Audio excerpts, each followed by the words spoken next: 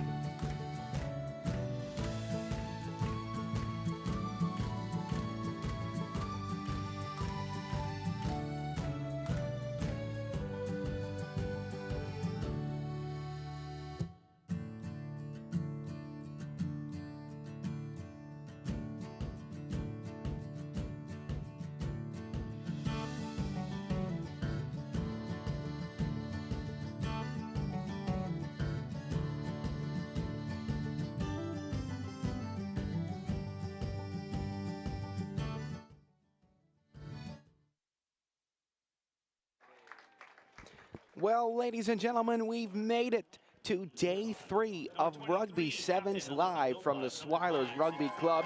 It's Team Yukon versus Team Newfoundland and Labrador, the hosts versus the territory. This should be a dandy game for consolation for both of these teams. I'm Seth Hyde alongside Matt Little. Matt, we're here. We made it.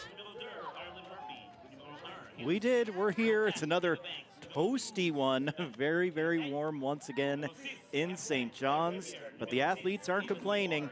Moving on to day 3, and everybody still gets to play here on day 3 as well. We've talked about it so many times over the last 2 days, how quick this Rugby Sevens competition has gone on. It's not the women followed by the men or vice versa. It's everybody all at once. So the whole thing, just 3 days here at Swilers. Here we are on day number 3. We'll start the day now with the host team, and we're going to end with the medals.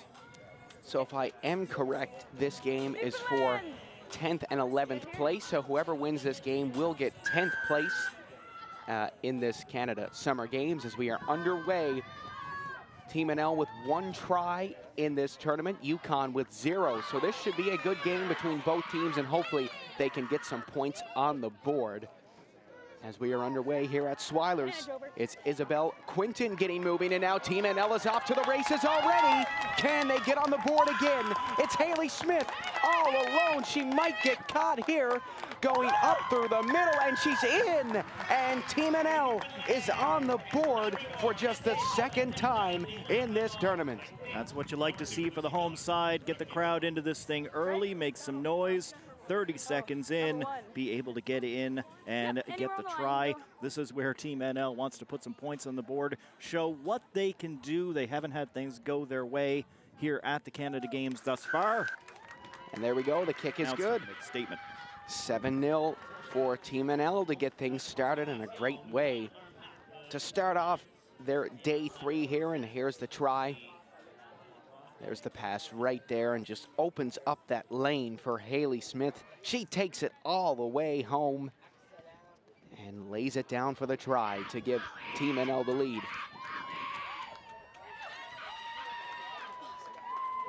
Yukon getting the ball moving now, still in search of their first try of this tournament. And now here they go, almost busting through there. The energy is unmatched from both teams as this will go Yukon's way here. Sydney Sinclair checking the ball back in. As Yukon gets moving, some wonderful passing from them. They're flying here, they're getting near the end zone.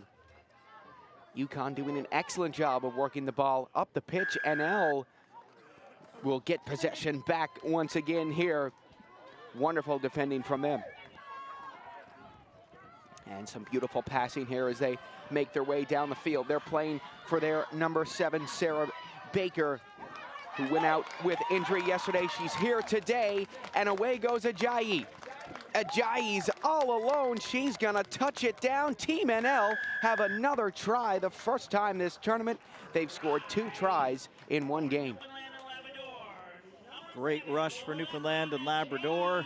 I know it's 10 a.m. on a work day here, but there's still a great crowd. Lots of Newfoundland flags cheering on the ladies. Isabel Quinton looking to add the 2 extra points. 10 seconds.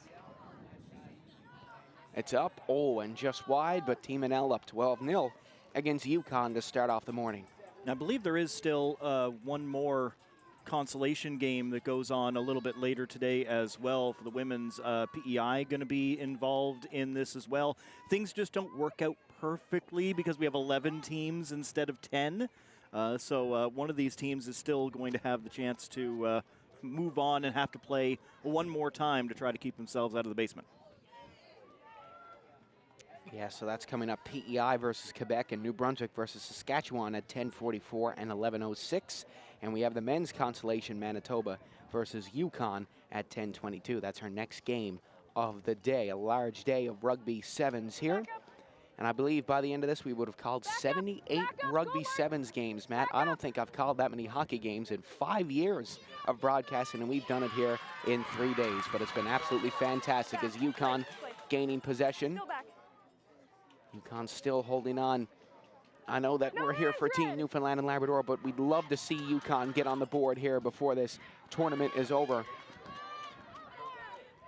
And some lovely passing from them. Let's see if they can work it up the pitch and make this interesting, almost up through the middle. And here they go. They might be gone, but a nice tackle by Ajayi.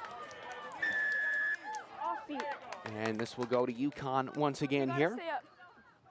It's an early morning up there in Yukon, the territory, so shout out to anyone who's tuning into us here today. Beautiful passing from them. Look at them move that ball, and here they go.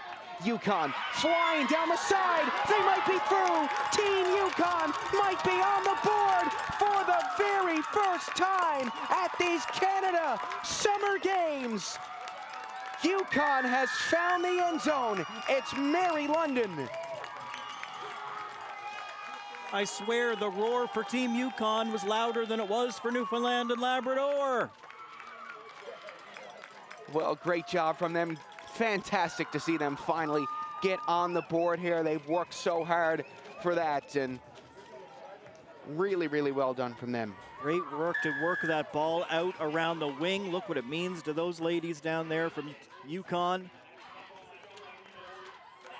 They finally got the ball out wide, were able to utilize that speed, turn the corner, and get downfield. We've seen a lot beating that last defender. We've seen a lot from both the men's and the women's teams from Yukon that they spend a lot of time trying to brute force that ball right up through the middle. And well, that'll work sometimes if you got the bigger bodies, but they need to utilize those wings a little bit more. More of that, more of what we just saw.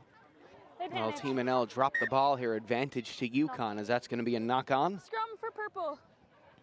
And we're going to enter a scrum here. I believe this is our first scrum of the game. Walker, come here. So Yukon's kick was good, 12-7. This is the most points Yukon have gotten a single game this tournament in both the men's and the women's division. The Yukon men's team picking up 5 points against Nova Scotia. Now the women's team picking up 7 against NL.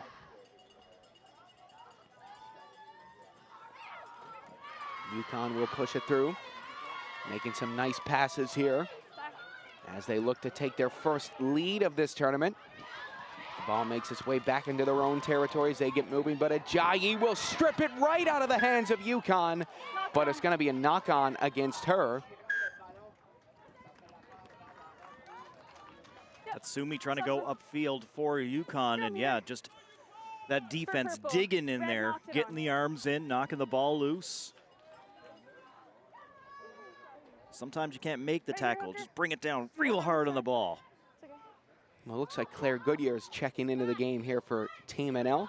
Got injured yesterday, back on the field today. Crouch. Bind. Set. And Yukon trying to retrieve the ball, but NL Yeah, thanks. will take it, and it looks like we're going to have to do this again. Reset.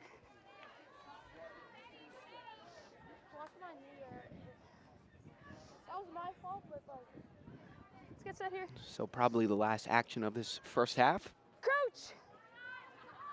Bind. Set. Go ahead. Both teams set up here Stay at the as top. Yukon this time will retrieve it. Leah Quinlan hard on the ball, another sub coming in for Team NL. And Yukon still looking to work the ball up the field. That attack was foiled pretty quickly as they move it back. Yukon still keeping it moving here. Heavy tackle there by Claire Goodyear. Yukon, wonderful job from them to get this ball moving. Look at them go. Yukon with power. This is probably the longest first half we've had in this tournament.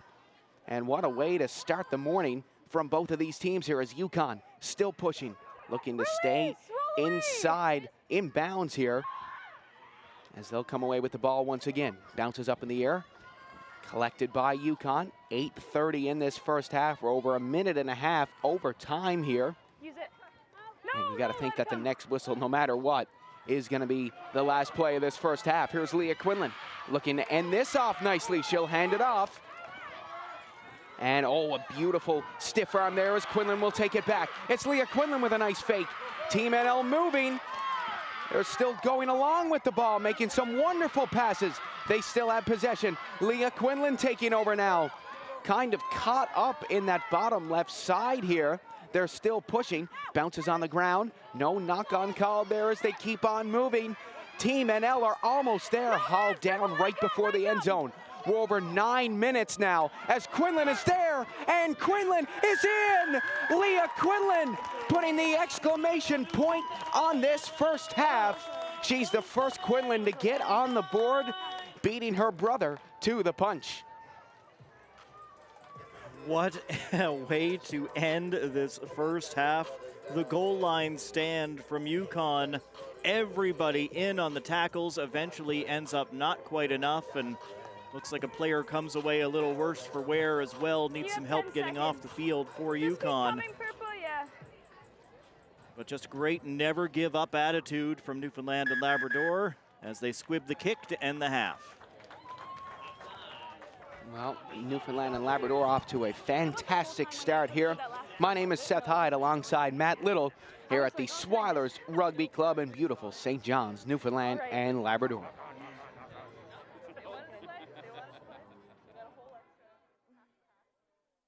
Atlantic Lottery is proud to sponsor important community initiatives like this year's Canada Games.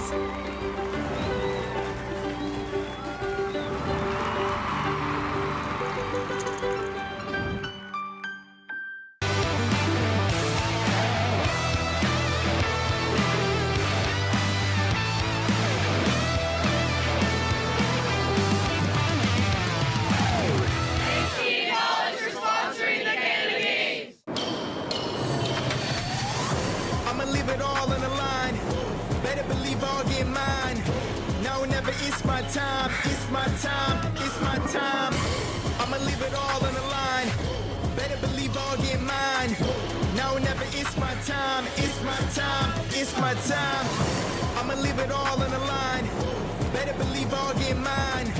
Now or never, it's my time, it's my time, it's my time. Well, ladies and gentlemen, we're back again live from the Swilers Rugby Club for consolation match action between the hosts, Team NL versus Team Yukon. My name is Seth Hyde alongside Matt Little. We've been covering every Rugby Sevens game of this tournament, and we've been having so much fun here at the Swilers Club.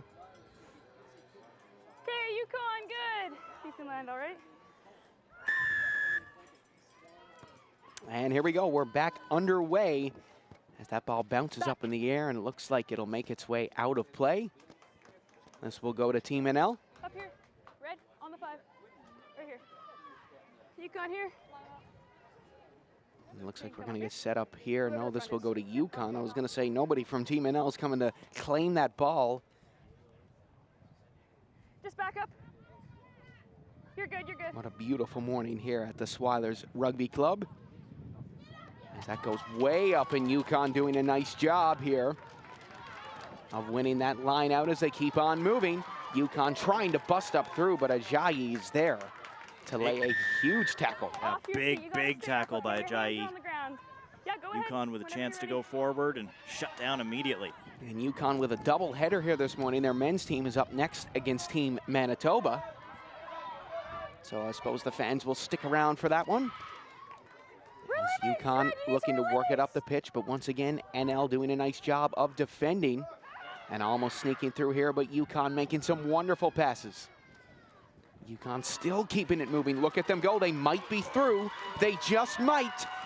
Racing down the wing, and a great challenge there against Tatsumi. But Tatsumi leaps back up once again, but Quinlan's there this time.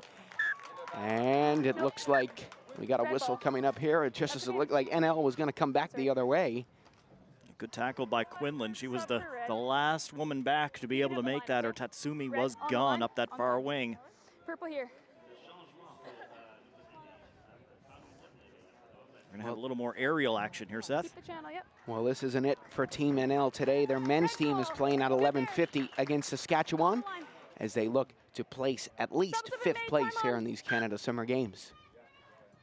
Way up in the air, brought down by Team NL. As they're hauled down nicely by Tatsumi, but NL will keep going. Goodyear couldn't grab the ball.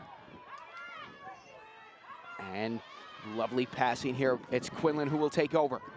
Leah Quinlan, 1 try in the game so far, lobs it back. Seymour will snag it. The lady who plays 4 musical instruments is hauled down here, and she'll leave it behind for Claire Goodyear. Goodyear's racing in, and Claire Goodyear's through. She's almost there, hands it off. It's Ava Seymour who takes it into the end zone and lays it down for a try. Team NL have another try, and it's another Avalon Celtic, Ava Seymour, who will put it down. A great job by the ball carrier to know that she was going to come up just short, be able to use your teammate to carry that ball in and score the try. You want to do it yourself. You want to put the points on the board, but it's about the team, it's about the province, it's about the territory, not just the player. So a good move to see your teammate make that handoff, get another 7.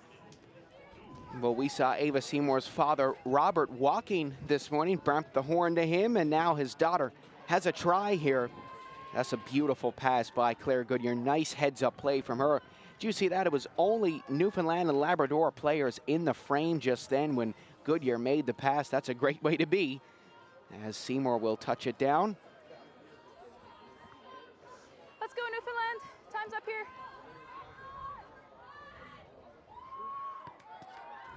And Team NL kicking it high in the air to get this game back underway. Has a weird backspin on it, and that'll work out for Team NL. The Swilers rugby pitch favoring the host squad here with a friendly bounce as they make their way ahead. Look at this power by Quinton as she'll pass it off. Oh, and Team NL just couldn't get that one. Beautiful passing from them as they keep on moving. Look at this. It's Leah Quinlan passing it off. Now Goodyear trying to go up through the middle. She's hauled down hard. Oh, a shove there by Quinton as she keeps on moving. Got to be careful they don't run into each other there as Goodyear flying up through the gut. Now it's handed off. It's Ava Banks brought down to the ground, and a beautiful switch step there by Murphy. Ireland Murphy bouncing ball makes its way there. Yukon will recover. It's good. We have an advantage here. And Team NL trying to drag the ball in here.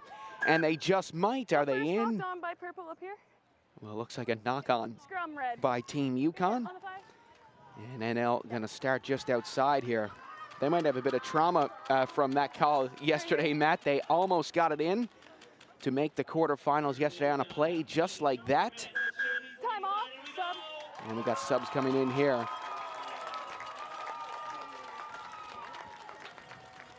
Into the game for Yukon comes number 6, Ella Johnston.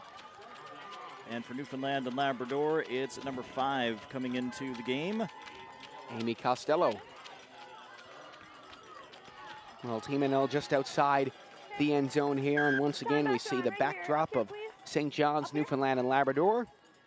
Cars zooming by here on this work day. Middle of the week, Wednesday. We're almost there to the weekend and can't believe this is the final day of rugby here at these Canada Summer Games. Beautiful stuff by Team NL to get it started here. Lovely passing across to Claire Goodyear, who tries to drive it in. And is it in? Yes, it is. Team NL is on the board, and it's Claire Goodyear at last, finally pushing it into the end zone. Claire Goodyear injured yesterday, coming back from worry to glory. She is on the board, and it's 29-7. That was a good scoop from Goodyear as well. That pitch was a little bit low. She had to go really down to be able to grab that ball, pull it up. Some of these Newfoundland and Labrador players, not the biggest in the world, but some of them very tall, very long limbs, and they've been able to go high, go low, go out wide, and pull in those passes even if they haven't been exactly on the money sometimes. Well, we're almost there to the end of the game, and I think it's pretty safe to say Team NL will place 10th here at these Canada Summer Games. Yukon getting on the board. They got something to smile about here at the end of this tournament. And you know what? They had a really great game today. Had exceptional defense. Could have easily been multiple more tries for Team NL, but Yukon did a great job of holding that line.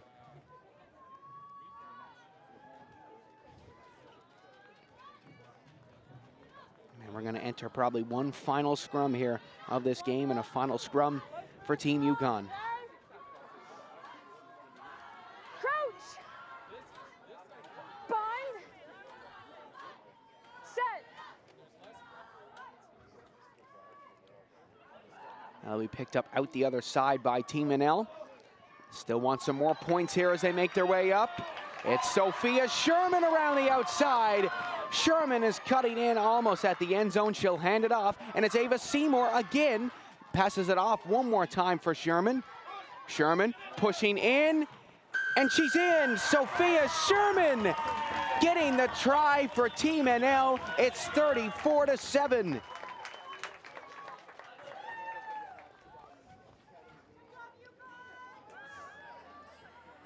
I'm pretty sure that's a different player has carried the ball in for the try every single time for Newfoundland and Labrador in this game. You'll love to see it. And that'll probably do it for them here. They'll pick up a victory on their home turf. It's been a tough tournament for Team Newfoundland and Labrador, but they're going to end it off with a win. And that's going to do it. Team NL coming out on top, 34-7. A great game from Yukon as well, finally getting on the board. Well, folks, thank you very much for tuning in this one. Be sure to be kind to one another, stay safe, and we'll see you next time. Seth Hyde, Matt Little from the 2025 Canada Summer Games.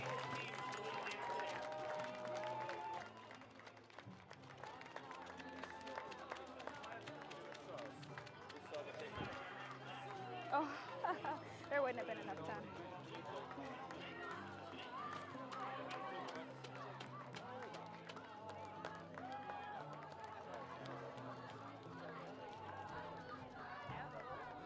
Thanks. Yeah, that might help.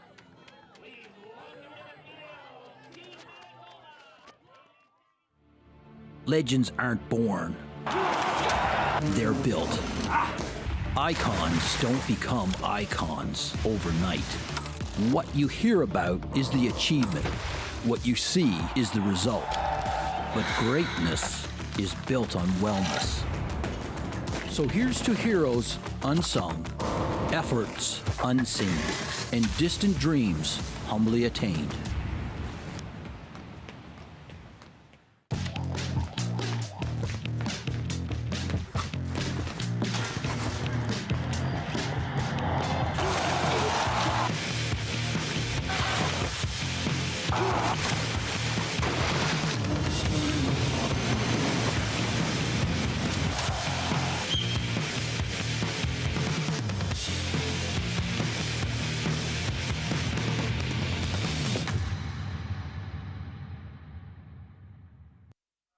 Well, tag teams back again. Seth Hyde and Matt Little live from the Swilers Rugby Club. It's Yukon, it's Manitoba, it's the consolation match for the men's side, 5A versus 6B. Yukon just picked up their first try of the tournament in the female division just before this one, so that territory is rocking.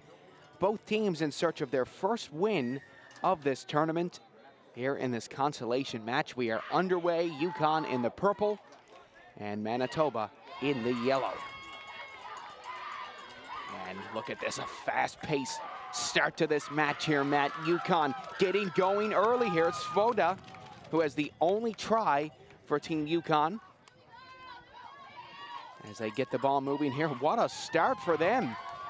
They are absolutely rolling here to get things going. It's Svoda again, dropping it off to Parry, who takes it up the middle, but he's hauled down in big fashion here as Svoda will get it again. Hands it off. It's Danbro who will make one more pass here as Yukon still maintaining possession nicely, and they might be in here. It's Danbro taking it down the side. Danbro will hand it off. Andrews passes it over, lovely passing. Stalder brought down. Keeps it going. Svoda again. Svoda with a nifty fake. Hands it off to Wilson. Alex Wilson, oh my goodness, Alex Wilson's through. Oh, and he's hauled down at the last second. My goodness, Yukon is absolutely flying here. They're going to get possession in a dangerous area. Svoboda will come up to pick it up. Almost a minute and a half of straight possession here for Team Yukon. Svoboda, not far to go. Svoboda will pass it off, and advantage here for Manitoba. Yukon were almost there, and now Manitoba will take it up the other way. Trying to zip up through. Wonderful passing from them. Here they go. Manitoba flying down the side, but a huge tackle by Yukon, but now Manitoba is gone. Bringing it all the way to the end zone for Manitoba. And yes, just barely in there for the try, and Manitoba on their first possession will get first blood. The defender coming down with the ball carrier stride for stride. No choice but to just leap over that goal line, get that ball down as quickly as possible for the try. Because if he had tried to, stand up and place the ball, he was going to get smoked. Well, Jaden Cox with the try right there. And this kick is from a high percentage area. And that's good. So Manitoba up 7-0 to start this off. Again, on their first possession of this one, what a start for them. A very good start for Team Manitoba, despite the fact that Yukon was on the press there for a good minute and a half plus. Manitoba bends but does not break, and then able to hit back on the counter. And now Manitoba will get possession of the ball here. They'll pass it in quickly as they get the ball moving nicely. It looks like we're gonna have to redo this again here over on the sideline. 7-0 to Manitoba. But Yukon far from out of this just yet. They came out to a flying start, the best start we've seen from them so far. I am always the fashionista of these sort of things. Two of the best uniforms in the competition. Manitoba, for next time around, can you make the numbers black? It's just a little bit easier to see. Otherwise, 9.5 out of 10. You're so close to perfect. And I love the symbolism of those 7 bison symbolizing the 7 players on the pitch. And once again, Yukon getting some bad luck here, playing some nice defense. And we're going to have to enter another line out, it seems.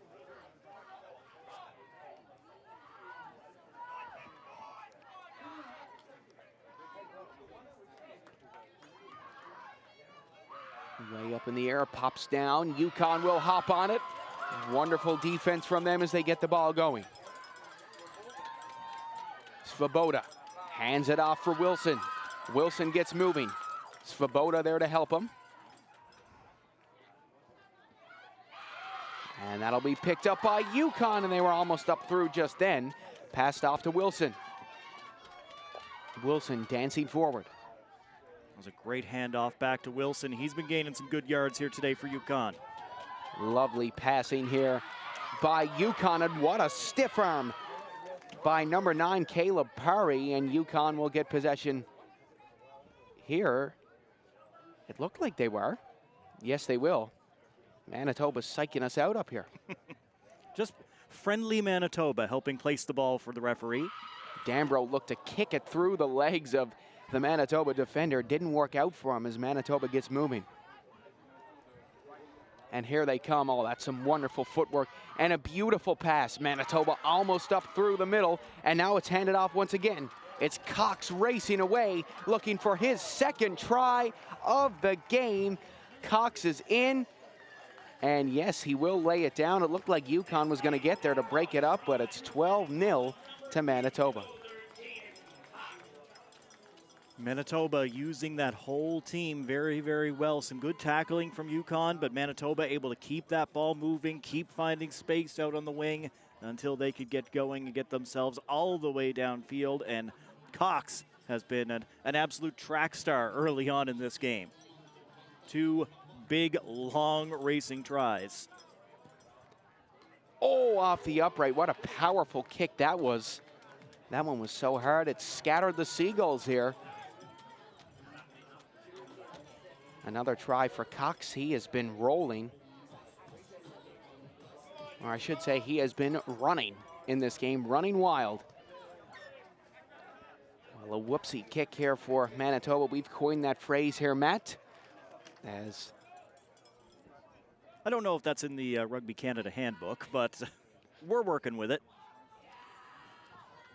Obviously, if the ball goes up in the air, only goes about 3 yards and comes down in possession of the same team, not good enough, and the other side gets to take it from center. Well, Yukon handing the ball off. Wonderful stuff from them. It makes its way back, takes a bounce, and here they go. Looking to move it up forward, left behind.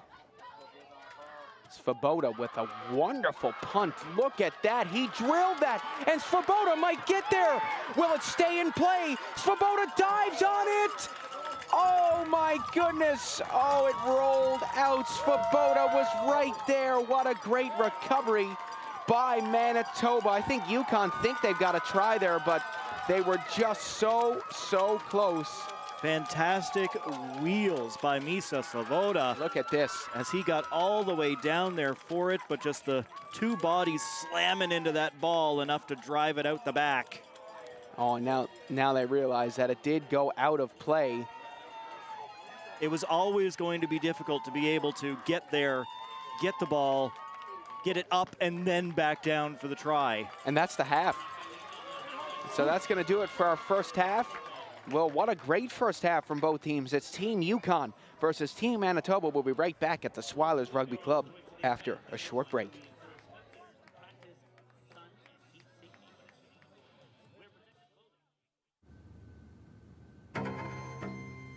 Everything has brought her to this moment. She inches closer to the edge and summons the courage to leap. Because she knows the only way out is across when the floor is lava.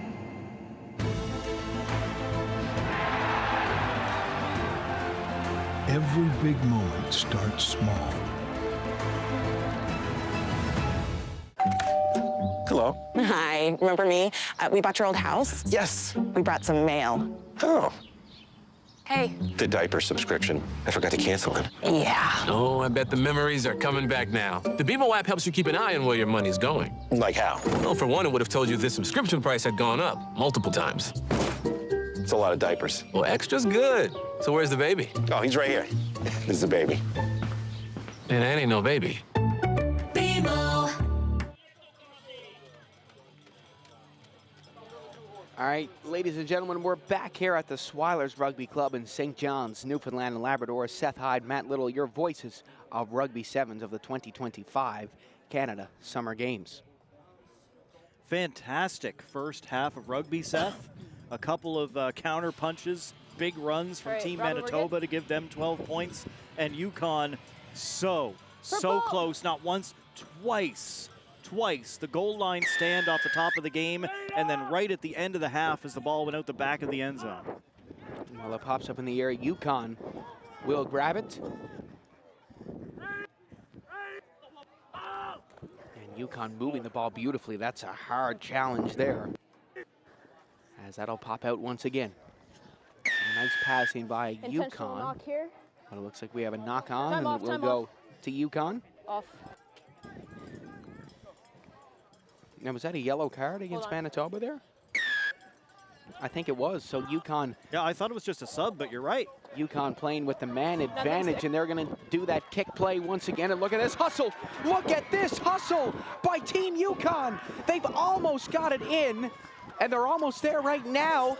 And they're in!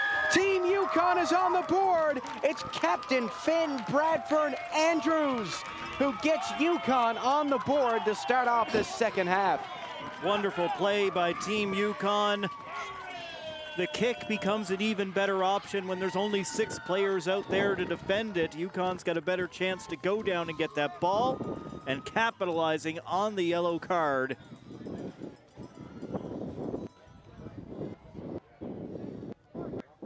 Yellow. Oh. Time off. Out of the way for the kicker, please.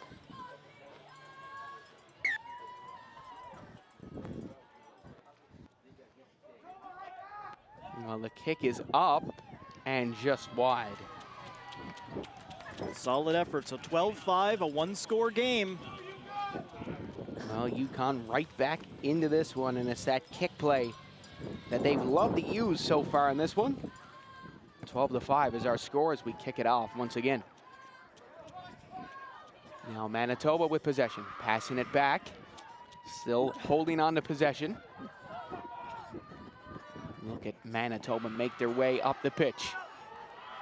Well done from them as the ball squeezes out here. Can Yukon nab it? No, it will go Manitoba's way here as they get it going. Jaden Cox is subbed off for Manitoba, the guy who has the 2 tries for them so far. But it looks like they might not need him here. All the way into the end zone, it's Will Minor taking it right to the middle to set up a nice and easy kick, and he's gonna kill some time and lay it down. Okay, let's not run into him again like that. 17-5 is our score now, and a high percentage kick coming up for Manitoba. A couple of defenders had chances there to be able to stop that run, but just couldn't quite get hands on to bring him down. And a good run by Minor. So Manitoba again with some breathing room. 3 minutes gone here in the second half.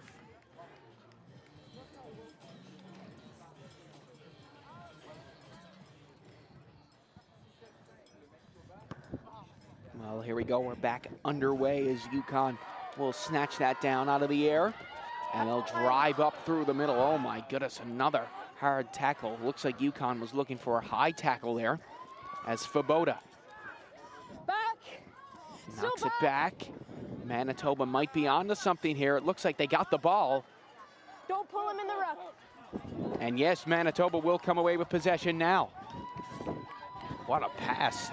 That bounces back. Manitoba still on possession. Oh, this is lovely from them. Absolutely lovely stuff. They'll still hold on to it. Manitoba moving nicely here. Well done by Manitoba. As the ball pops down, they'll scoop it back up once again.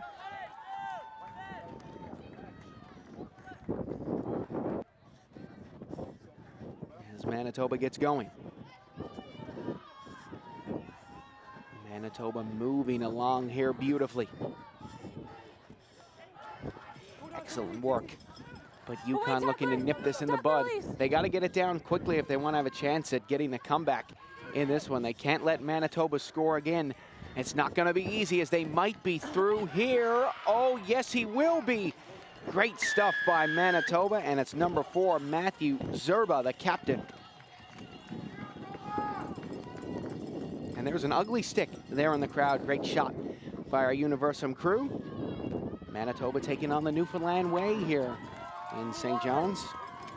Hey, we need a kicker here, guys. You're playing in the placement games, obviously haven't had a lot to go your way throughout these 3 days, so nice to see Manitoba up over 20 points. Here's some Go Team Tobas out of the crowd. Give their fans who've traveled legitimately halfway across the country something to make some noise about here. Now, please, now. They've got to rush this kick. That one goes wide. Bounces over off the fence, and here's the replay of that try once again. Look at this grab on the jersey, hanging on. Yeah, wonderful job to break free and be able to get in there. You got 200 pounds of man hanging off your shirt like that. It is not easy to get going again. Just good power from Manitoba. Well, let's see what Team Yukon can do here before the end of this game. Can they get one more try to go back to their territory with? And that's going to be a knock-on against them, and Manitoba will gain possession. Okay. Sub. Time off. We'll set up for the scrum, though, guys, while those subs are being made. Manitoba elects the scrum, and we get a substitution for Team Yukon. Into the game comes number 5, Lucas Temple.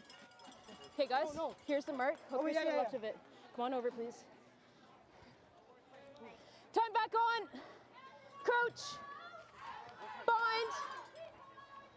Set. We'll listen to the Leave. crowd.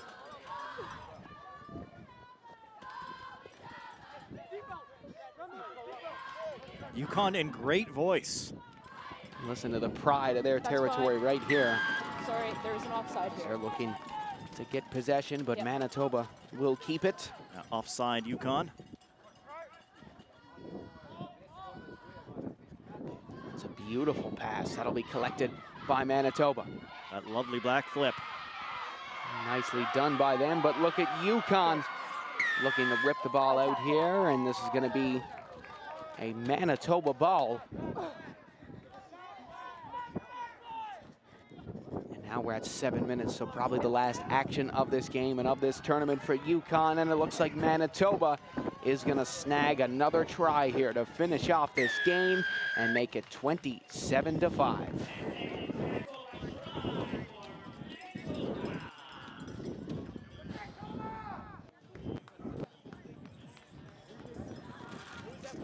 Strong one for Manitoba. Yukon will feel a little bit hard done in this one because they had those opportunities. Yukon right off the start of the game got right down to the goal line, not able to get the punch the ball in. And that'll do it. Team Manitoba picking up the win here in the consolation match, 27-5. But what a great game by Team Yukon, getting on the board once again. Folks, thank you very much for tuning into this one. Be sure to be kind to one another, stay safe, and we'll see you next time. It's Rugby Sevens at the Swilers Rugby Club in St. John's, Newfoundland and Labrador.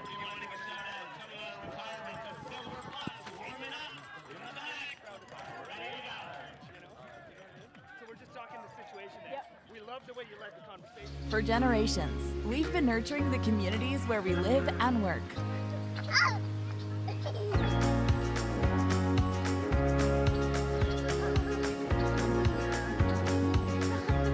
Providing space to grow and preserving the environment that surrounds us. Because we understand that when we invest in communities, we invest in the future.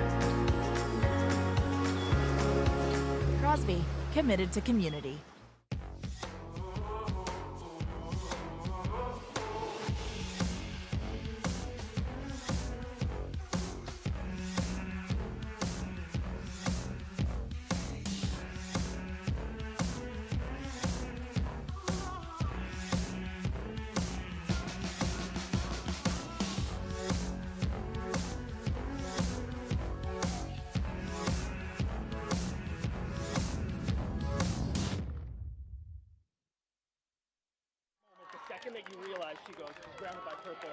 We're back for more action from the Swilers Football Club, Rugby Football Club in St. John's. Canada Summer Games going on in Newfoundland and Labrador. We've had a couple of consolation matchups.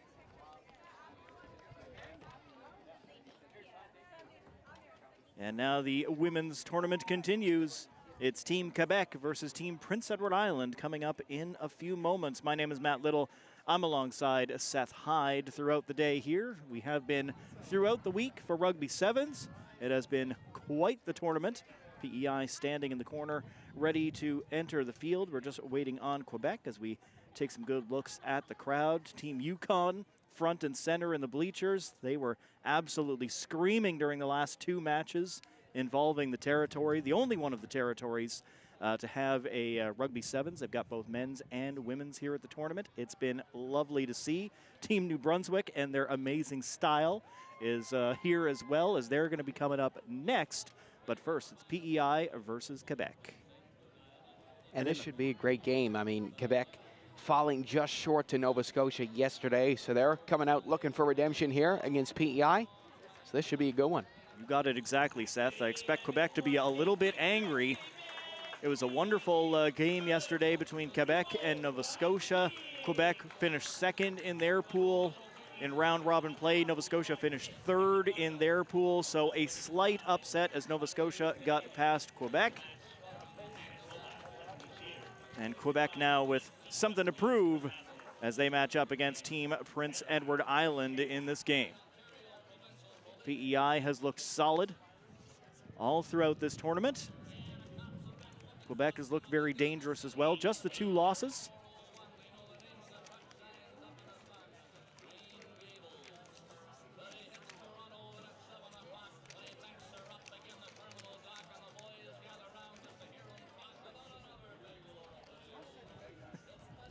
Sounds like the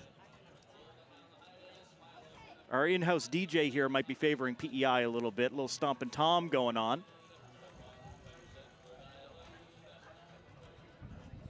But hey, who's going to complain about a little bit of stompin' Tom Connors, right? No, I don't think anybody will. I think it's a privilege. Of course, a reminder, you can get all of these games from Rugby Sevens with English or French commentary. If you'd prefer to watch Team Quebec en français, Roger Surrette and Richard Provencier are providing French language commentary as well. Quebec in all blue. They will start with the ball for the opening kickoff to Prince Edward Island. Quebec attacking from left to right. PEI in the white and green, going from right to left on your screen. Underway as Quebec kicks the ball high to start things off. PEI will bring it down and look to turn up that corner over on the far side of the pitch, but brought down. PEI looking for space, coming this way this time, and things are stopped. The flag was up. I think that ball went out of play, and the referee actually didn't see the linesman over there. So let's bring this play back. Quebec, I need you up there. Or PEI, I need you up there. Thank you. Quebec going to throw in here on the line out. Players way up, and Quebec knocks it back, but a race after a bouncing ball. It will come back to Quebec in the backfield, and they'll look to turn things up quickly. Pass over the shoulder. PEI will pick it up. Can she shake the tackle? No, as the two sevens come together. Good tackle. Still looking for room to go forward. PEI moving the ball, getting it back to Roberts. Now a good pass again, taken down to Schneider. Quebec leaping onto that ball. An absolute bulldog down there. PEI still charging forward, but cannot break that blue line.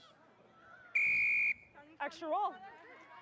And usually this is when we see momentum start to shift here. The team that starts off with the ball usually always almost gets it, and then the other team comes right back. Well, that might be what we see right now. Lap moving down the field for Quebec, and I don't think anyone's going to stop her. Lap all the way in and down for the try as Quebec scores first. Well, of course, it's Salome Lap. She has been MVP for Quebec so far. Takes it the full length right off that call, just as we were saying that momentum might shift here. And it absolutely did. And you're right, Seth. We've seen it over and over again. About 90 seconds of sustained pressure one way. Everybody pushing up, everybody getting closer to that goal. And then if there's a turnover, boom, they're back the other way. Ball wide to the uprights. So 5-0 Team Quebec over Prince Edward Island here in the early going.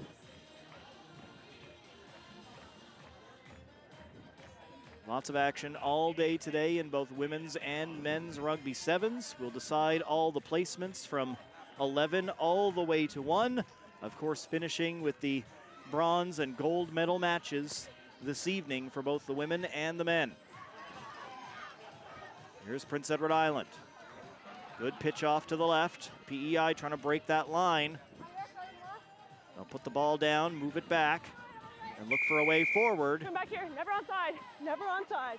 And Quebec was offside, allowing a little space here for Team Prince Edward Island. Getting chirped by the referee there. It was never onside, the referee said. Thank you. What a kick. A good long kick for Team PEI. Moving that ball well down the pitch. Gaining a lot of yards there on the kick. And the line out as the ball comes back in. PEI, well done. Played off. Trying to come through the middle as Roberts is pulled down. Now Quebec onto the loose ball. Gets knocked back, but picked up again by the try scorer Lap. Quebec, hands up in the air to signal her teammates before the long kick. And it takes a bounce one way, then the other. Naomi Lap tied up. She'll hand off. Quebec trying to drive forward, but PEI not allowing the space. PEI tackling well, Knock trying forward. to pull that ball out. Knock forward. And a knock on here.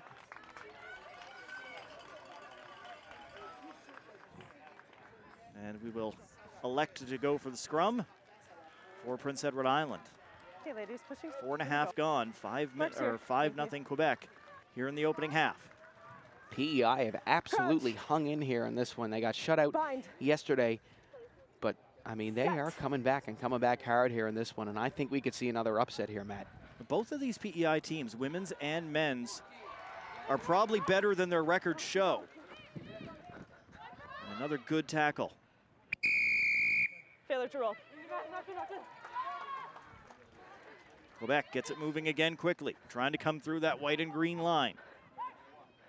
Good pitch out to the wing. Quebec in and down for the try. Looks like that's Sophia Gabara. Gabara's had a nice tournament for Team Quebec. Thank you.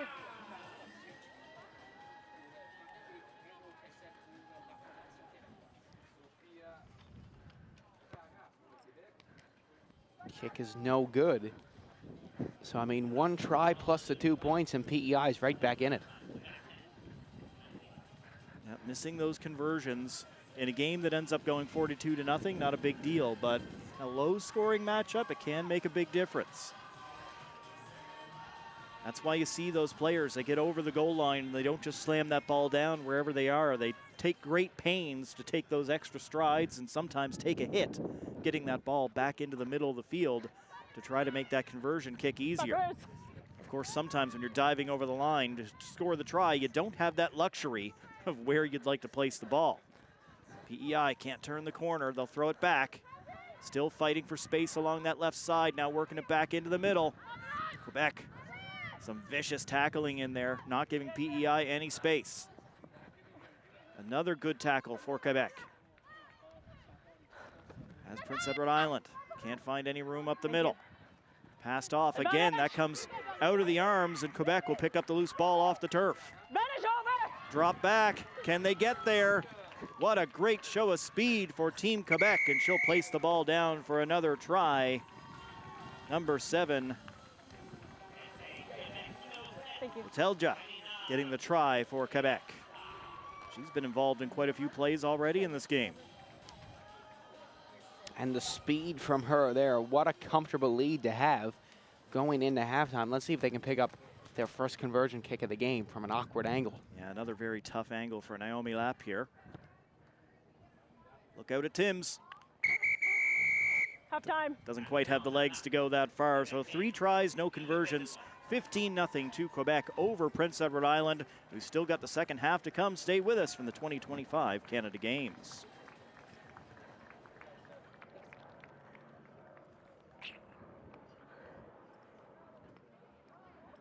Felt good. Felt good. Sorry, I missed your flag there. Yeah. All right, a little. Agreeing with the calls? Yeah, just simplify if you're going to communicate after the whistle. Yeah. Like the one where you're going to say like dog, you're just going to say off feet. Okay. And then tackler, you need to say like what rolled and then just tackle. Okay. And then it will avoid getting stuck in that. Sure. A full life means something different to everyone. However you define a full life, we're here, paving the way for better access to care and empowering you every step of the way.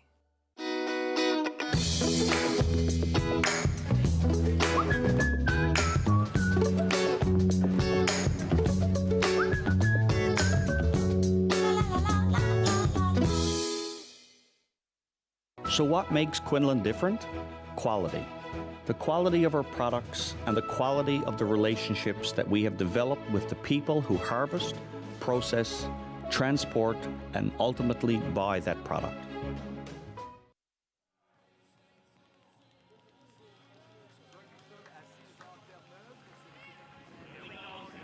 Quebec versus Prince Edward Island, half number 2. PEI to kick off, Quebec up 15-0 after the opening 7 minutes. here in women's rugby sevens. My name is Matt Little, joined by Seth Hyde on another hot day in St. John's.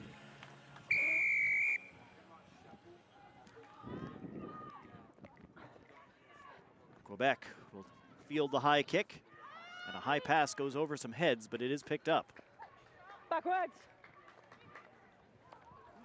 No room up the middle. Martin in the way for Team Prince Edward Island. Ball deflected, bounces down. PEI looking to scoop it up. Referee's arm in the air. Number 2. And a yellow card shown to Prince Edward Island. That'll be Mackenzie McLeod off for 2 minutes.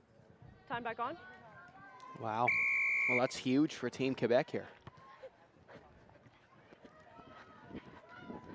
Thank you, thank you. PEI deep in their own end. And down one player. 6 in front of the kicker. Offside back here.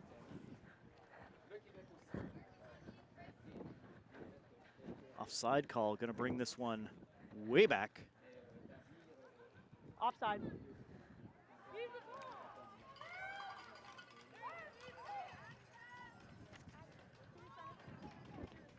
Scrum, okay. Scrum where it's kicked. Or do you want scrum here? So they're gonna bring this one Okay. all the way back for a Do you want scrum. the scrum? PEI, We're taking the penalty. nope. No, PEI says no scrum, no thanks. We'll just kick, and that goes right through some wickets. It is scooped up by Quebec. And then the ball dropped. Things getting a little sloppy here in the second half. Maybe the heat? Yeah, you're probably right. It's a scorching day here. Yeah, the teams that have to play at like 10, 11, 12 o'clock in the morning and into that early afternoon here at Swilers and St. John's in this 30-plus degree heat, it is not easy out there. Gets a little bit better as we get into the evening and the sun starts to hide behind the building. Quebec not minding it right now, though, as they make lots of yards on the wing. Good tackle by PEI. Quebec back up and on the go. It is Lapp. Naomi Lapp carries in, and she will put that down for the try for Team Quebec to go up 20-0. The captain showing up big here for Team Quebec.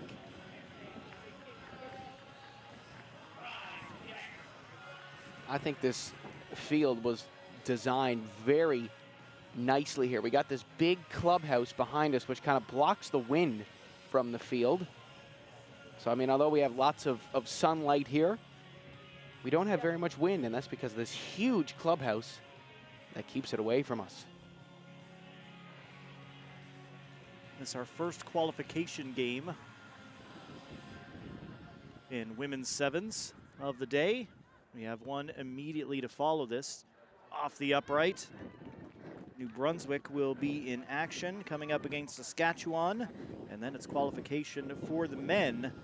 The action does not stop. New Brunswick, Nova Scotia, that'll be fun. Newfoundland and Labrador back in action as well against Team Saskatchewan in qualification action in men's sevens. We have an injury on field. That's okay. Player for Team Prince Edward Island was down, getting a little help from the staff, but back up and on her feet. Lovely to see. Good.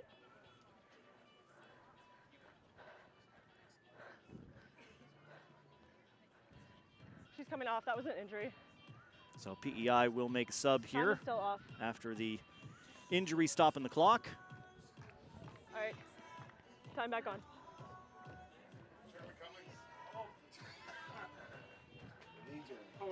So Quebec up 20 on Prince Edward Island halfway through this second half. Kick bobbled but held on to by Team PEI. Forward. And that's ball went forward, says the referee. Sub.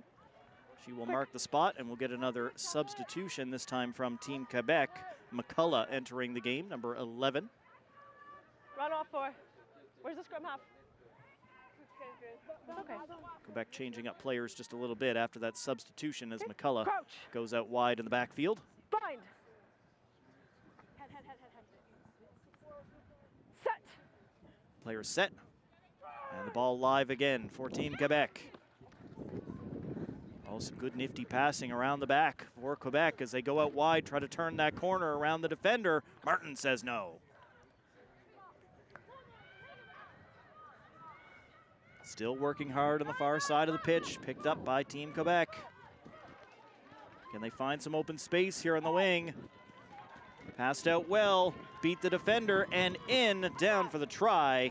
Good score for Quebec as Cartier puts some points on the board. Well, nicely done here by Quebec. They've just come into their own. They had a shaky start to this one, but now they're just firing on all cylinders. A disappointing result for them yesterday, but they're still looking to place at least 5th here in this one.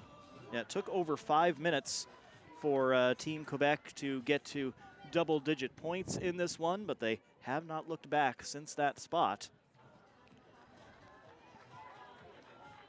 Haven't had much luck from the conversion kicks here today, Team Quebec. No, indeed, 5 tries and 25 points. Not a single kick through the uprights.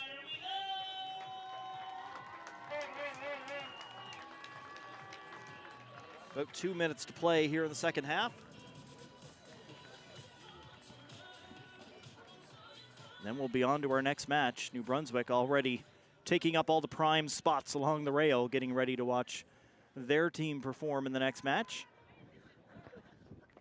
As Quebec puts it high into the air. It'll bounce down in front of everybody, and that will go into touch.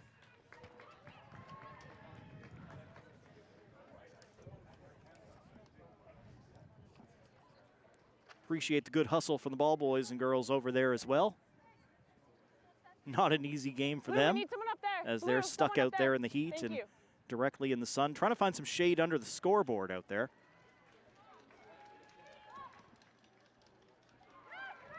Takes a tremendous amount of volunteers to pull off an event like this.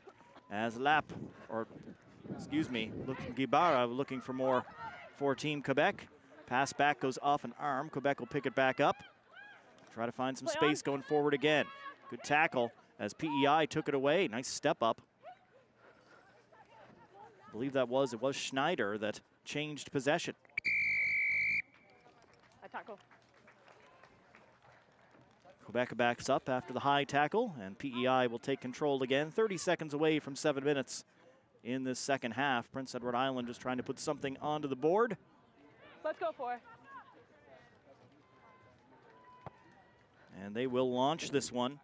Big kick down the sidelines. Just gaining some yardage.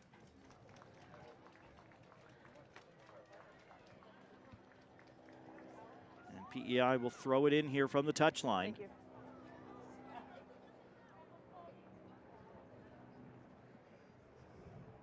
Linesman gets the players into exactly where they're supposed to be. PEI lined up straight, Quebec off the ball. That ball goes up over everybody. Quebec will take possession. No, it's option. Option. Scrum or line up.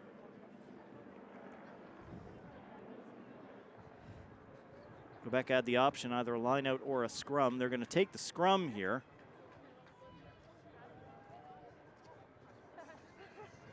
Thought that might have been a penalty, but they're going to take the scrum. Crouch. Bind. Set. And it's Quebec on what should be the final action of the game. And Quebec charging right through the middle, straight up through the field. All the way down, PEI in hot pursuit, but they won't get there in time as Quebec takes it down for another score. Peltier ends the game with the try. Well done by Peltier to really put the exclamation point on this one for Quebec. Great showing from them here today. That's gonna be end of game.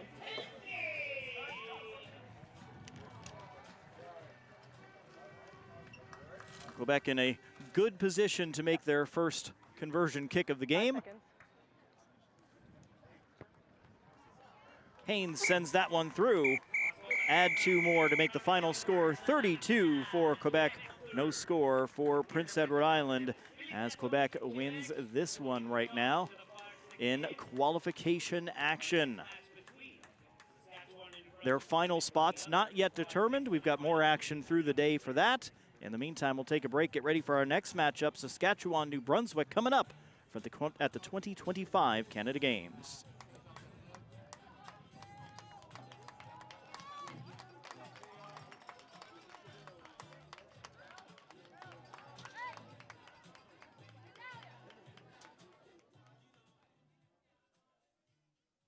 A full life means something different to everyone. However you define a full life, we're here, paving the way for better access to care and empowering you every step of the way.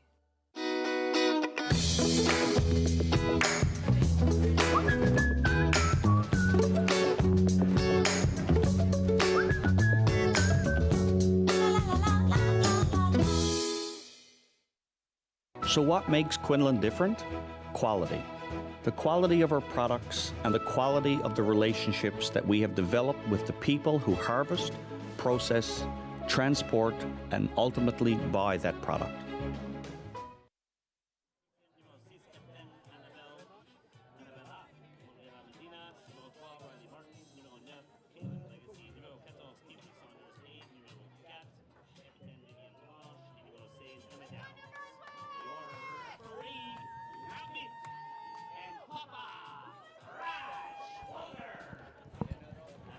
Time for more action in women's sevens here from the 2025 Canada Games. It's Team New Brunswick against Team Saskatchewan. New Brunswick ready to go on the field, Saskatchewan in the huddle. And here they come as well as these teams fight for placement, fight for pride, fight to represent their province. My name is Matt Little. Gareth Reitz alongside me. Glad to have you back, sir. All great to be here. Day 3, so much great action. And you know, Matt, the medals that we hand out later today, obviously those are some of the big stories. But these games are equally important. The way they get ranked, these are teams that they know they can beat. Both teams have a shot here. So, yeah, so much to play for here for these teams, even though they're maybe not chasing a medal at this stage. It does make these games fun to watch as well, because of course during the preliminary round, sometimes you're going to be matched up with a team that you're equal to, sometimes not. That's where we see the 40, 50 some to nothing kind of games. You typically don't get that along the way here. Both teams coming in thinking they've got a real shot to win this thing. Yeah, and all these programs look very professional. They're really well prepared, the coaches and all the support staff. Great to see, and some good quality sevens here. Rumbling forward. Saskatchewan in possession. Ball up off the turf as they look for a little space. New Brunswick not given much. Saskatchewan trying to power through.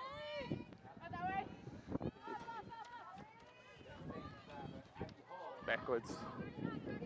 Oh, good turn there. And a nice tackle as excuse me, I'm looking at the wrong sheet. Vivian Blanche getting the hands up for the tackle. Saskatchewan trying to come through again. That's Abby Hall looking for space. A couple good strong carries from the captain, Abby Hall, there, but they're going to be penalized for holding on.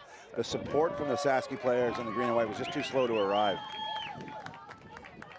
So New Brunswick now with a chance to come up the pitch.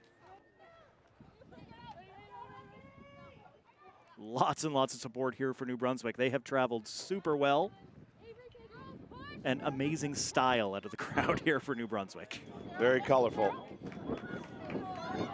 She's in the kick to get in behind. Nice pressure, and it's going to pay off. And the fans love it. Boom. Stripped on the tackle. Saskatchewan does have it here as they took it away on that tackle. Trying to knock the stiff arm away. Can she turn that outside corner? Some good tackling. Trying to pull down the ball carrier, Levitsky. Keep moving there. Great shots from our crew there. You see the battle on every one of these tackles. Backwards. Up off the ground. New Brunswick there on the tackle again. Haranzi, not a lot of space to operate. 2 minutes gone and a scoreless first half. Off the knee again. Of course, in most sports, that's not very much time gone, but in rugby sevens it is. Yeah, 7-minute halves. There's a turnover. New Brunswick kicking again. Good pursuit. That ball stayed live for a moment before Saskatchewan got it up. Another big tackle. Brunswick getting back on side. Nice work there from Abby McDonald getting back to get that, secure that ball for Saskatchewan.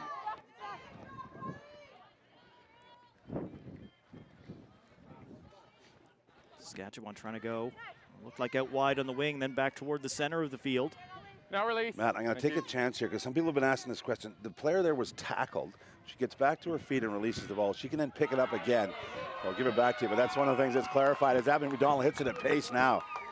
No one going to catch her all the way down for the try. She'll She'll slow down until she's under pressure before placing that ball dead center in the back of the end zone. So first strike to the green and white. Sask fans are happy. McDonald's a little tired. That was the 60-meter run-in. But watch as she hits a really direct line. Well, watch the conversion, first of all, from right in front.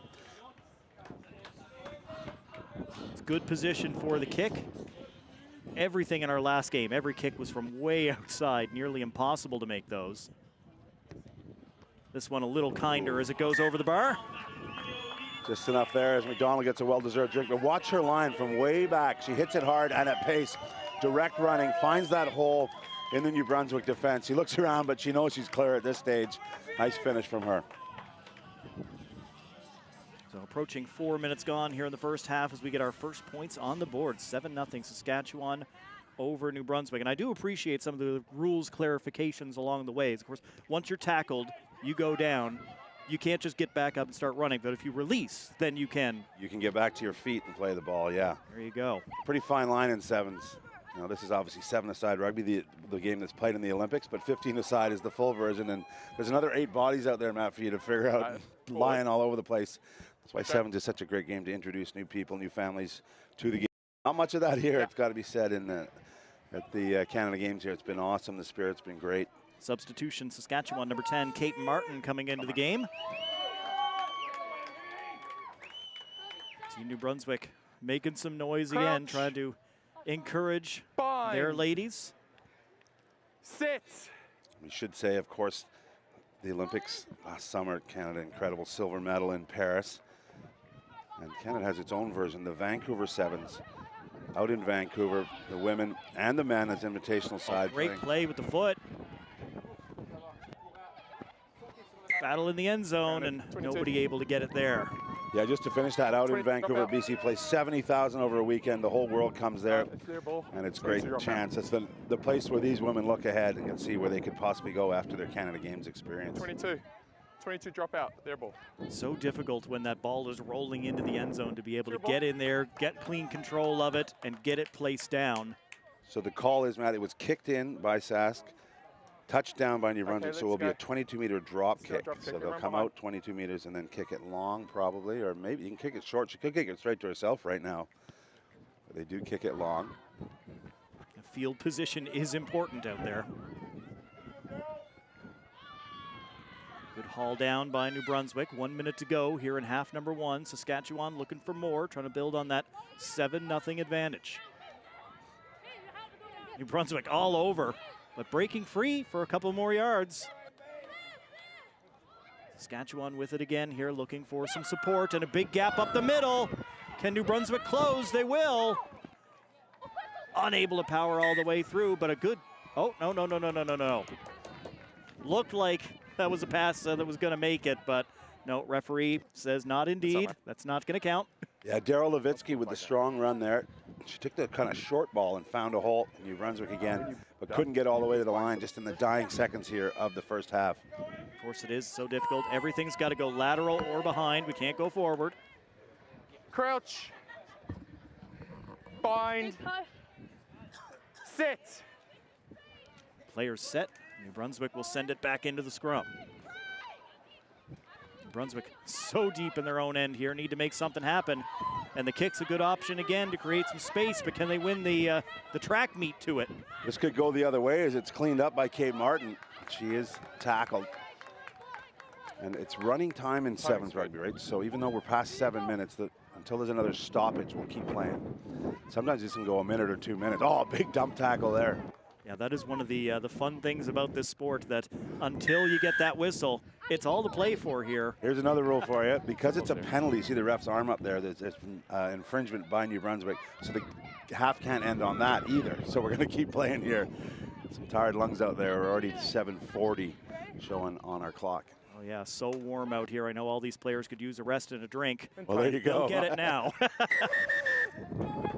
So still anybody's game, just 7-0 Saskatchewan over New Brunswick through one half. Gareth, thanks so much for being with me. Drop in again anytime. We'll be here. It should be a great day. All right, stay with us. More women's sevens to come here at the 2025 Canada Games.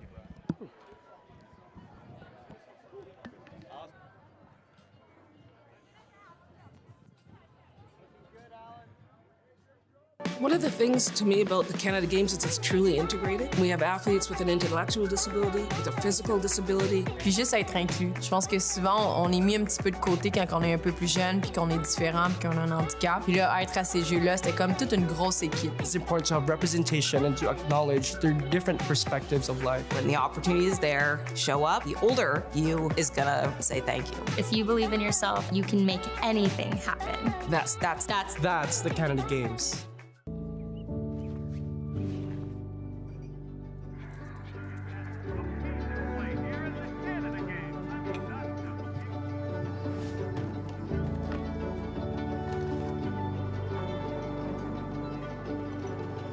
It takes a village to raise an athlete. For more than 120 years, Marine Atlantic has connected our sports communities with the people, places, and games they love.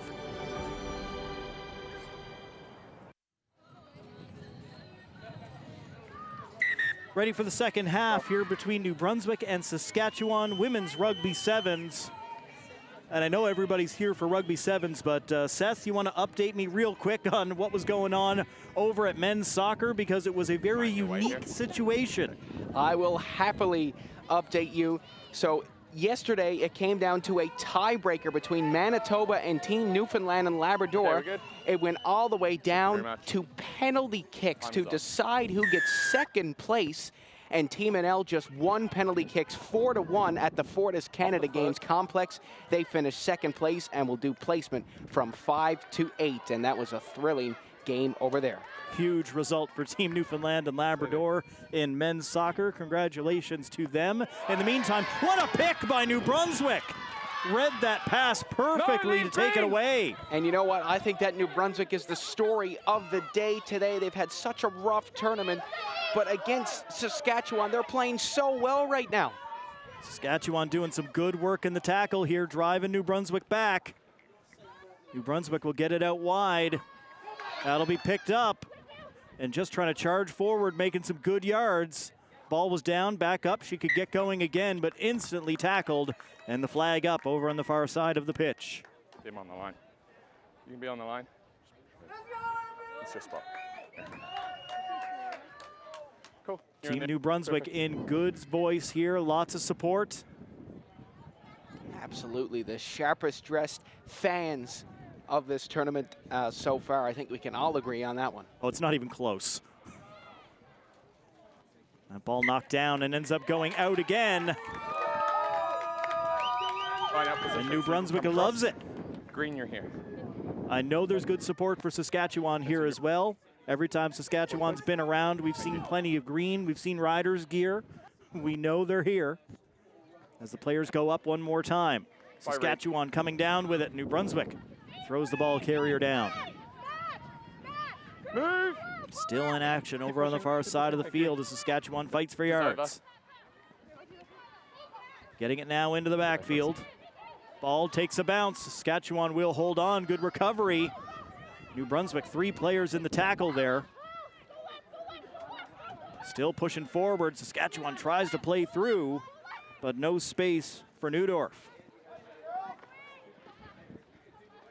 Saskatchewan doing some great work in the middle of the field, breaking through, but gonna be wrapped up, trying to step out of the tackle. But New Brunswick stays there. Abby Hall unable to get clean. Listen to this New Brunswick crowd.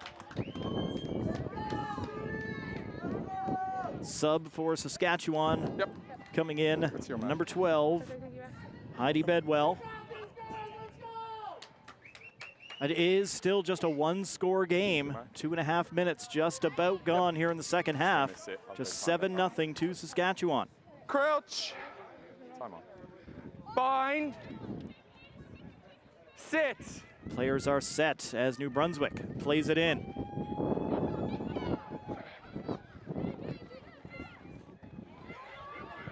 Team NB looking for space. They get it out wide to the wing with some speed down the wing. New Brunswick will bring it in, touch it down for the try. Well, nicely done by New Brunswick, but also a nice job by Saskatchewan to kind of force them to the outside there to set up the harder two-point conversion. And look at those fans. They're so excited. Look at this. Oh, yeah. Look at that point up in the air. They're thrilled here, Matt. You're absolutely right, Seth. That kick, the placement of the kick, makes a big difference. Right now, it's 7-5, Saskatchewan up. This is for the tie. And it's just wide, so Saskatchewan stays in front. I think that's the biggest conversion kick that we have seen so far. Well, it's the one with the direct outcome on what's going on right now. A 2-point match with half a half left to go. Well, I mean, New Brunswick, what a story here, Matt. A lot of people thought that Saskatchewan could come in here and pick up a not easy victory, but a comfortable victory. But New Brunswick not going to roll over and die, that's for sure. Saskatchewan will move it back and now look for some space forward. Continues to be not easy to find. Trying to cut out wide, but no space for Bedwell. Saskatchewan now back toward the middle, trying to put her shoulder down and go was Newdorf, and she's finally hauled down. Saskatchewan still there. Going out to the far side of the field as New Brunswick moves in, trying to rip that ball out of the arms. Yeah. What a battle, New Brunswick did it. Saskatchewan tackling hard, but it's New Brunswick in possession now. They'll kick it. A race down the field. Saskatchewan will win that race back to it. Watson getting back there to cover for Saskatchewan.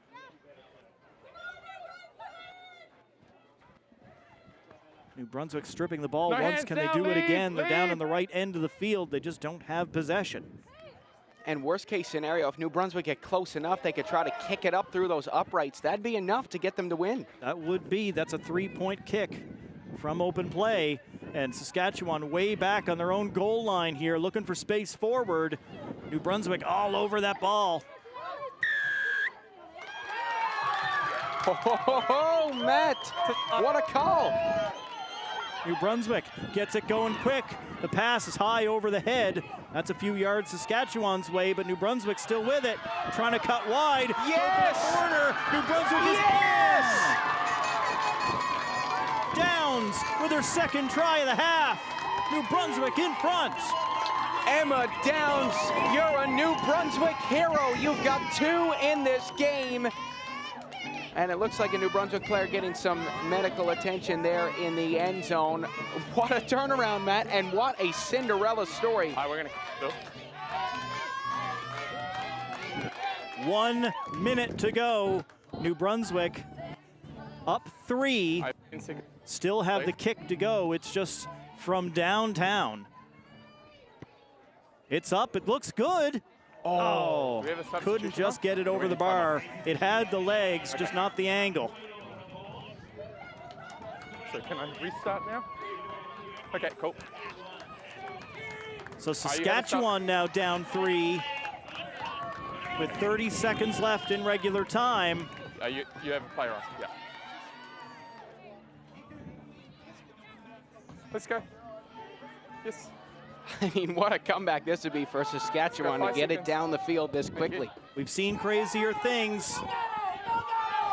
Ball fielded by Saskatchewan. They've got 10 seconds before 7 minutes. Trying to make it through. New Brunswick trying to hold the line. Big push, but Saskatchewan still with it. Hall looking to come straight through. She's stuffed. We're past 7 minutes. Saskatchewan needs 3 to tie. Dangerous tackle. Back 10, 14. Penalty. So back 10 yards for New Brunswick. Saskatchewan has it. Temple's here. Yep. Oh man, the tension's so thick here, you could cut it with a knife. Saskatchewan. Oh, big hit! Adelaide with a massive bomb, and again for New Brunswick. Saskatchewan still there, brought down again, but still with it. Looking for space on the wing. It's popped out by New Brunswick. and the ball goes out of play. That should do it. I think it was attempted to be caught.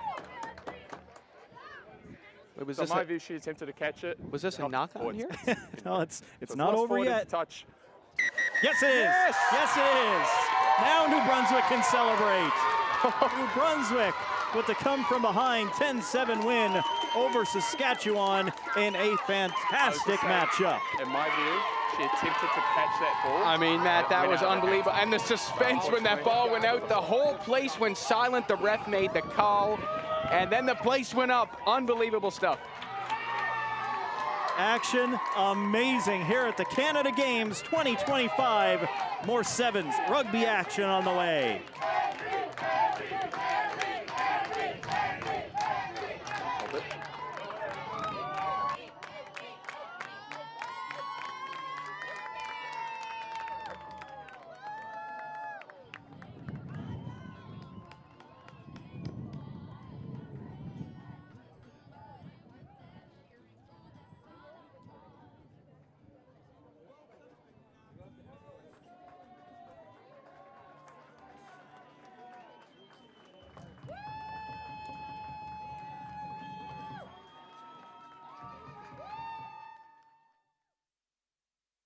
One of the things to me about the Canada Games is it's truly integrated. We have athletes with an intellectual disability, with a physical disability. Puis juste être inclus. Je pense que souvent, on est mis un petit peu de côté quand on est un peu plus jeune, puis qu'on est différent, puis qu'on a un handicap. Puis là, être à ces Jeux-là, c'était comme toute une grosse équipe. It's important to have representation and to acknowledge their different perspectives of life. When the opportunity is there, show up. The older you is gonna say thank you. If you believe in yourself, you can make anything happen. That's the Canada Games.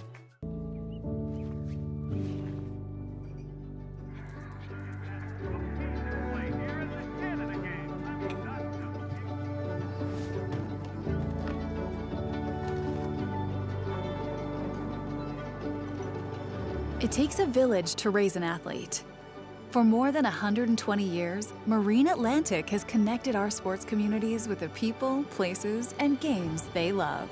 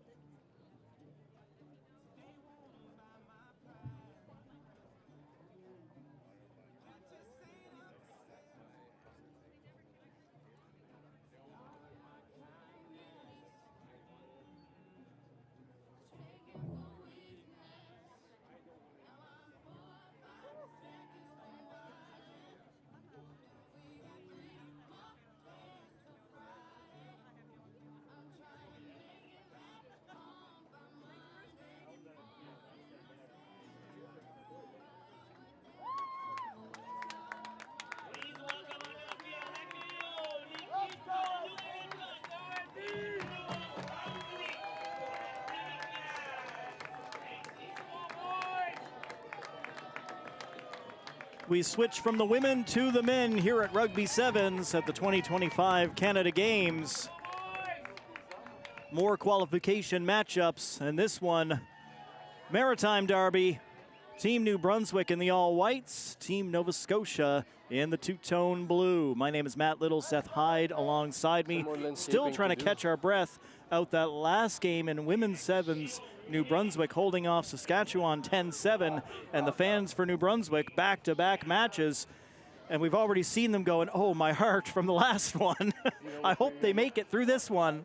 Well, it's safe to say this one's going to be a mouth-watering encounter between both of these teams. So pumped up for this one. Happy to be doing this with you. When it comes right down to it, Nova Scotia and New Brunswick. 7. All right, let's have fun, play hard. These guys are like brothers. You know, they pester each other all the time. They pick on each other. It's an intense rivalry between the two. But we're best buds at heart, even if we'll never publicly admit it. Advantage. Yes, white 2 offside. Nova Scotia looking for space through the New Brunswick line, brought down. White 2 offside. Offside, Mark New Sheehan. Brunswick. Nova Scotia will get things rolling again. Isaac Meisner pitching it off for Team Nova Scotia. Oh, good play to leave that one for Van Dam as he rumbles forward. It's going to be brought down 5 or 6 yards from the end line. Nova Scotia's still there as Meisner puts out the stiff arm, trying to shake that tackle. Oh. Relentless tackle. Great job by McLean from New Brunswick. I thought that Nova Scotia was in there. It looked like it, but New Brunswick doing a wonderful job of defending that line. Both of these teams have gotten better as this tournament has gone on. They both had rough first days, but ever since they've been flying. Now, Nova Scotia still has, I think, the highest single game point total that we've seen in rugby so far in their win over the Yukon. And yeah, New Brunswick has looked better and better and better every time we've seen them on the pitch. New Brunswick out of the scrum. Just beyond their own end line here. Oh, that one bounced off the head, but it is picked back up by Preston. Now Nova Scotia in control. Team NS looking for an option, trying to go out wide as Fallows. Thrown back here. Williams, can he find space? He's got speed. Williams cuts through. Found just enough space through the New Brunswick line, and Nova Scotia will score first.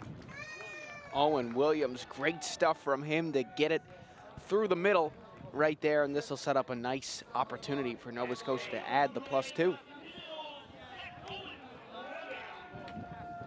Owen Williams has been a killer for this Nova Scotia team.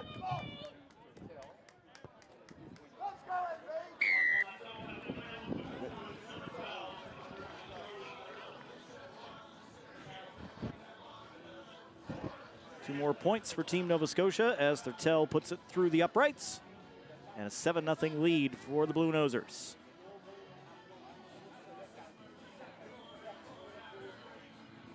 Stay onside. These teams extremely familiar with one another as Nova Scotia skies one in. Preston unable to bring it down. Nova Scotia right back in control. Backwards. It bounces past everybody. Van Dam's got to go back after it. Trying to drive through McLean. McLean so tenacious every time he's in the tackle for New Brunswick. Nova Scotia moving the ball out to the left. They find Williams again, but this time one tackler, second one, a third one in the way. He's got to pitch that ball off. Nova Scotia quickly over to the other side of the field. Faking the handoff, now making it, takes a deflection and scooped up by New Brunswick. Advantage over. New Brunswick with possession now. Can they make something happen? Get out of their own end. Back. Bounced off the hands of McLean and then off a foot as well, I think. Keep going. Here comes New Brunswick. Oh, picked off. What a job. What timing. Intercepted and in for the try goes Isaac Meisner for Team Nova Scotia. Nicely done. Team Nova Scotia coming in here and making a statement against their rivals. What a nice read there. Really, really nicely done. And another high percentage kick. Yeah, incredible read. Just comes flying in and takes that pass away right out of the air. And already coming forward with speed. No chance to stop him. The kick is good. 4.5 minutes gone here in the first half. Nova Scotia up on New Brunswick, 14-0.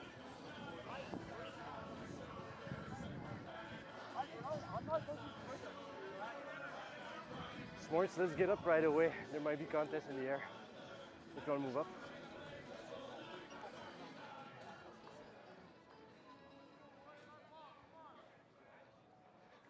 Yeah.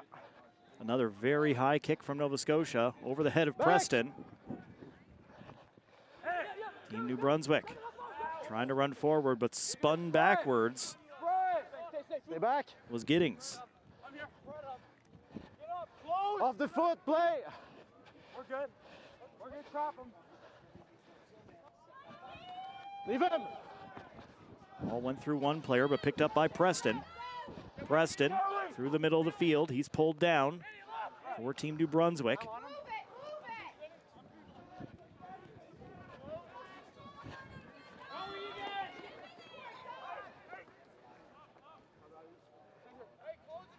Little stutter step by New Brunswick. The spin move works. Defenders chasing down. There's still one man in the backfield, and he makes the hit. Keep retreating. But New Brunswick gained a lot of yards. They're on the right side of the pitch now.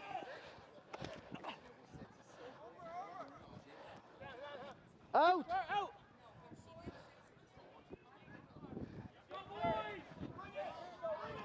Tobin gives it back. Good play on. New Brunswick will go forward. Another one of those big bodies trying to make space for himself. Hand it off. Nova Scotia with another good tackle as they knock Holborn down.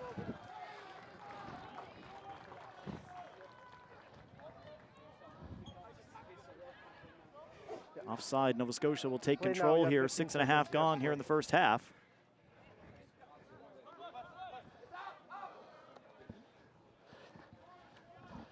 Nova Scotia throwing it back. A little shake, trying to go out wide. Back to the teammate. And a return pass. Nova Scotia forced to put on the brakes here. Off the fingertips, but held on to. Good control. Drop back for Van Dam. Oh, they got just a touch of his foot to slow him down, and that's going to be enough for Preston to get back. Van Dam trying to fight forward. Nice. Great toss to Williams, and Nova Scotia will take it in for another try. Oh, we got a siren on the go here now, too. Looks like somebody got a megaphone in-house. Van Dam getting pulled down to the turf, still makes the pitch out to Williams, scores his second try as Nova Scotia scores going into the half.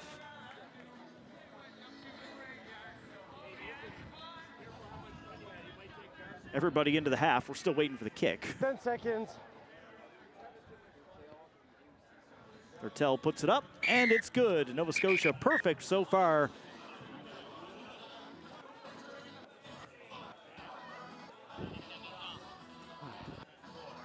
Second half on the way between Nova Scotia and New Brunswick at the Canada Games.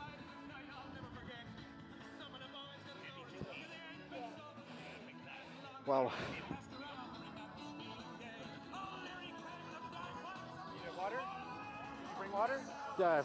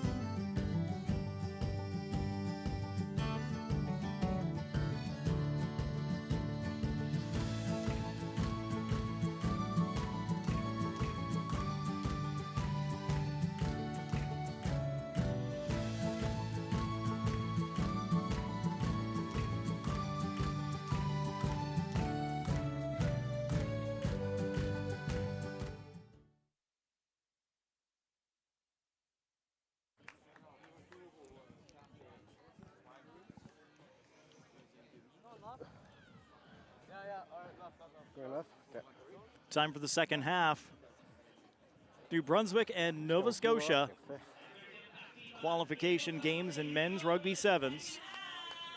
New Brunswick to kick off here in the second half. I'm Matt Little, Seth Hyde alongside me. It's been a perfect game so far for Nova Scotia, Seth. Good. That's 10. It has been. It's been picture perfect for them so far. Advantage on the knock. And what a last couple days of rugby for them. They got their female team in the semifinals, and now they're winning 21-0 against their arch rivals on the men's side. The Celtics showcasing themselves quite well here. Mark's right here, boys. Yep. Mark's here. I got blind. I got right side with Keegan. So we got the Celtics, we got the Spruce, and we got the Rock. What is PEI's name? Do we know the answer to that?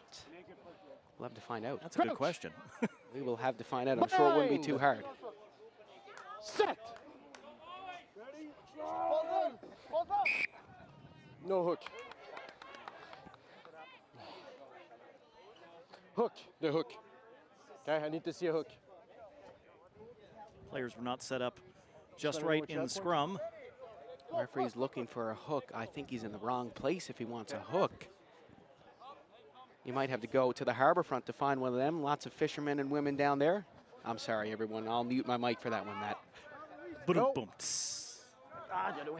Fishing jokes. We've got them for days here in Newfoundland and Labrador. Nova Scotia in possession once again. All good stiff arm here. And that opens up tons of space for Nova Scotia. Flying down the field is Sam Spinney. We've got time. Pressure's coming.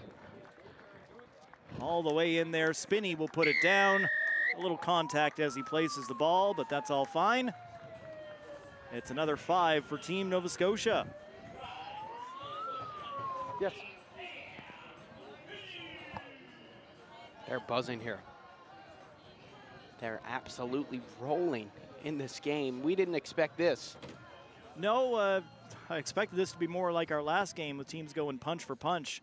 And we know New Brunswick can do it, but clearly Nova Scotia ate their Wheaties this morning coming into this one.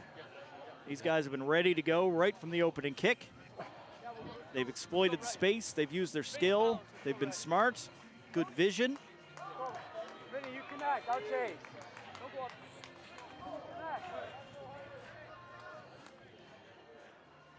Let's stay on side blue.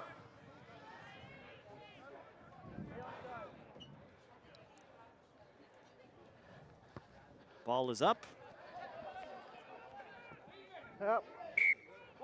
Now that won't be fielded by anybody, so New Brunswick will get to bring it back to center.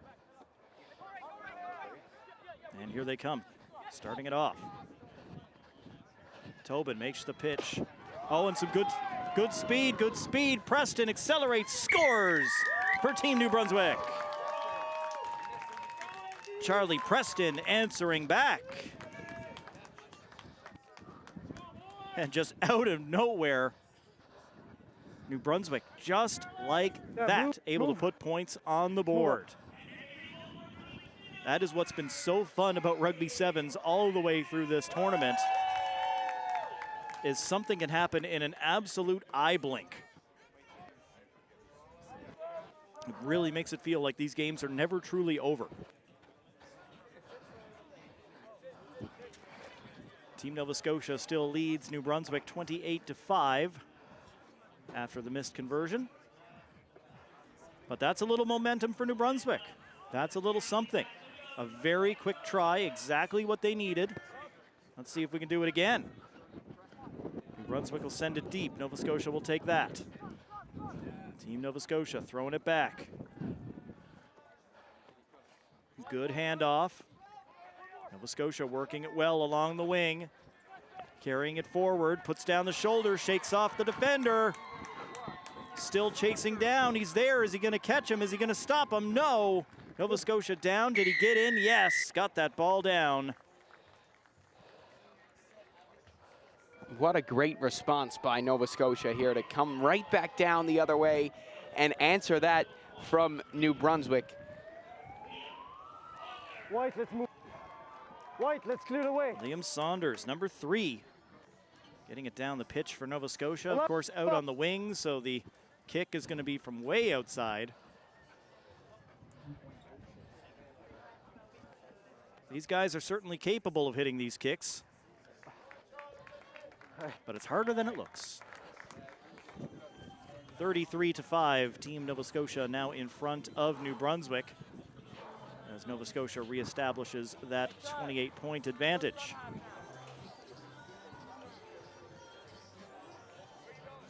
And Nova Scotia also a favorite for the Centennial Cup for the 2025 Summer Games. They're off to a rocking start in the medal category, and the Centennial Cup is best improvement of your last Canada Games, and Nova Scotia has been rolling so far. It is still Ontario and Quebec up top of the medal table, as you might suspect. Stay back. But yes, Nova Scotia started off hot at these Canada Games. All 10 provinces have at least a medal to this point, nothing for the territories yet. They have never won a medal in the Summer or Winter Games here in the province of Newfoundland and Labrador. And we've only had the Canada Games here twice before, so not a lot of opportunities to do that. Advantage, late charge 4. Nunavut didn't exist back in '77. Keep my mark, sports. Or at least not under its own flag. Yep. Still part of the Northwest Territories. Number 4, late. Back until the start of this millennium. And Canada went from 12 to 13 jurisdictions. Get low. Nova Scotia looking for a little bit more. Pushes off one tackler, but New Brunswick there. Good wall of white, not allowing Nova Scotia to come through. Another stiff arm attempt that New Brunswick's going to stop. No. 30 seconds away from the 7-minute mark here in the second half. Nova Scotia flipping it out wide right. Got to stay on side, they do. Trying to make that last move, it's a good one. And Nova Scotia gets in and down for the try, Daniel Fallows. They just keep on running up this score here, 38-5 over their rivals. And safe to say they're going to have some bragging rights, Matt. Certainly looks that way. Yes. Again, I said off the top of the broadcast, these two provinces officially don't like each other very much. It's a really good rivalry between Nova Scotia and New Brunswick. They certainly want to have bragging rights over each other anytime they get an opportunity like this. And Nova Scotia will, with the female rugby sevens team into the semifinals, these guys will feel that was good. They could have been the same. What a kick by Nova Scotia to end this off. And that makes it an even 40. Nova Scotia tops New Brunswick here in men's sevens. The crowd filing in because we got the home team coming up next. Stay with us, more men's sevens action to come at the 2025 Canada Games. Give me a chance to catch my breath.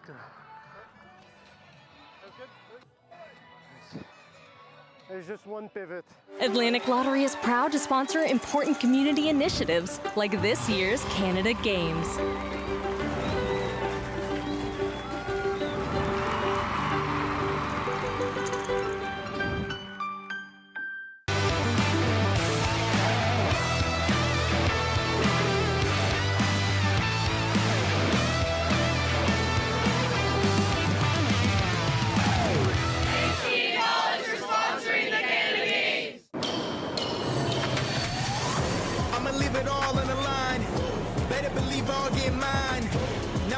It's my time, it's my time, it's my time.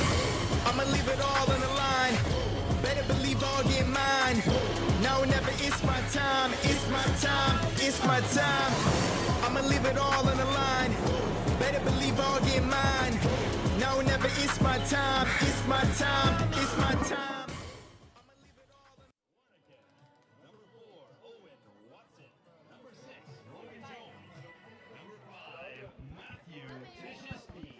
All right, ladies and gentlemen, we're back again here at the Swilers Rugby Club in the historic city of St. John's, Newfoundland and Labrador for the first ever edition of men's rugby sevens here at the Canada Summer Games. I'm Seth Hyde alongside rugby legend Gareth Reese up here in the box with us again. World Rugby Hall of Famer Gareth, thank you for joining us.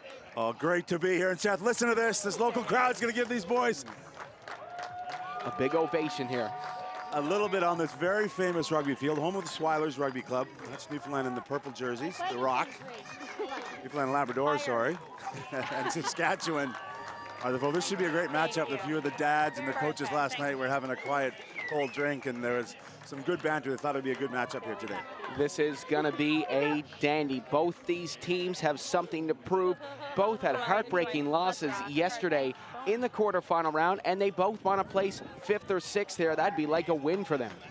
Yeah, Newfoundland and Labrador leading at the half, couldn't hold on against Alberta. So Alberta are in the semifinal here today, right after this game.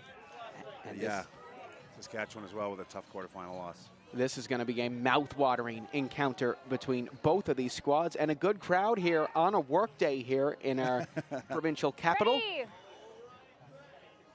I think a few people are with the fire warnings, which we all hope everyone's okay up there, but I think there's some confusion whether some people are working today. Some people chose to come to the rugby park instead. Why not? Well, here we go. We are underway. Team NL versus Team Sask, live from the Swilers Rugby pitch. And we are underway fast and furious here as Saskatchewan gaining first possession. And they're coming right up through the middle, but NL swarming them like bumblebees here. Nice job by Sask here to get started hard. Warnock couldn't get it through. This will go Saskatchewan's way here. Scrum. And Newfoundland have been penalized for holding on the tackler there, not releasing them. And Saskatchewan have chosen a scrum here. Well, let's see what they can do off this here. We talked about this yesterday, but why choose a scrum in rugby sevens? Yeah, it's one of the tactics at a penalty, so an infringement against Newfoundland, but Saskatchewan choose to have this scrum. They bring in 3 defenders. You see those 3 purple jerseys there.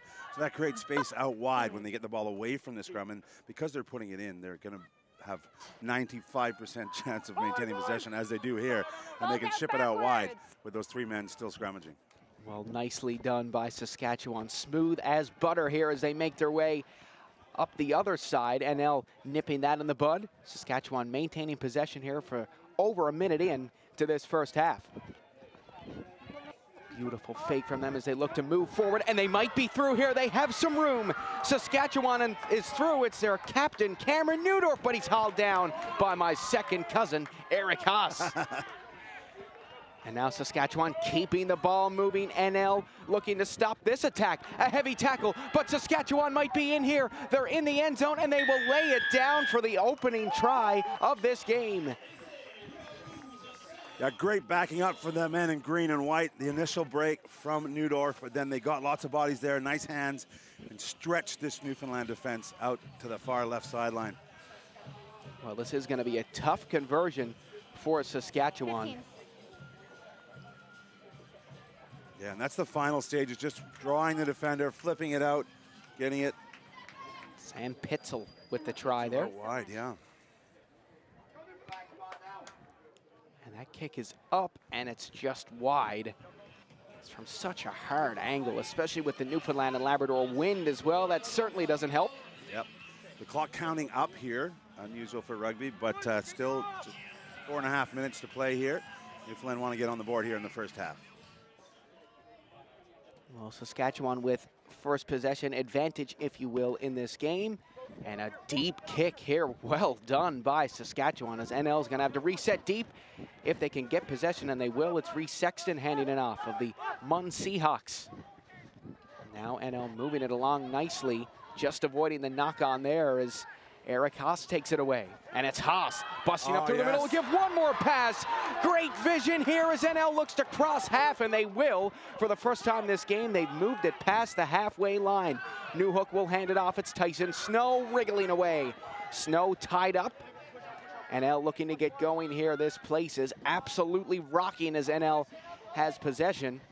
And a bouncing ball just scooped up in time. Sexton dropping it back. NL having trouble hitting their passes here.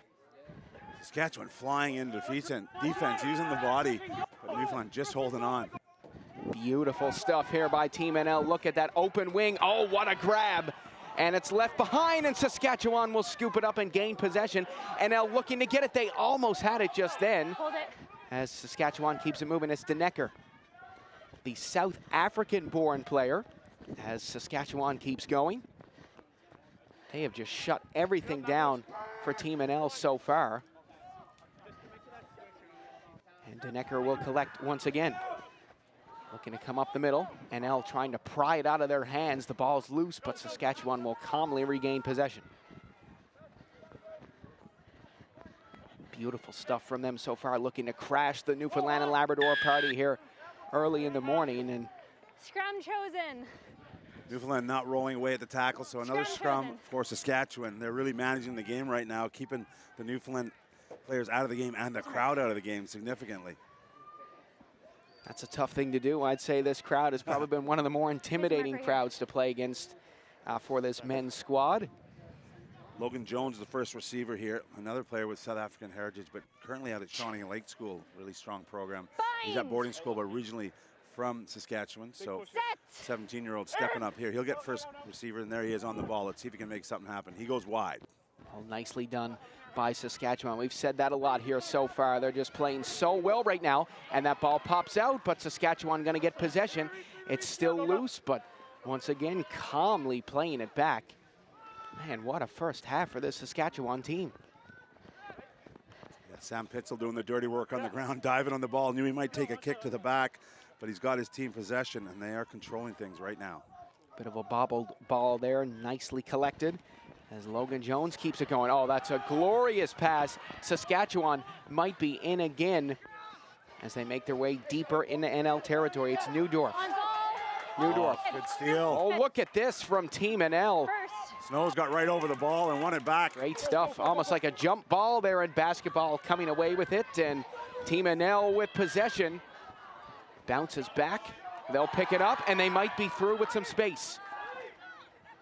Just over a minute left in this first half, and that's another turnover from Team NL. It seems like once they get to that halfway line, Saskatchewan just has their number. Yeah, Newdorf stole that ball and down Newfoundland down to 6 players with Regan Pine down on the field, out of play. Gotta release first. Release first. Newfoundland. That's fine. Well, we hope that he will be okay, and Team NL not too happy with that call there, and it looks like Saskatchewan are going to choose a scrum here maybe as we got subs coming into the game. It's number 3, Bryn Rondeau, and number 7, Luke Thompson coming in for Saskatchewan. I mentioned Regan Pine still down just in front of us, just below your screen there. There he is. He dislocated his shoulder 2 weeks ago and then got fit to play in this. So meaningful for the home team. They've been working for years to prep this team in that tough loss in the quarterfinal. Let's hope Regan Pine's okay as he's nursing that shoulder, looks like, again. And it looks like Tate Cullen will come on. He had a wonderful game yesterday against Alberta. And how about this Newfoundland team? And you'd have been aware of it being from out here, but went in the winter tournament, went over to Nova Scotia, and we're in that plane crash, and they landed. Yes. Flames coming out of the plane, they had to jump off, but all drama up here. That was a part of their adventure is preparing for the Canada Games. And what a story that was coming into this. I actually forgot about that, so thank you for reminding me of that, Gareth. But well, yeah, quite the story, and made lots of headlines, but now they're here. There's where Pine got hurt on that play. That was a good solid tackle. Of course, they've got the great former national team coach, Order of Canada recipient, Dr. Patrick Parfrey, who's done so much for rugby in these parts. Happy birthday, Patrick. 75 yesterday, but he's doing some mental preparation coach work with the Newfoundland team. Yeah, legend here in Newfoundland and Labrador. Didn't realize it was his birthday today, so let's see if Team NL can pick up a win for him. But Saskatchewan are not going to make it easy. They're going to try to spoil the party and the birthday party here of Dr. Patrick Parfrey. You got to credit Saskatchewan. They're doing the basics well. They're getting lots of bodies to the breakdown when the tackle occurs. And this man's been very dangerous. Well, it's Rondeau taking it down the side, and it looks like maybe one last gasp here for Team NL in this first half. Oh no, it looks like that's going to do it for our first half. A low-scoring affair, 5-0 to Saskatchewan. Well, what a start, Gareth. What are your takeaways so far? Well, the home side not able to bring the crowd into it. Really haven't had their hands on the ball more than a couple of occasions, but credit the men in the green and white. The Saski boys have been disciplined, some big hits going in, and they've really controlled the match. Well, Gareth, thank you very much for joining me in this first half. We'll be back for the second half of play between Team NL and Team Saskatchewan. You're watching the 2025 Canada Summer Games.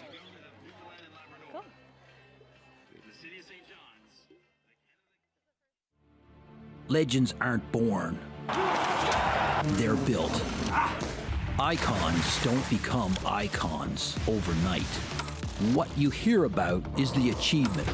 What you see is the result. But greatness is built on wellness. So here's to heroes unsung, efforts unseen, and distant dreams humbly attained.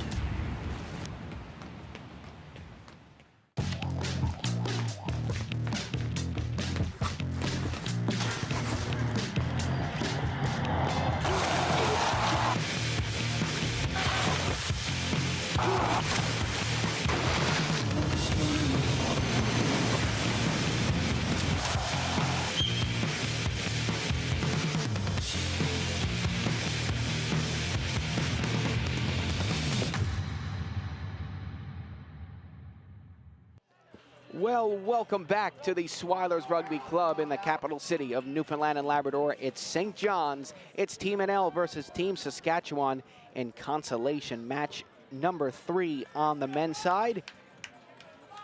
Beautiful day here in St. John's. Seth Hyde and Gareth Reese up here in the broadcast booth. And what a day it has been so far, Gareth. Yeah, great. Yeah, we've got great crowds here. You see the Time on. Players, future players being inspired when getting this underway with some Newfoundland possession, which they badly missed in the first half. Well, here we go. Team NL getting started as Tate Cullen flipping it to the side. NL get going here, but Saskatchewan once again jumping on him.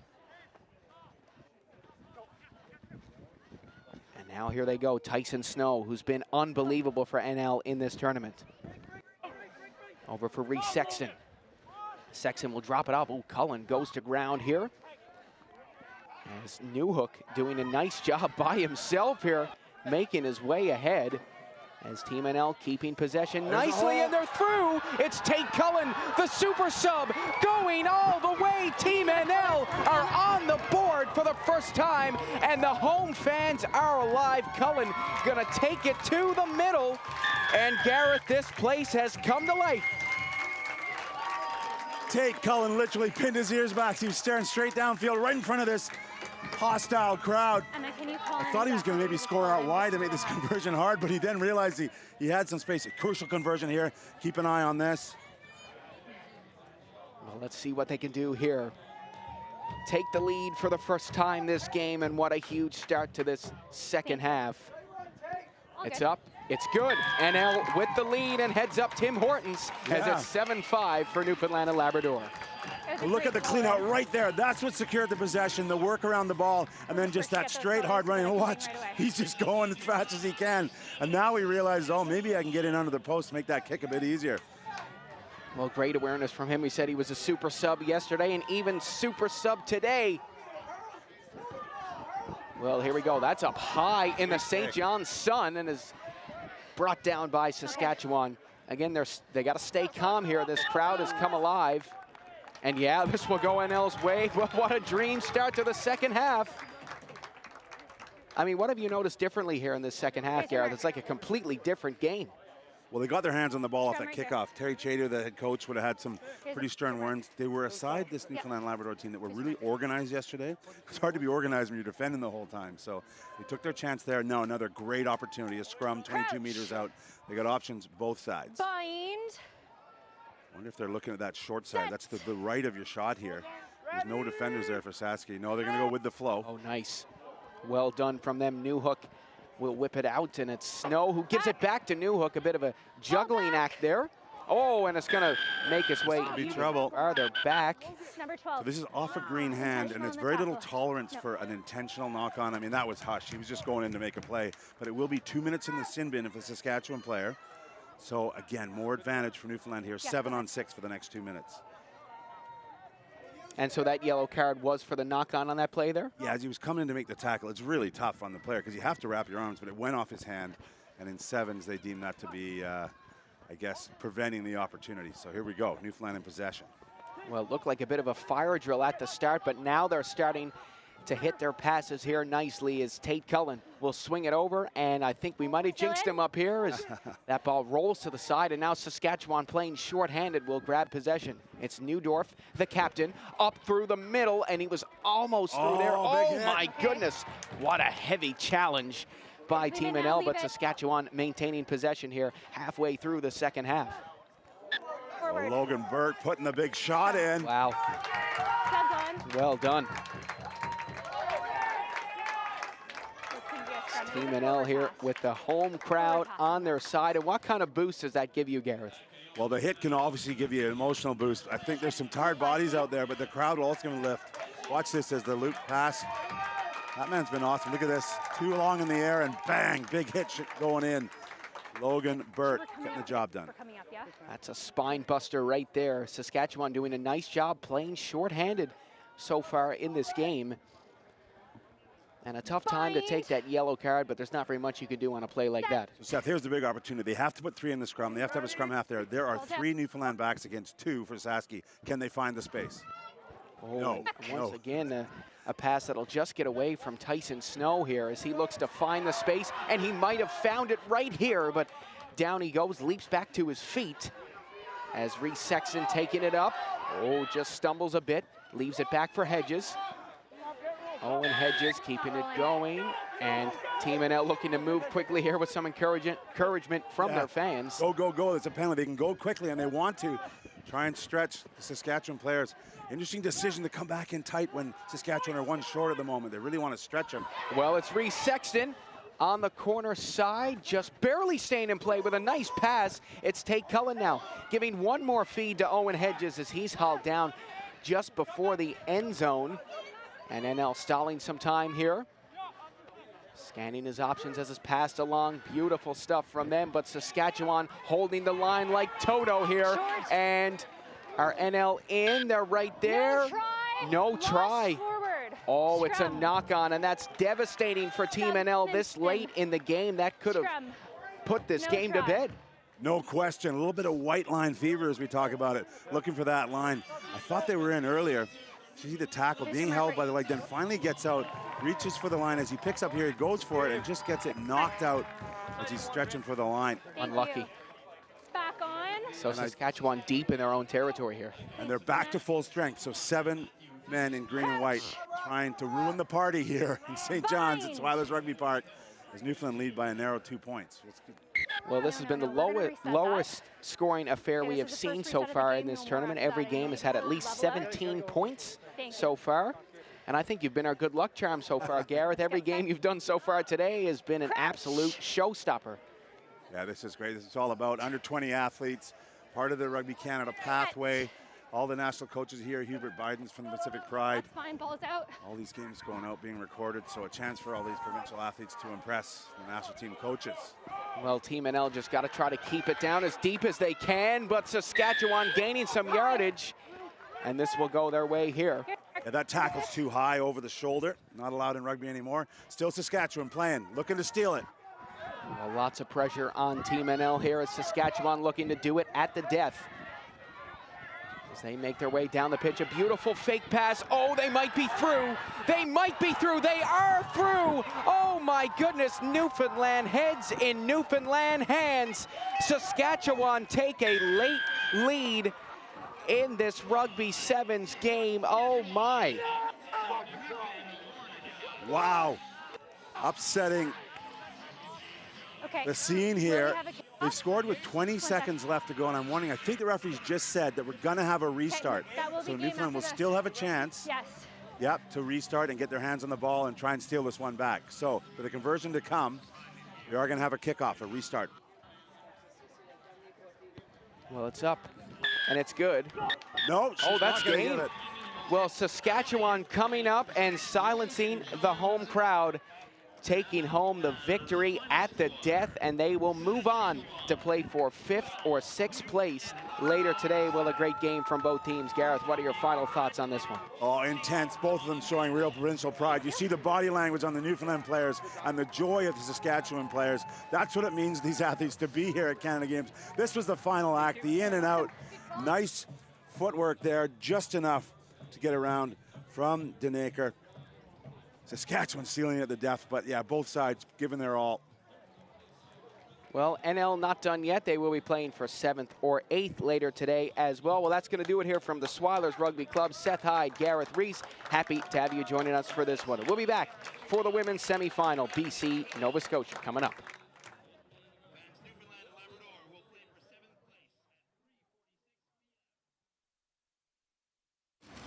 Recycling sounds good on its own, but when it's done right, it's even more rewarding. And with Green Depot's express service, there's no waiting. Just drop and go. Who wouldn't love the sound of that? Visit greendepotnl.ca to learn more. For millions of Canadians, too much screen time is a big issue. But for millions of others, zero screen time is an even bigger one. We're committed to growing digital inclusion.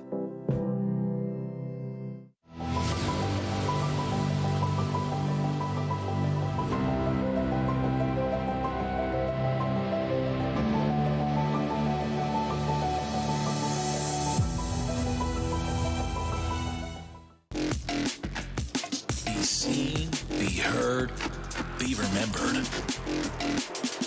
Canadian AV, proud supporter of the 2025 Canada Summer Games.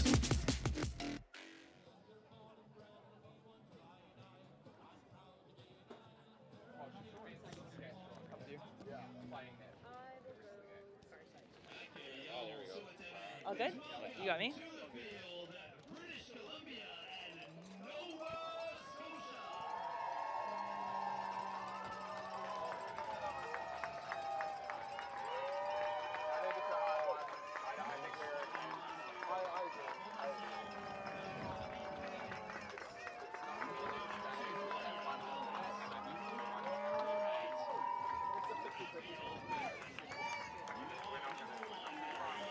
Welcome back, women's rugby sevens from the Swilers Rugby Football Club here in St. John's at the 2025 Canada Games.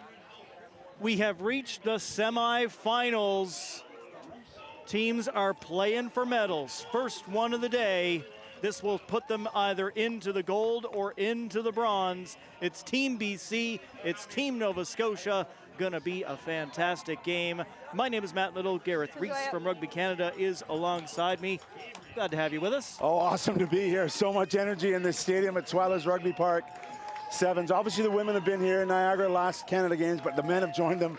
Just had a thrilling match with the home side involved, but so much work's gone into this, as you said. The medals are on offer. Years of work, literally, of training, eating properly, working on your skills, and now it's all about winning a semifinal, the business end of the tournament.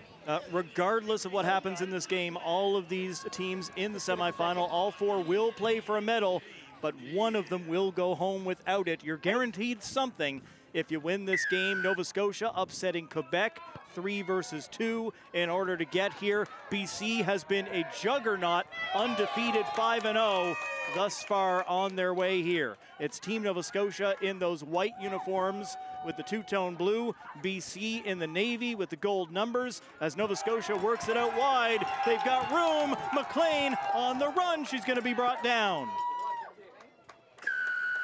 On your feet, please. Oh, quick whistle there. Not getting back to her feet before she played the ball. And you know, Matt, just one request from you, please. Let's keep it civil in the booth here, okay? Nova Scotia boy. I'm a BC boy from back in the day. This will be a good one. We will do our best. BC brought down, trying to come through the middle of the park. Nova Scotia unable to get back on side, or excuse me, Nova Scotia got back. And now they're on the attack. Good flip, moving toward the end zone, but stopped before she could get there. Trying to punch it in, they do! Nova Scotia draws first blood against BC in the semifinal.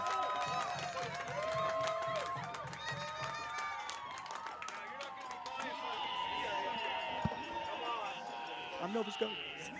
Well, what a great first act for Nova Scotia. They were pressuring that right corner. And they're bringing the local crowd into it. Not too far to travel to come support up here in St. John's. Lots of Nova Scotia flags have been waving all along this one. I don't think that kick made it through the uprights. So 5-0 for Nova Scotia. The Blue Nosers loving it.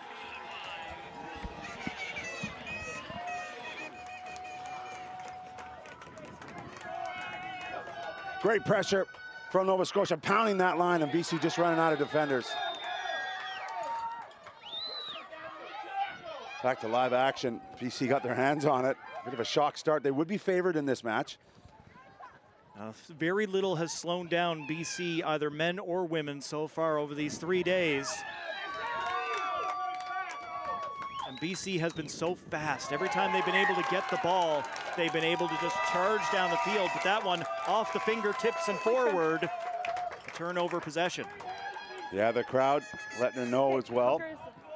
All the referees in the stands yelling out what's going on. Yeah, just a little bit anxious right now. BC women. We have Allison McLean. That great break early on. She'll be putting the ball in the scrum. See where she decides to attack. McLean pitching it back. Ooh, this time it's Nova Scotia's turn. Claire Bennett not able to hold on. So one knock on a piece, we're all square. Maybe a little bit of nerves here in the semifinal. Little bit. And you see our referee in the middle there, Julianne Zussman. How great for these women Julianne was not only an international player, she went to the World Cup, she went to the Olympic Games, and now she's here refereeing. Awesome policy. Her and her young family are here, which is great to see. Lots of policy supporting her as she brings the young family here from Canada Games, and great to see her passing on her knowledge to these women as BC look to respond. BC all the way in for a try. Cameron Howlett scores for BC.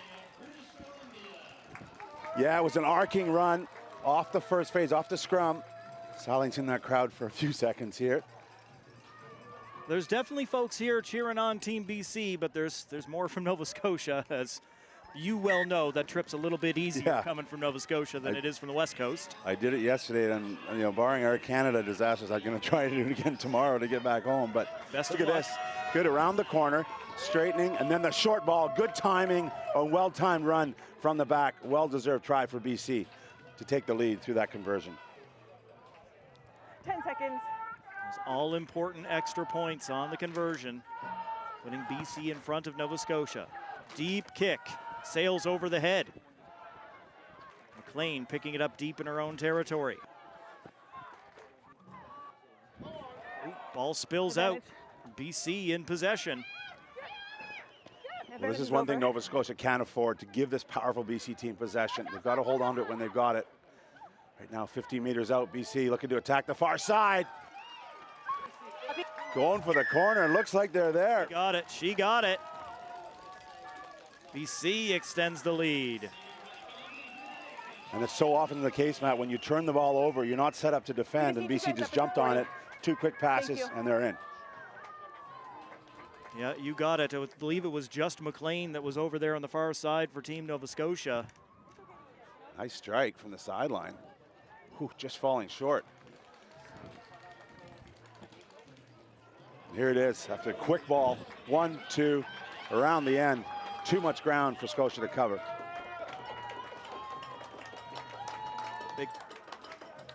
Big try for Team BC to put them in front. Be mindful of where the try line is. 10 seconds. Bit of a shot to the mouth to go behind early. Yeah. First time they've been in that position throughout this competition. Willis Glasgow is going to have to go deep into her own end to pick this ball up for Nova Scotia. Willis Glasgow turn in the corner. Does she have the speed?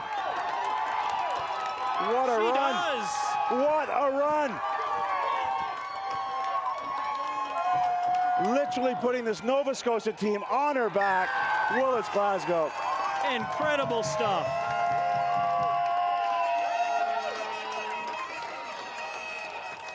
Basically the full length of the pitch.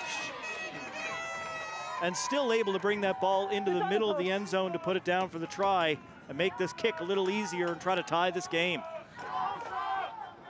Have a drink, girl, you've earned it. What a run. And with the conversion going over, this one is all square. And you know, the sevens game has room for the individual to just step up and say, give me the ball, I'm gonna make something happen. And watch as she cleans it up from deep in her own end and then looks to that outside.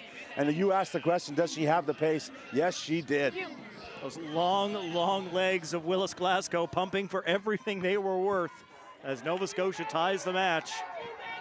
Toward the end here of half number 1. No. Leave it, please. BC still there with it in the backfield. Nova Scotia trying to hold the line. BC looking to break through. Taken down just before the center line. As we hit 7 minutes gone here in the first half, BC. Good handoff. Nova Scotia tackling well, deflecting the ball. Yeah, good scrambling from Nova Scotia in defense, but the short side's open. She's got snuck up the left. Great awareness. No defender in place. And that is that speed from Team British Columbia, and a killer for Nova Scotia as BC hits right at the half to go back on top. Just reward for the fans who have traveled across the nation. But that's just great rugby awareness. Playing the game, playing what's in front of you. She arrives at the ruck. Watch this conversion first, and then she sees there's no one at home on the short side. Nice kick, 2 more at the end of the half, but what a run. And you see here, she looks there, no one home, I'll take it. thanks very much, and she had the pace to finish it. At the instant decision-making, I'm gone, and it's BC 19, Nova Scotia 12 after an action-packed first half in the first women's semifinal, Rugby Sevens.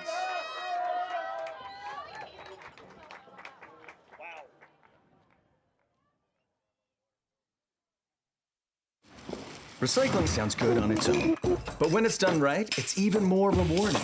And with Green Depot's express service, there's no waiting. Just drop and go. Who wouldn't love the sound of that? Visit greendepotnl.ca to learn more. For millions of Canadians, too much screen time is a big issue. But for millions of others, zero screen time is an even bigger one. We're committed to growing digital inclusion.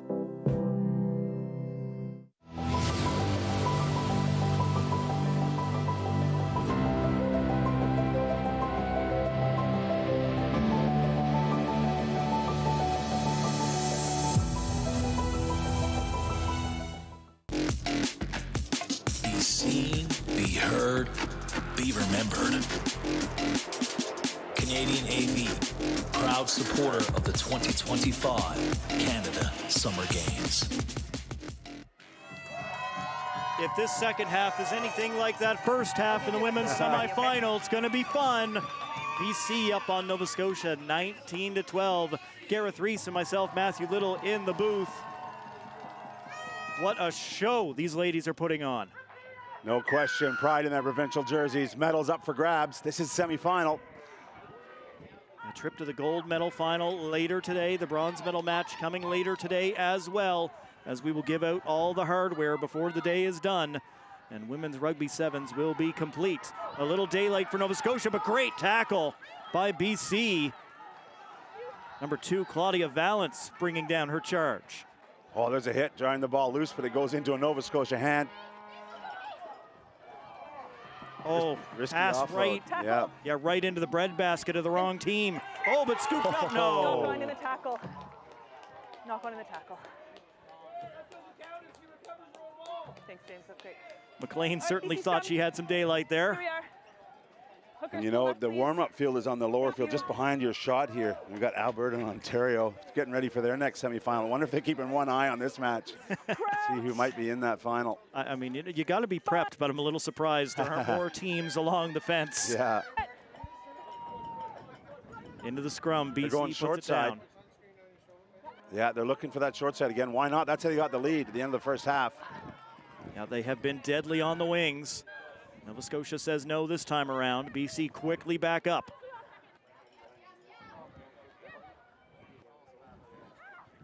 BC now pitching out wide toward us here on the near side of the field. Good tackling by Nova Scotia. Kate Gaudry bringing down her charge. BC back up and another good tackle. Forcing back. BC still there. Nova Scotia still on her. Looking for space, Valance. Oh. Ball on the ground by Titi Fania.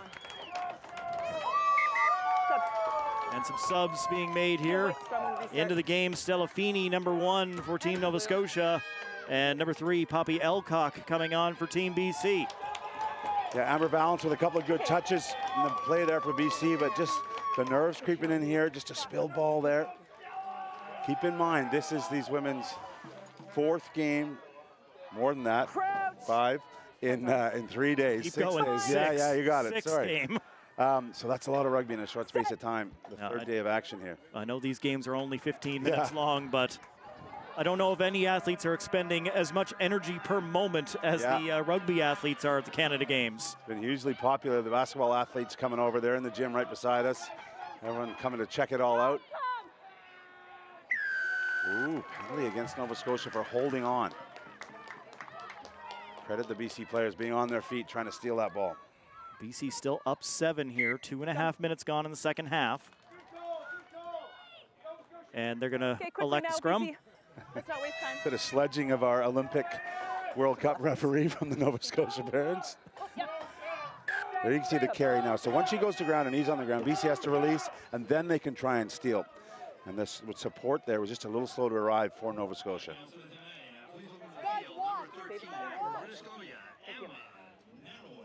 Emma Narroway, number 13, entering the game now for Team British Columbia as well.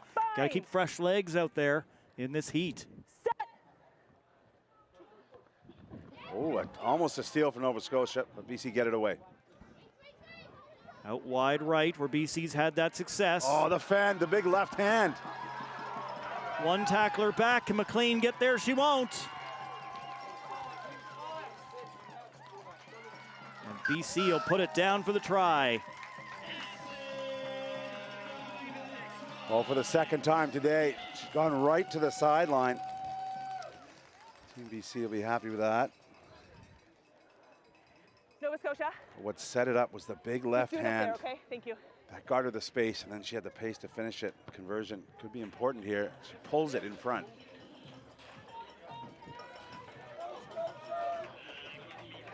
So 5 more points for BC, doubling up, 24-12 here in the women's semifinal. The first one of 2. 3 minutes to go here. 10 seconds.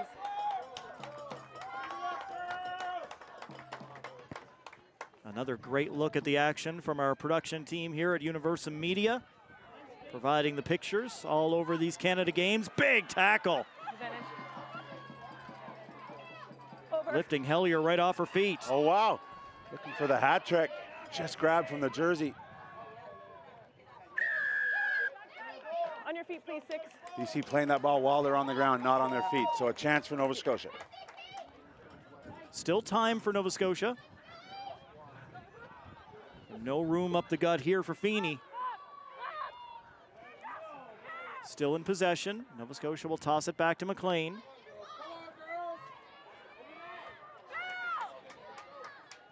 In there to help out is Feeney.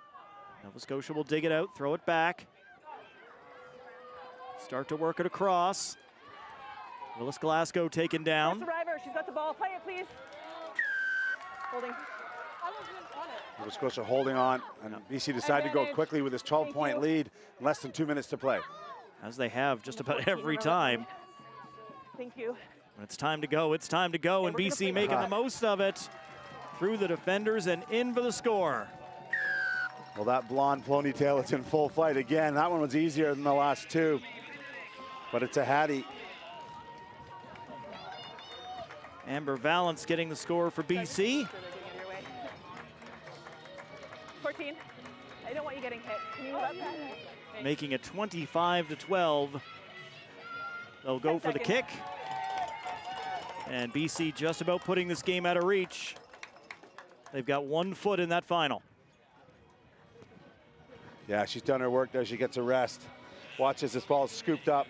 Just spots the hole in this tiring Nova Scotian defense. You got to feel for these women. And they just arcs the run, gets in between 2 defenders, no problem.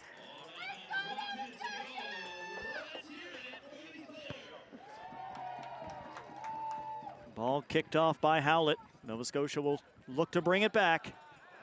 And this really is about pride, and you know your own province. They're not going to quit, these women. No, the Team Nova Scotia has already had an outstanding tournament here, and they're not done yet. Yeah. They're still going to have a chance to play for bronze, play for a medal. At the end of the day, you want to win gold, but just to have a chance to play for a medal, it's all you can ask for coming here all the way to the Canada Games. Bind. They'll be telling these stories in a few years when they're old people like us, Matt. These are great memories. Just be careful. Great moments created. Quickly, let's form it. Great to have Rugby Sevens, men's and women's, back in the Canada Games. So important to the pathway. Bind. And it's, you know, it's a shining light for all these provinces as they build their rugby programs. Great to see. I'm putting you on the spot a little bit. The women's sevens was in the last games, summer games back in Niagara. Who were the medal winners in that one? I'm off the spot now. I can't remember. Sorry, the offload's gone forward. That's it. There we go. Well, it doesn't matter who won it last time. It's who wins it this time, and BC is into the gold medal final. Nova Scotia will play for bronze. Gareth, thanks so much for being with us. Truly appreciate it. Great to be a part of this. Thanks, Matt. Let's have a good finish to the day here. Second women's semifinal is coming up. Stay with us for more women's sevens here at the 2025 Canada Games. Not this one, but the next. Good game.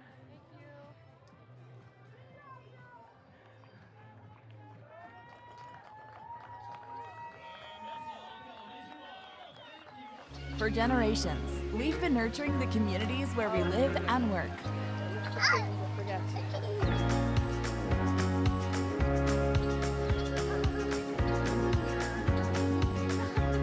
Providing space to grow and preserving the environment that surrounds us. Because we understand that when we invest in communities, we invest in the future. Crosby, committed to community.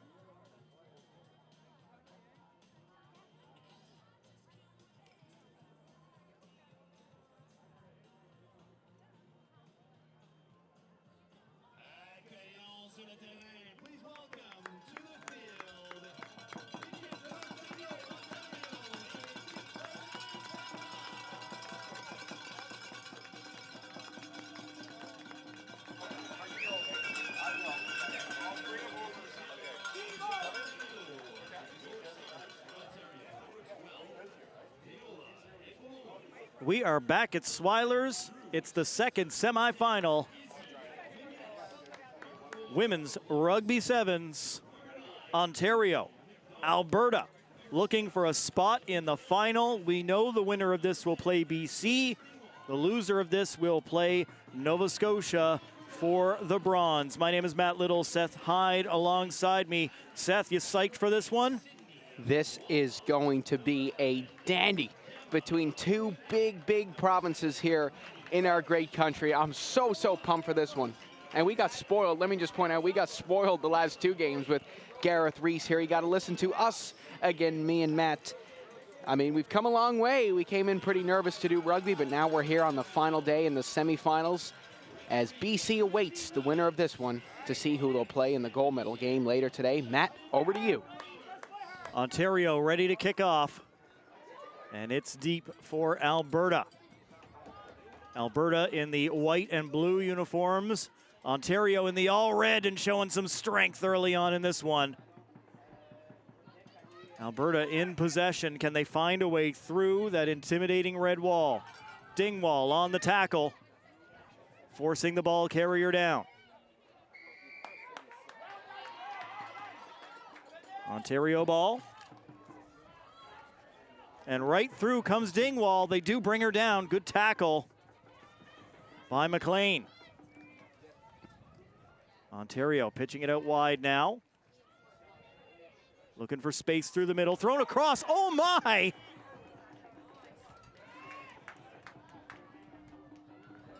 Are they over the line? Yes! Ontario scores the try at the 1 minute mark. Ainsley McDonald, it looked like, was the one that touched that down for the try, if I'm correct. That's the last one I saw standing with the ball. I don't know if it went to somebody else there as they both came down. Ontario off to a great start. Obviously one of the favorites to win, and they getting started early here against Alberta, but they're not out of this game just yet. Far from it. Well, BC is now 7-0 in this competition. Ontario 6-0 as they come in here. Alberta has not been slowed down a whole lot either. Certainly Ontario and BC, the two favorites coming into this, but don't tell that to Alberta. They've got something to prove. Down 5 here early on after the conversion was no good. Another look at the try as Ontario kicks off. That'll go off of Alberta's hands. They'll pick it up off the turf. And another big tackle. That's twice people have been taken off their feet. Ogoke thrown down this time around. That's someone Alberta needs to get moving. Well, another good break here for Ontario to start off this game. They've got Alberta pinned so far in this one, and everything's going their way in these first 2 minutes of this. Ontario going to go for the scrum here. 2.5 minutes gone. Ontario up 5. Picking it up out of the scrum. Ontario, the pitch behind the intended receiver. A scramble, and Alberta will win control. Here comes Ogoke, has her shirt pulled, pitches the ball off. Driving forward, Team Alberta, some hard yards gained by Finson. Now on the outside and on the run. Tasic on the outside. Tasic still there, trying to beat the defender. Gets a hold of her and brings her down. Good defending by Dingwall. Now Ontario right through, wasting no time. Dingwall pulled down. And the ball intercepted by Team Alberta.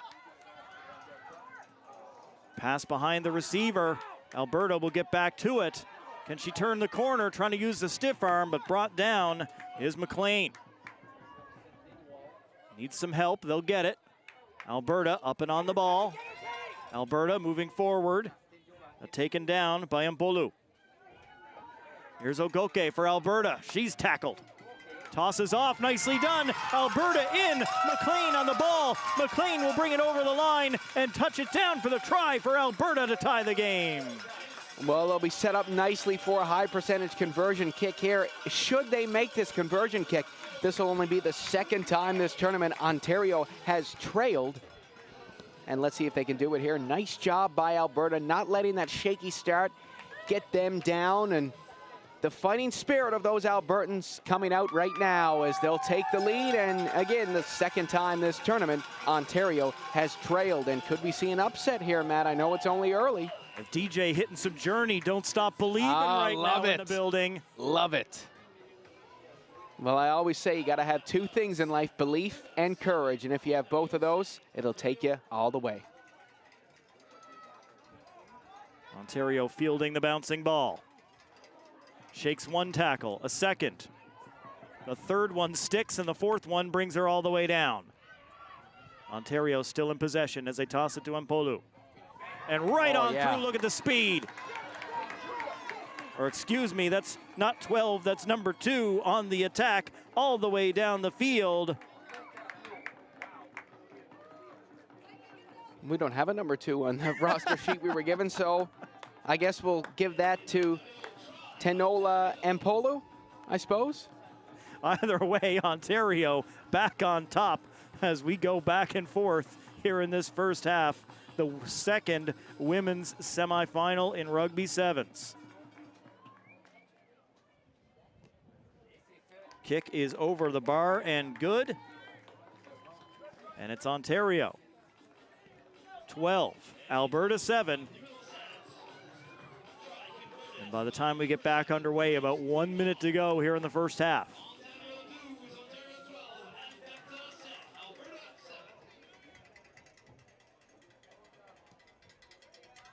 Ball is up. Alberta can't catch it on the first. Oh. And Ontario straight in after it. Nice job to win possession. Passed off, and Polu driving forward, and she will score for Ontario.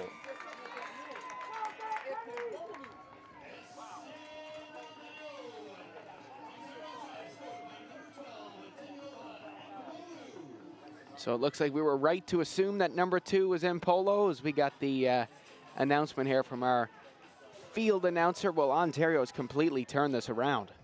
That was just so quick to be able to get onto that loose ball. How many times have we said it throughout this competition as the kick goes wide against those top teams? I mean, against anybody, but especially against those top teams, you cannot be giving away possession cheaply. The tackle made, but the ball flipped right into the arms of number 12. And Mpolu runs it in for the score for Team Ontario.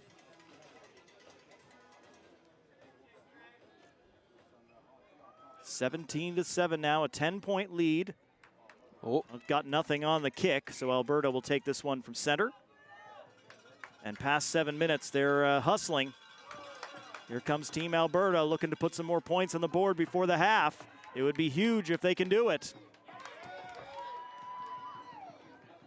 They lose possession, however, and it's Ontario faking the pitch behind once, twice, 3 times. Now makes it, and out wide, they find Mpolu. She's going to be brought down, but hands it back, and a big, big tackle by Team Alberta. And that will go their way. Listen, 1 try in the 2-point conversion, and this is an interesting game again. Alberta still in possession as they go out wide to that far side of the pitch. Great tackle, bringing the ball carrier down. McGinnis getting hold.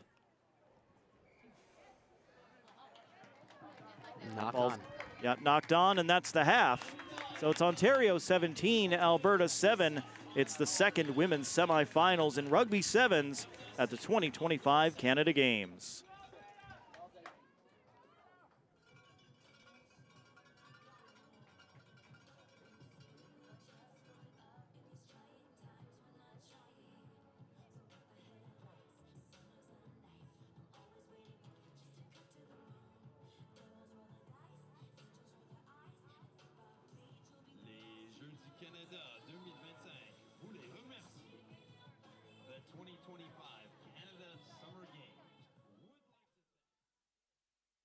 A full life means something different to everyone. However you define a full life, we're here, paving the way for better access to care and empowering you every step of the way.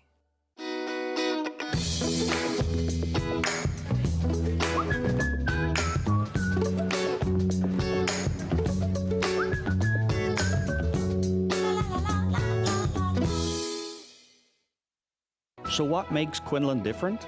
Quality. The quality of our products and the quality of the relationships that we have developed with the people who harvest, process, transport, and ultimately buy that product.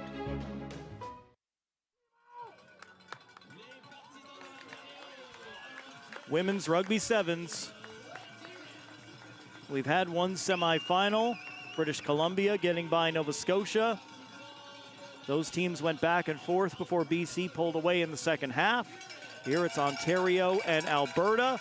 They exchanged the lead in the first half. Ontario's got a couple extra points now off some Alberta miscues. Alberta needs to keep it clean here in the second half. Kick fielded by Ontario and a big reverse hit. Pushing forward, opening space for herself. Now the ball pitched high but brought in. Ontario gets it out to Dingwall on the wing. McLean in there on the tackle for Alberta. Ontario gets it back out. Mpolu in the middle of the park. Nice spin, trying to go through but hauled down. Alberta right there. Alberta's got to back up as Ontario looks for space, trying to come through the D, flip, Alberta steals it away. Nicely done by Team Alberta. Got the hands up, Finson took it away. Lots of time for a comeback for them as well. They're not out of this just yet.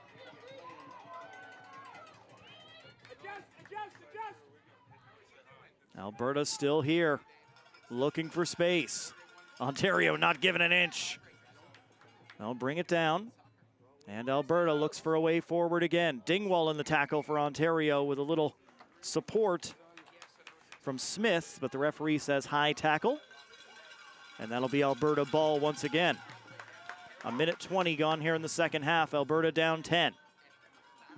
Alberta looking for a way through. They'll give it to McLean.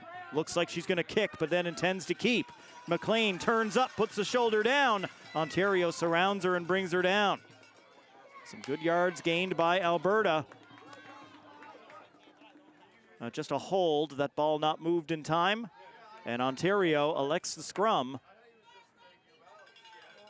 Whether they're trying to open up more space out wide or just trying to take some more time off the clock with the scrum option, you decide. ¿Por qué no los dos? Why not both?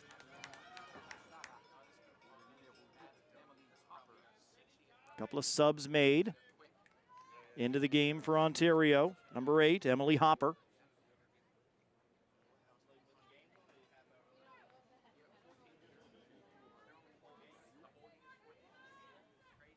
Ontario puts the ball in. Stuck in the legs, but they do get it out. And Ontario turns up quickly. Smith looking for space. Big tackle. Nice job by Maddie Kutch.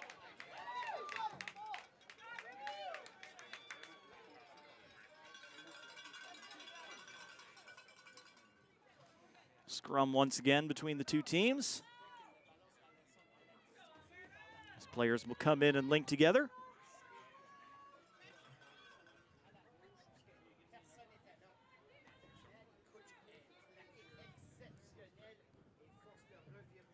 Down, bind, set, and we are underway again.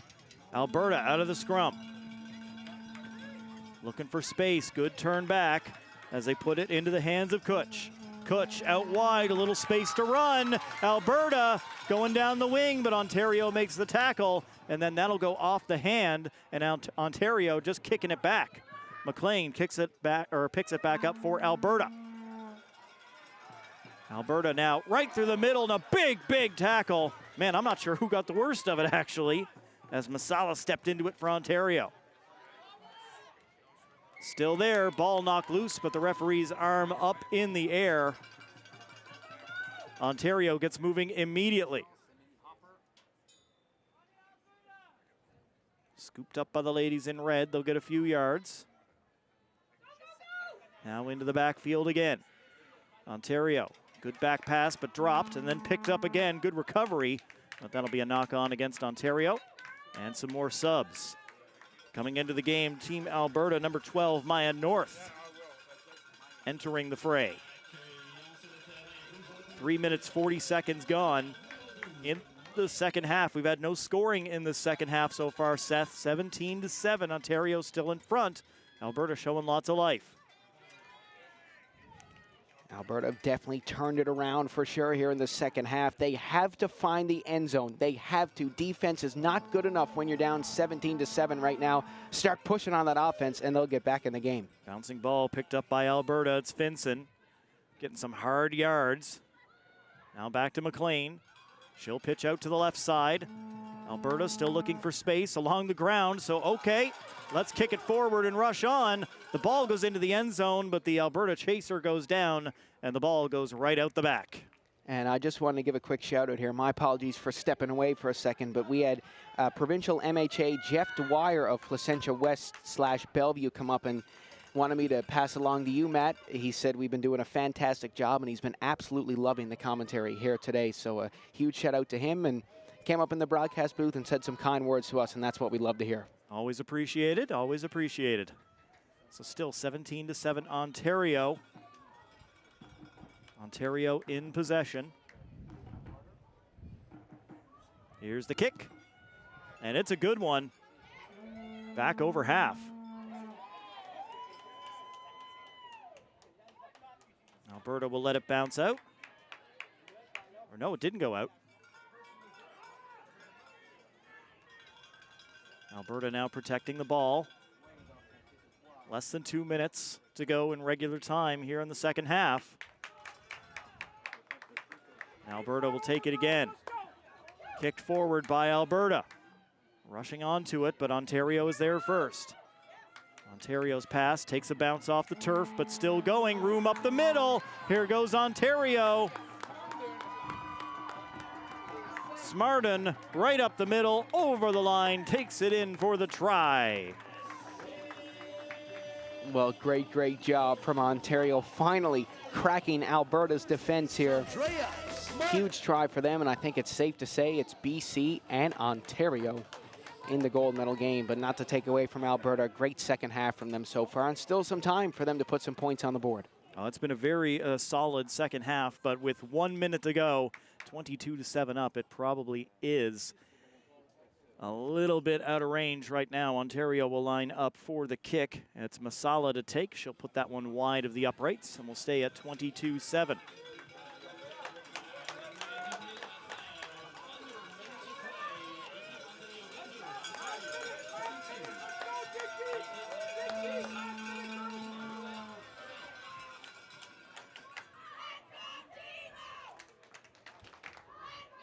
Team Ontario liking what they're seeing here. Both sides have been absolutely incredible in this tournament so far. And the Team Ontario fans need to prepare some more chants, however. That was "Let's Go Devon." He's on the men's team. It's a great chant. And he has been really great for the men's team. He's been really great. Sure. Yep. Unless he has a wig on out here, who knows? They just blew his cover if he does. Ontario making another swap into the game. Sid Young, number 3. We're just about at the 7-minute mark. As teams will scrum. Ontario will play the ball in.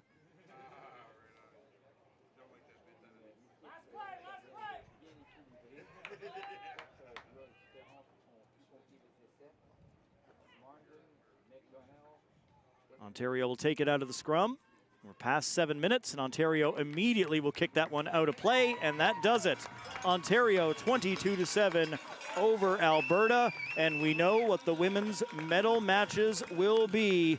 Nova Scotia will meet Team Alberta in the bronze medal match, and then the women's main event, the gold medal match, will be BC and Ontario in what should be an epic clash to decide the gold and silver in women's sevens.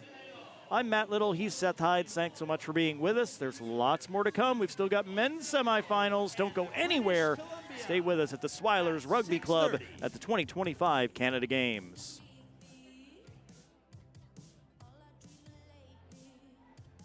Coming up next. One of the things to me about the Canada Games is it's truly integrated. We have athletes with an intellectual disability, with a physical disability. Puis juste être inclus. Je pense que souvent, on est mis un petit peu de côté quand on est un peu plus jeune, puis qu'on est différent, puis qu'on a un handicap. Puis là, être à ces Jeux-là, c'était comme toute une grosse équipe. It's important to have representation and to acknowledge their different perspectives of life. When the opportunity is there, show up. The older you is gonna say thank you. If you believe in yourself, you can make anything happen. That's the Canada Games.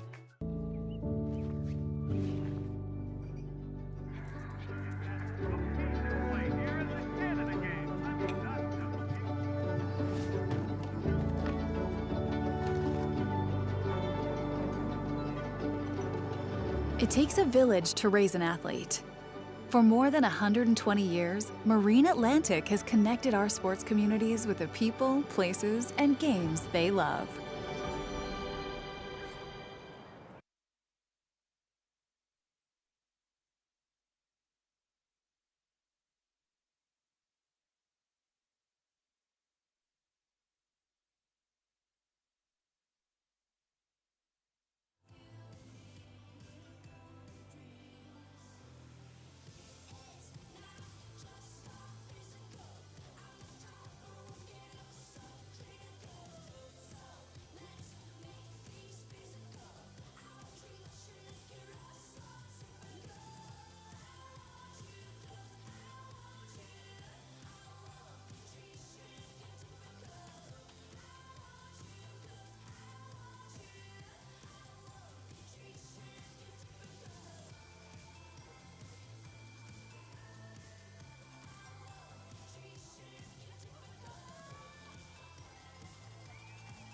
welcome to the field. Accueillons-nous le prochain match, our next consolation round on the women's side.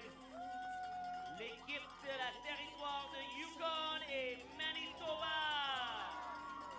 Our Yukon starting lineup, number 23, Alyssa Philpott. Number 5, Sydney Sinclair. Number 10, Chloe Tatsumi. Number 7, Maddie Parsons. Number 8, Olivia Bangle. Number 2, Lucy Miller. Number 4, Mary Lynn. L'équipe de Manitoba.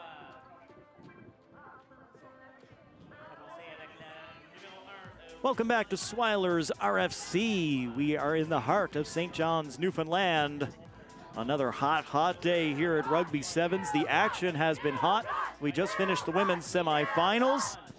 We know that Ontario and BC are going to play for the gold. Alberta, Nova Scotia in women's will play for bronze. This another matchup in the consolation bracket. Because, of course, we have 11 teams. The top 8 went into the quarterfinals. They'll do placements among those 8 places from gold all the way down to 8. And the bottom 3 from the round robin, which was in the women's, Manitoba, Yukon, and Prince Edward Island, I think, off the top of my head here, Seth? Yes, I think you're absolutely good. right. You nailed.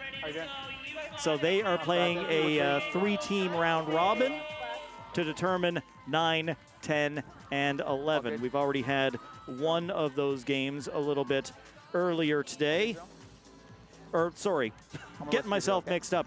Prince Edward Island was in the consolation bracket on the men's side. It's Newfoundland and Labrador that's in the consolation on the women's side. Newfoundland and Labrador defeated the Yukon earlier today. Manitoba, Yukon here, and then Newfoundland and Manitoba will play later today to finish the women's consolation bracket, and that will determine 9, 10, and 11 place on the women's side. Well, we thought the Yukon team was done this morning, but then we were like, whoa, not so fast. They still got a couple of games left. So we're happy to see them out here. And they had a great game this morning, Matt. They did. And you know what, it's just good to see, especially for teams like the Yukon. They've come all this way to be here for this competition. You got the full 4 games in the round robin, and then another 2 games today on day number 3 of this event. So they get the maximum amount of games in here and make this whole thing worthwhile as Yukon drives forward with the ball right now. Great tackle by Manitoba in there. Sullivan making the block. Okay. Well, Regina Sullivan has been so good for Manitoba throughout this tournament. The backbone of their defense and sometimes even their offense. She is just so good. Back. Manitoba in control of the ball now. That pass up high, but they will maintain possession. Scooping it up off the ground. Manitoba looking for space out on the wing. They've got some. Yukon trying to tackle. Great stiff arm, and the ball came loose. Yukon recovers. No advantage coming. And Yukon with a player down. Time off. That one was a painful landing. Yukon has done so well throughout this entire thing. They've shown up well. They've made tons of noise. And it's just been wonderful to have. We keep saying the territories involved in these competitions. You know, they don't have the population. They're further away from everybody else.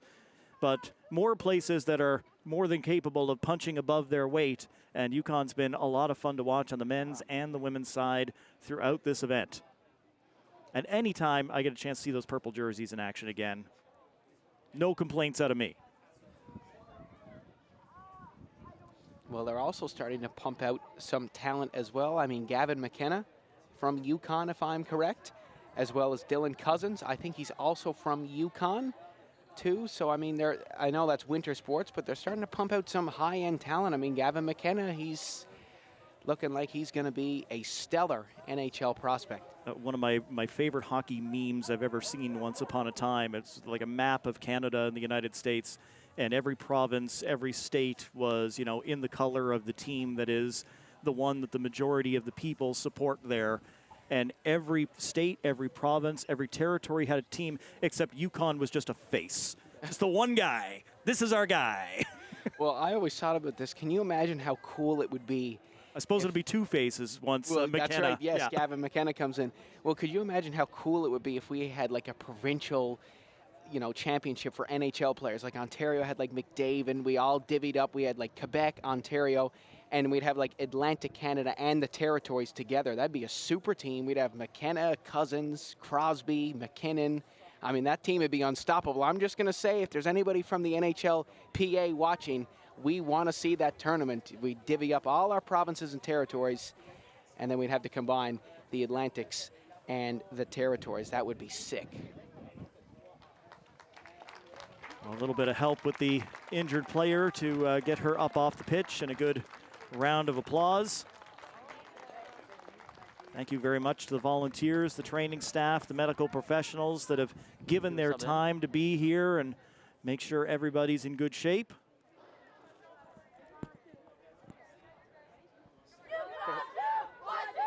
Come here, guys. So when the clock starts again, we've played less than 2 minutes here in the first half, scoreless between Manitoba and Yukon. As the teams go into the scrum, Crouch. Yukon with possession. Maddie Parsons going to place that in. Set. Parsons plays it out wide for Yukon. And Manitoba with the stop. Already touched. All into touch. Go this way. Right in front of the benches here.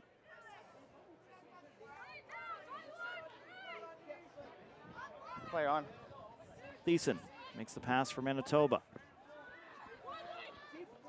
Still on the rush. The Bison charging forward, and they find space through the line. Manitoba rumbling down. And will get there sliding in for the try. Tylee Frazier scores for Team Toba. Well, Tylee Frazier is in to get first blood of this one. It took long enough to finally crack the defense of Yukon, but Manitoba gets in on the board. First high percentage kick coming up here now. And that's up and good. A 7-0 start for Team Toba. Team Toba will want to get the win here over Yukon, just like Newfoundland and Labrador did in the very first match of the day. And then later this afternoon, Manitoba and Newfoundland and Labrador will play off. If Manitoba can get out of this thing with a win, that game would be for 9th place. Yukon trying to say something about it as they have possession. But deep in their own end as the ball pops loose. And getting onto it quickly is Sullivan. Manitoba still there, they're calling for it. They make the pass. Toba tucks the ball, charges forward, and that's going to be another try for Team Manitoba. Despen scoring for Team Manitoba as they go up 12.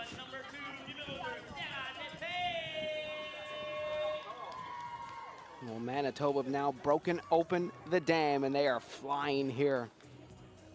12-0 over Yukon, Okay, and another high percentage kick coming up from a bit of an angle.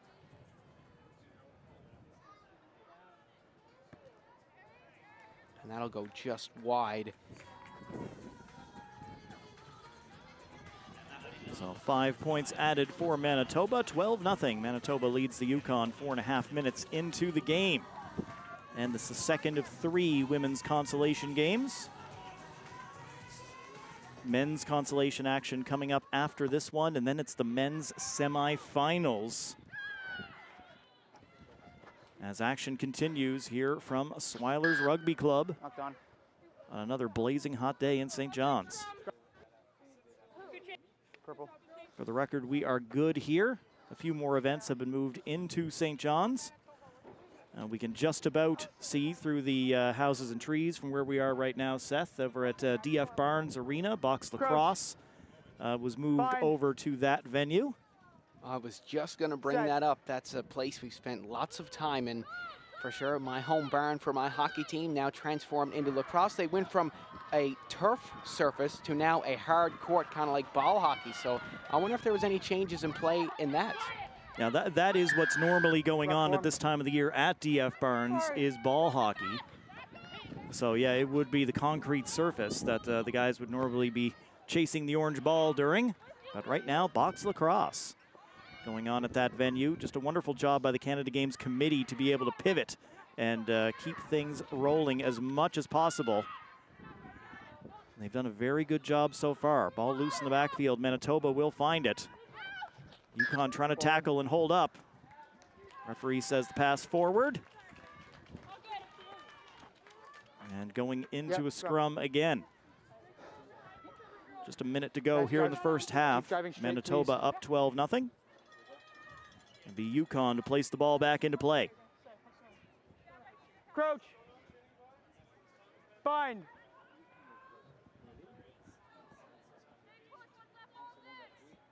Set. Players set. And Yukon out of the scrum with it. Trying to go wide to the right side, look for a little space. Nice flick back to the trailing teammate, but knocked down and into touch. This Manitoba defense tough to break down. Time off.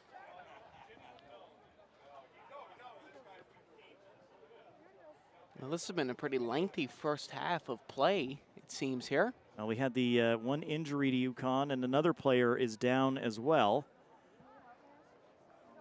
Training staff right there and on the scene. Sorry. So the clock stopped, 6:49 gone in the first half.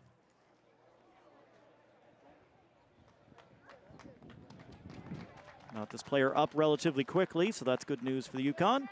Are you okay? 4. Right here on the 5, okay? Yellow in here. Thank you. Time on. Time. All being thrown in by Manitoba. They'll grab it, toss it down, but the Option. referee says no, Yukon ball. Option, guys, option. Guys, it was not straight. You have an option, scrum or line out. Line out. So trying to take that quickly, but the options were line out and scrum, not the quick kick. Right here. Mark. And Yukon chooses the line out. So another aerial duel, and Yukon's got it. Well done. Team Yukon trying to come through the middle. Knock on for them. Yeah, absolutely. And that'll do it for the half. So first half over. Second women's consolation game of the day.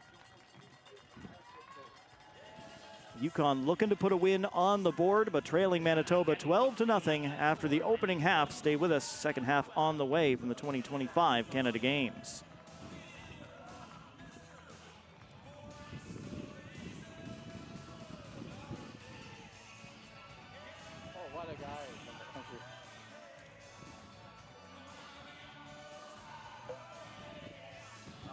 Not a fast game, is it? Like you're not feeling gassed, right? One of the things to me about the Canada Games is it's truly integrated. We have athletes with an intellectual disability, with a physical disability. Puis juste être inclus. Je pense que souvent, on est mis un petit peu de côté quand on est un peu plus jeune, puis qu'on est différent, puis qu'on a un handicap. Puis là, être à ces jeux-là, c'était comme toute une grosse équipe. It's important to have representation and to acknowledge their different perspectives of life. When the opportunity is there, show up. The older you is gonna say thank you. If you believe in yourself, you can make anything happen. That's the Canada Games.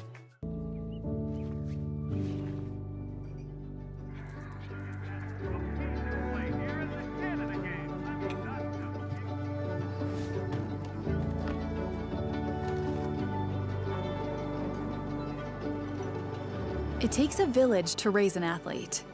For more than 120 years, Marine Atlantic has connected our sports communities with the people, places, and games they love.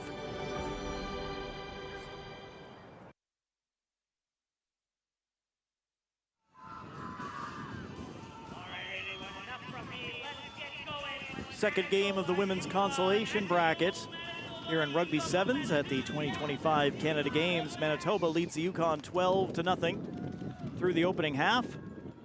This is the final game of the tournament for Team Yukon. Manitoba will still have one more game. That's against the hosts later this afternoon, Newfoundland and Labrador.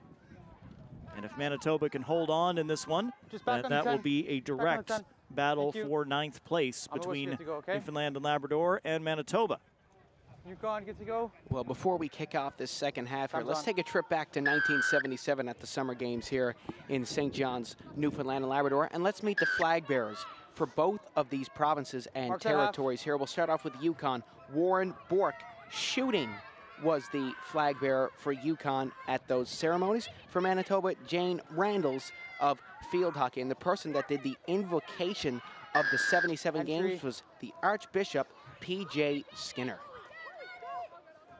So just a bit of history there for you, a little tidbit about those 77 games. Yukon, great job pushing through, and a nice tackle, just catching the ankle. That's just enough to stop Tatsumi. Manitoba ball now. They'll take it quickly and start rumbling forward. Manitoba space through the middle. Can the Yukon close it? They do. Manitoba looking to bust through. Breaking one tackle, but not a second, but finding her teammate. Manitoba continuing to come forward. It comes back. Another pass, Manitoba, well done as they get in for the try. Getting everybody involved, and eventually there's just nobody left to tackle for Yukon. Manitoba gets that little bit of daylight, and it's enough to get over the line for the try.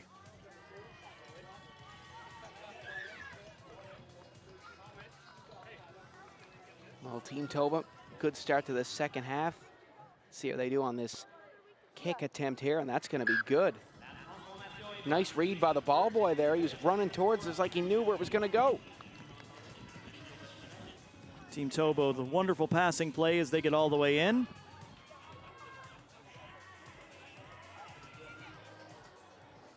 Hang on a second. Can I say how much I really love the DJ here?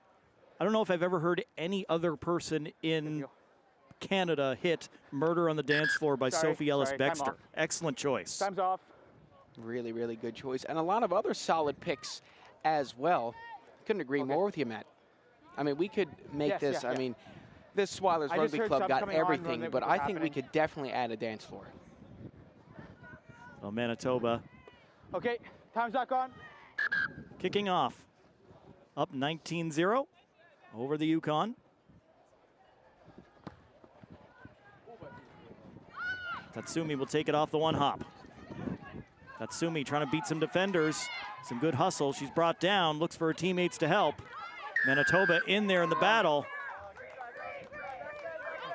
And they're going to win possession.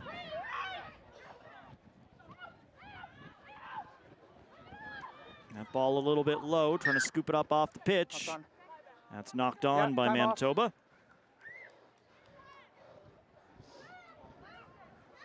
Scrum purple, nothing on the ground. I mark some here, guys.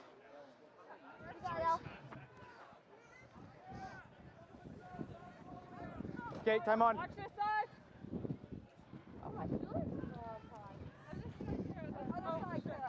3 minutes gone in the second half as we scrum. Crouch. Bind. Set. The ladies set, and Yukon places the ball. Yukon looking for an opening. Pass missed though, scooped up by Manitoba. Pitched out wide, a little bobble and a good tackle. Yukon wrapping up the ball carrier. Lucy Miller making the play. And that gets a good cheer from the Yukon faithful. Another pass in behind. Yukon has to pick it up off the turf, or Manitoba off the turf, but they keep going. Charging at the Yukon defenders. Manitoba, good flip out to the wing, and that'll be enough for the score. In for the try.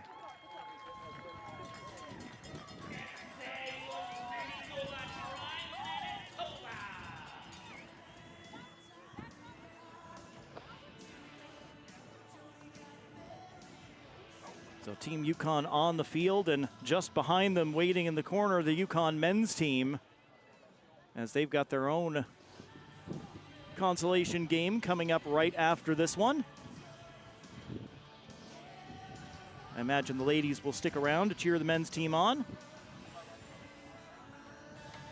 Well, another Yukon doubleheader here. We had one earlier today, this morning.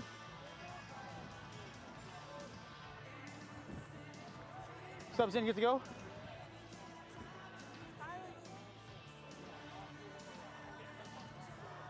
24-0 Manitoba over Yukon. 4:40 gone in the second half as Manitoba kicks off again. And it takes a friendly bounce for Manitoba right back to the Bison. Everything going the way of those yellow and black jerseys right now as Manitoba carries it across. Flipped up in the air and grabbed. Looking for a little space through the middle. Oh, nice play. In stride. Manitoba will bring it in for the try once again.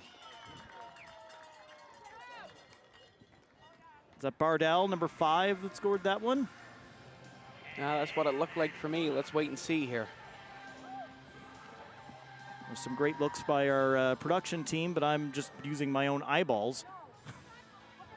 And the yellow numbers on the yellow jerseys are a little bit tough to read. Corners off, Manitoba. No, number 3, not 5. Once again, big ups on the replay. Looks great. Kipling Black scoring the try for Manitoba.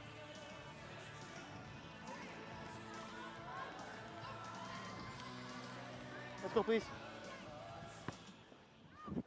Ball is up with 1 minute to play.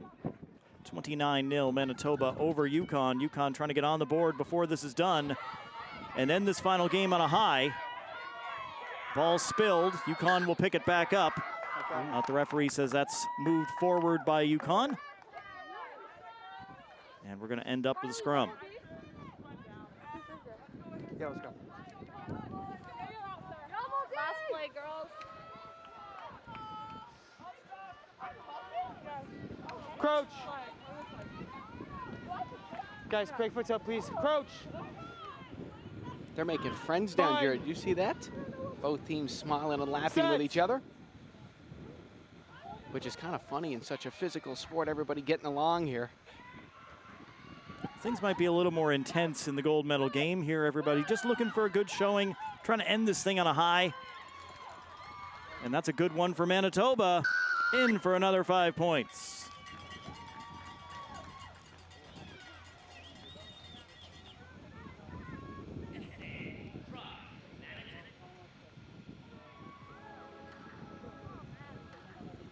Yes, yes.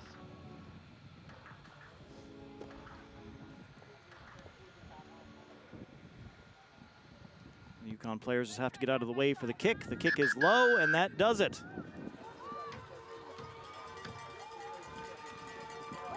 Yukon's tournament comes to a close here on the women's side. They will finish in 11th place, but nothing to hang their heads about. Left it all on the field every single time. Team Yukon, thank you. They brought smiles to our faces every single time. And for Team Manitoba, they're smiling right now as they know they've got a chance to move up the ladder just a little bit. 9th place within reach. They just have to go through the host to pull it off. Later this afternoon, Newfoundland and Labrador and Team Manitoba will finish off the consolation bracket for the women. Right now, consolation action coming up for the men. Yukon one more time, this time against Team PEI. That's next from the 2025 Canada Games. Thanks, man. No, That's what we need to see in the second half. That's it, right? yeah, I needed that. I needed that reminder. Yeah, no, that was. One of the things to me about the Canada Games is it's truly integrated. We have athletes with an intellectual disability, with a physical disability. Puis juste être inclus. Je pense que souvent, on est mis un petit peu de côté quand on est un peu plus jeune, puis qu'on est différent, puis qu'on a un handicap. Puis là, être à ces Jeux-là, c'était comme toute une grosse équipe. It's important to have representation and to acknowledge their different perspectives of life. When the opportunity is there, show up. The older you is gonna say thank you. If you believe in yourself, you can make anything happen. That's the Canada Games.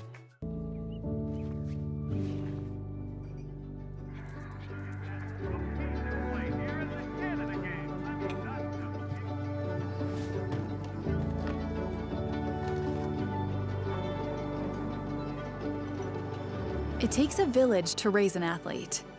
For more than 120 years, Marine Atlantic has connected our sports communities with the people, places, and games they love.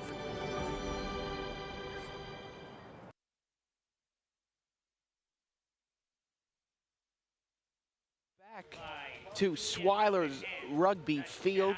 here in St. John's, Newfoundland and Labrador for the 2025 Canada Summer Games. Yukon and Prince Edward Island next on tap here. Consolation match. This is Yukon's second game of the day. They picked up another try this morning in their match against Manitoba, fell short, but they're back and ready to go. This is PEI's first game of the day as they get going early, and they're through right away. Team PEI will take it right through those uprights and lay it down for a try. Can't start much better than that for Team PEI. Just 25 seconds in, Seth, and they've got the lead. Well, what a great start for them. We're waiting to see the number on the back there. Is that 18, maybe? Ethan Gallant. The kick is up and good.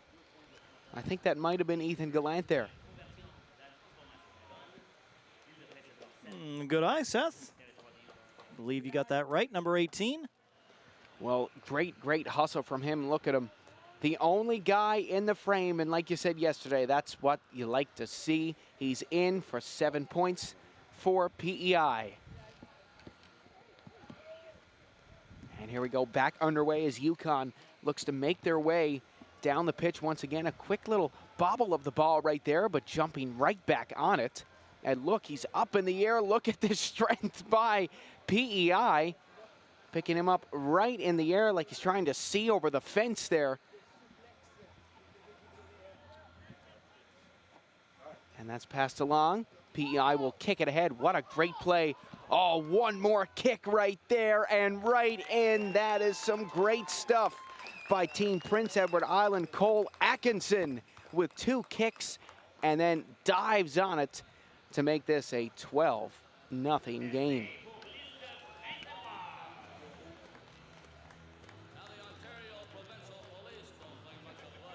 PEI putting in some good work here against Yukon as that kick is sent wide. The PEI, there's really always one of those teams that, you know, there's only so many spots. You might have a game that doesn't quite go your way. I'm sure PEI did not think that they were going to be in the bottom 3 teams coming into this event. But nonetheless, here they are. And the goal is very clear from this point for Prince Edward Island. We're going as high as we can. We want 9th place. They've got this game against Yukon, and they've got Manitoba later this afternoon to try to make that happen. Well, that bounces straight down onto the practice field. As we wait for the ball to get retrieved here. Tighten the gap, tighten the gap. We got one over there right now. Thank you. As Yukon will come up for the line out. Play on. Nice throw in from Yukon here as they get going. Svoboda along. Yukon loves that kick play as that ball keeps on rolling. Wilson on the pressure. PEI, nice job from them, but Wilson not giving up. Ring around the rosy right there. And now PEI is through. And they're going to take it right into the end zone for another try to make this 17-0. That's Campbell Wadman, the captain of PEI, getting it in there. Yukon given everything they could. Atkinson almost got pantsed out there by Wilson, who had him by the edge of the shorts. I thought we were going to see what kind of boxers he was wearing there for a moment, but credit, everything stayed in place. Well, that kick is up, and that kick is good. And 19 points for PEI.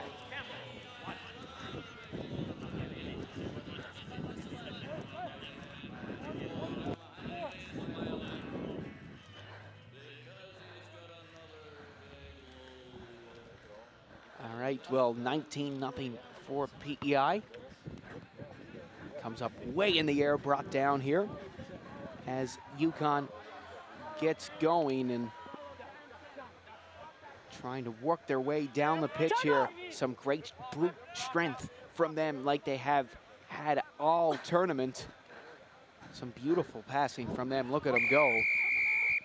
And down it goes. High tackle. Yukon will grab the ball. And they'll take it up the other way, but now PEI will intercept.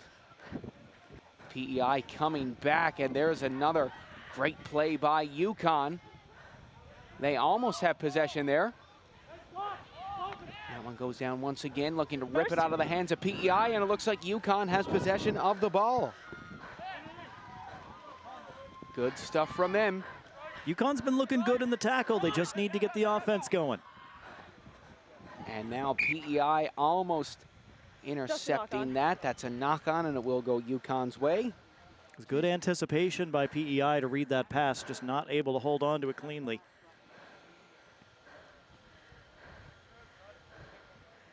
Yukon looking okay. Bradford Andrews has been tackling well. Number 6, Luke Roberts getting in there in the tackles as well. Crouch. They're not giving PEI a whole lot of room to operate. At least in the middle of the park right now. Well, here they go. Play on. Hey, hey. Back underway as Yukon gets moving. Again, they're just looking for one try here in this game and see what the call is here. Time off. Time off. Referee going over to talk to the linesman for a moment. Body. Okay. Yeah, very yellow card. Yep. Looks like a yellow's coming up here. Your captain. Yukon 9 and captain. Foul play, strike with a knee to the body of the other player. That's 2 minutes. Yeah, you're right. That's a yellow card for Yukon. Going off is number 9, Caleb Perry. Time back on. I mean, pretty respectful with the official there. Usually you see players try to fight the call, but just turns around and heads off, and that's why this is called a gentleman's sport. As PEI takes advantage of the man advantage, and they will get another try. Right up the gut, Mason McKenzie, number 7. 24-0 to PEI. You and I, Seth, are just far too used to ice hockey at this point. In the box, please. Go in the box. You know what you did. Go sit in the box. I've had enough of you. Yeah, a lot of hockey players love to fight the calls, that's for sure.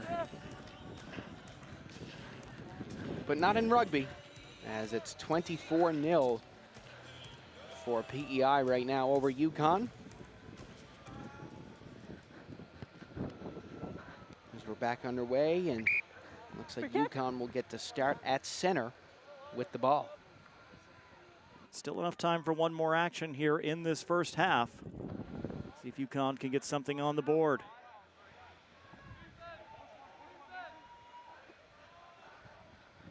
They've picked up tries in a couple of games, and that's a good play with a player in motion. Well done here by Yukon. They could pick up another there, but it's just snatched up at the last second by PEI.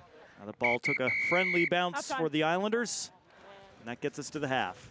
Well, halftime here at the Swilers Rugby Club, 24-0 for Team PEI.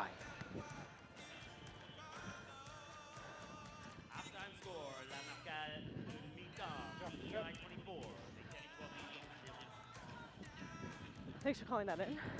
I was trying to manage it, but okay.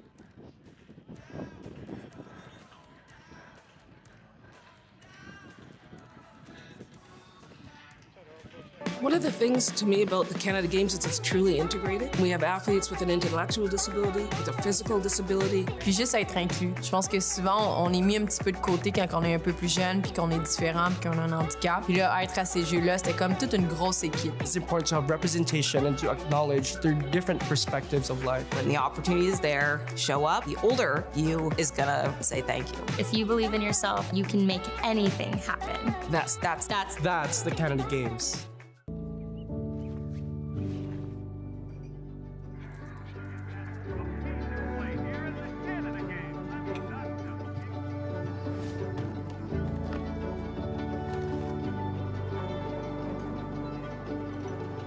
It takes a village to raise an athlete. For more than 120 years, Marine Atlantic has connected our sports communities with the people, places, and games they love.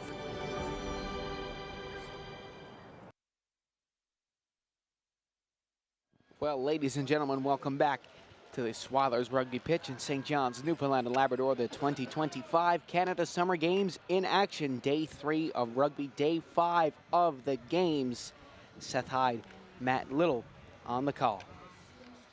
Yukon, So we'll take a quick look at the medal table here, Seth, before we get underway in half number 2. Ontario on top, 42 total medals, 14 gold. Quebec has 35 medals, but 15 gold to lead in that category. 25 for BC, 10 are gold. Alberta with 17 medals, Nova Scotia 14, Manitoba has 7. Newfoundland and Labrador with a couple of silver, PEI 2 bronze, Saskatchewan with a gold medal, and New Brunswick with a bronze medal right now. Well, good stuff. All Atlantic provinces picking up a medal.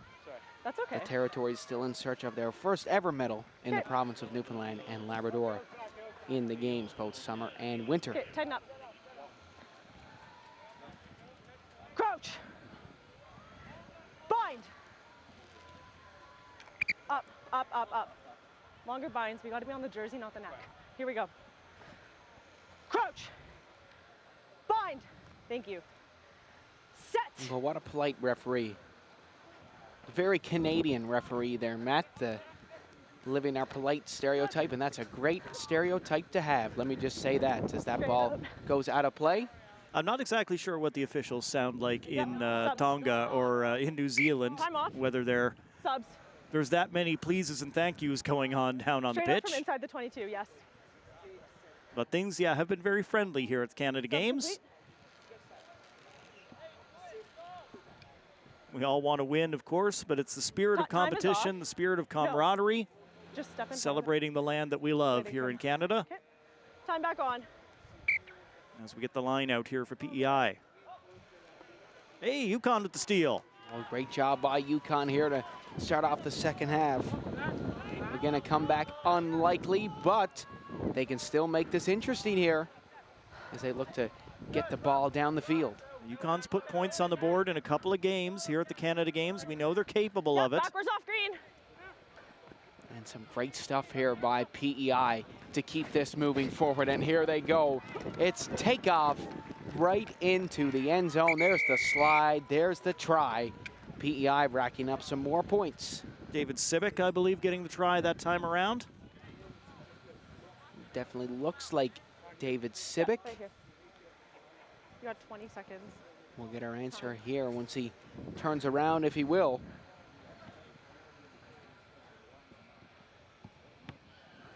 That's up. Oh, and just wide.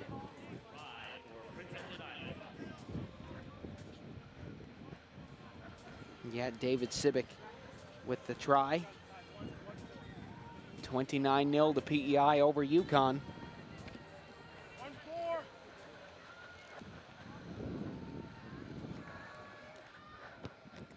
As this one flies high into Yukon territory.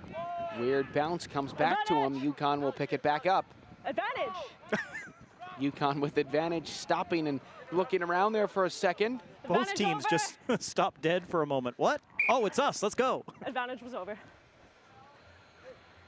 Well, now PEI going to take over possession.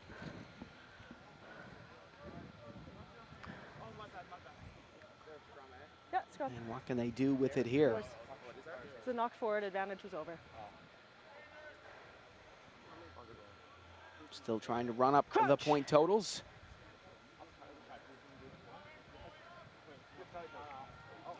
Bind. Set. Straight out. Okay. Well, now we're going to try this again here. Hold back too. Your offside line is the middle of the tunnel. So it looks like we're going to have Prince Edward Island versus Manitoba in the last men's consolation game. Well, we know we will have those two teams play against each other, but that should essentially be the 9th, 10th place game. Well, some lovely passing here by Team PEI. Looked like Yukon came away with it there, but now an opportunity for PEI as they might just race it right in to the end zone for another try. That's going to be 34. Yes. PEI players with a good hand slap. Thank you very much. That's a wonderful play by the two of them on the far side of the pitch to make that pass and make that try happen. Always aware of where your teammate is.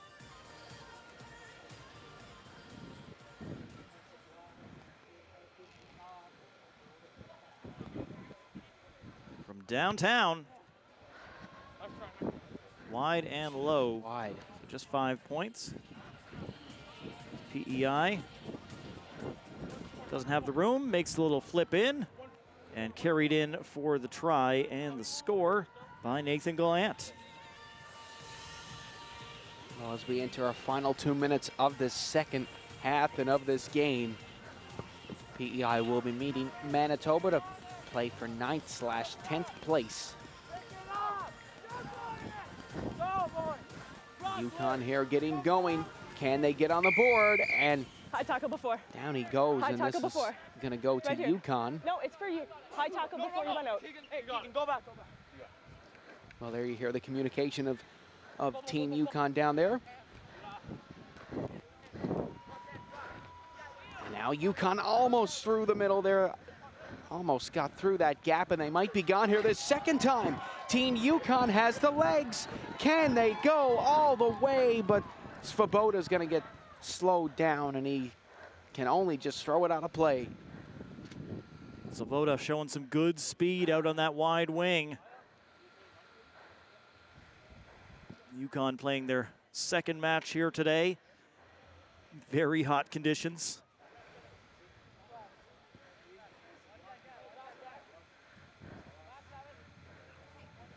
Well, way up in the air. PEI will come away with it. They have advantage as they move it up. Advantage over. And what a punt right there, all the way down the pitch, deep into Yukon territory. And it'll be picked up by them.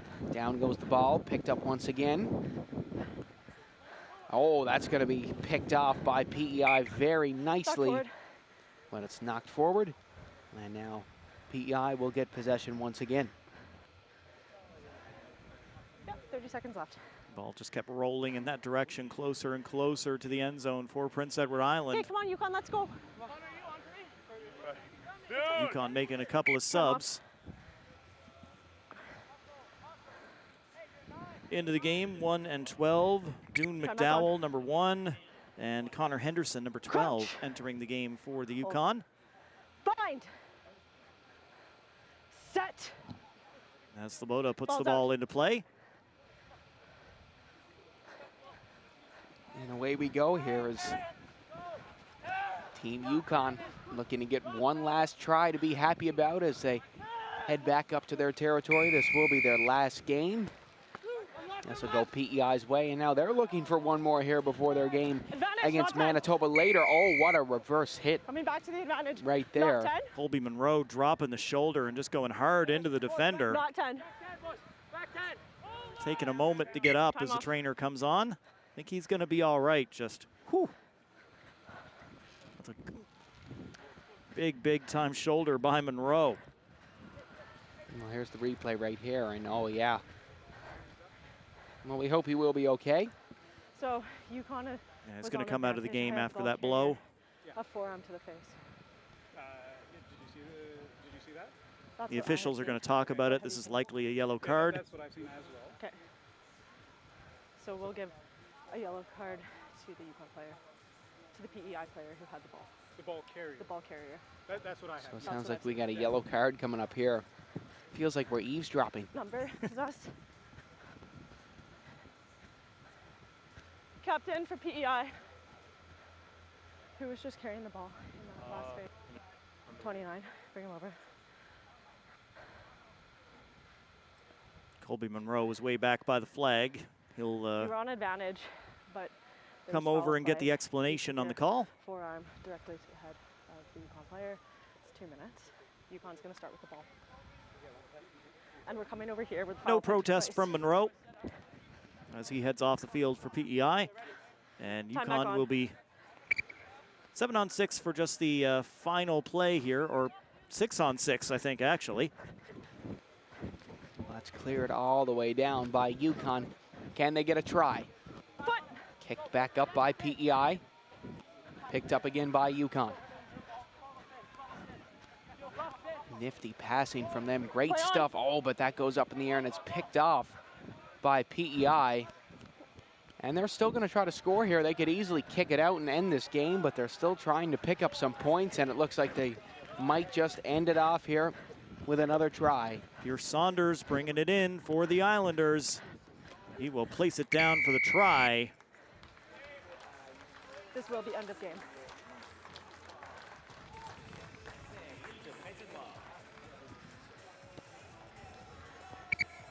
And it's 41-0 our final score. Great job by Team Yukon throughout this tournament. Hold your heads high, coming down from the territories, taking the long flight, and doing a wonderful job. Folks, thank you very much for tuning in to this one. Men's semifinals coming up. Be sure to be kind to one another, stay safe, and we'll see you next time. I've been enjoying this very week because I put the mic down. So why I held on that is because there was a similar event at the CRCs where I gave. Atlantic Lottery is proud to sponsor important community initiatives like this year's Canada Games.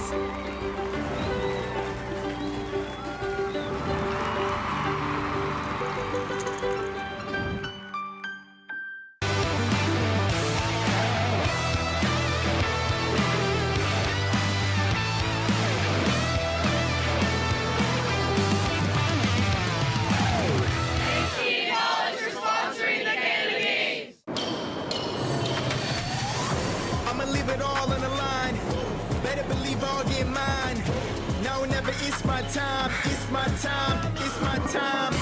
I'ma leave it all on the line. Better believe I'll get mine.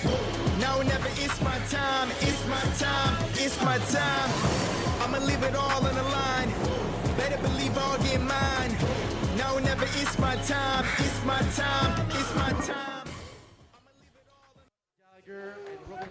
All right, ladies and gentlemen, welcome back to the Swilers Rugby Club here in St. John's, Newfoundland and Labrador for the 2025 Canada Summer Games.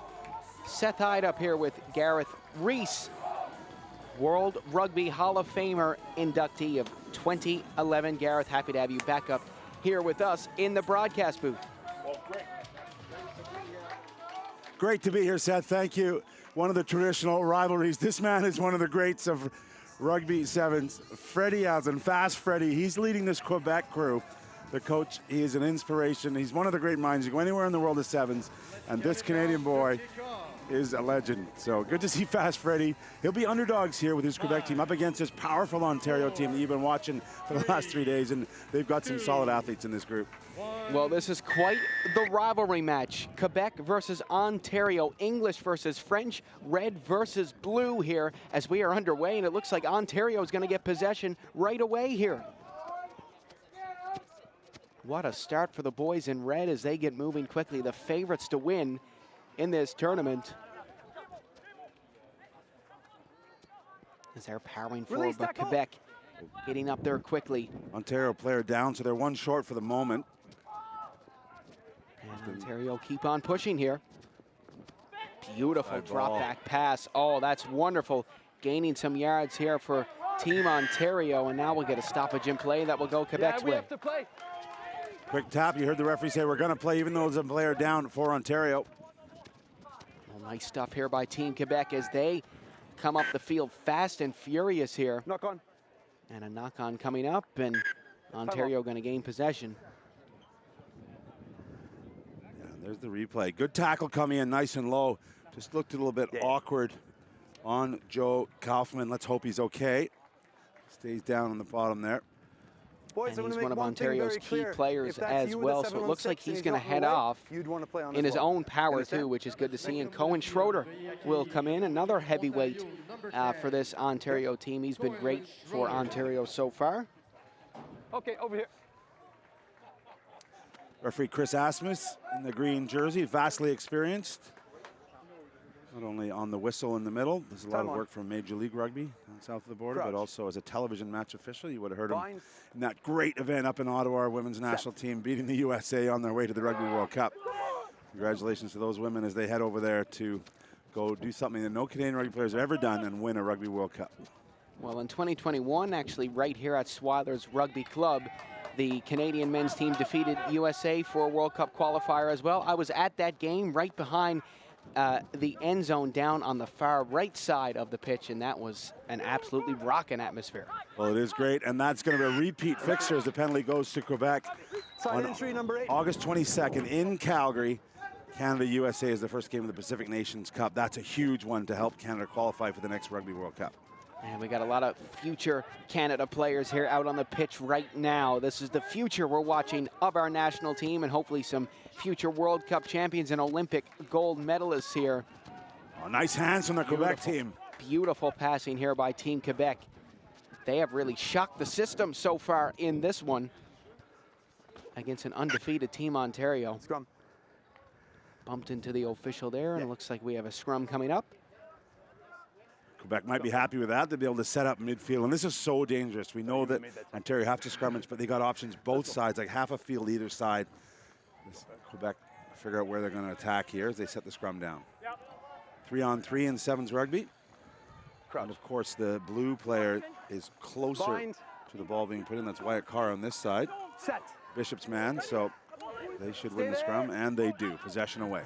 Well done to Quebec here as they get moving past the halfway line and almost up through the middle right there, like a knife through hot butter, but now Ontario is going to get it back.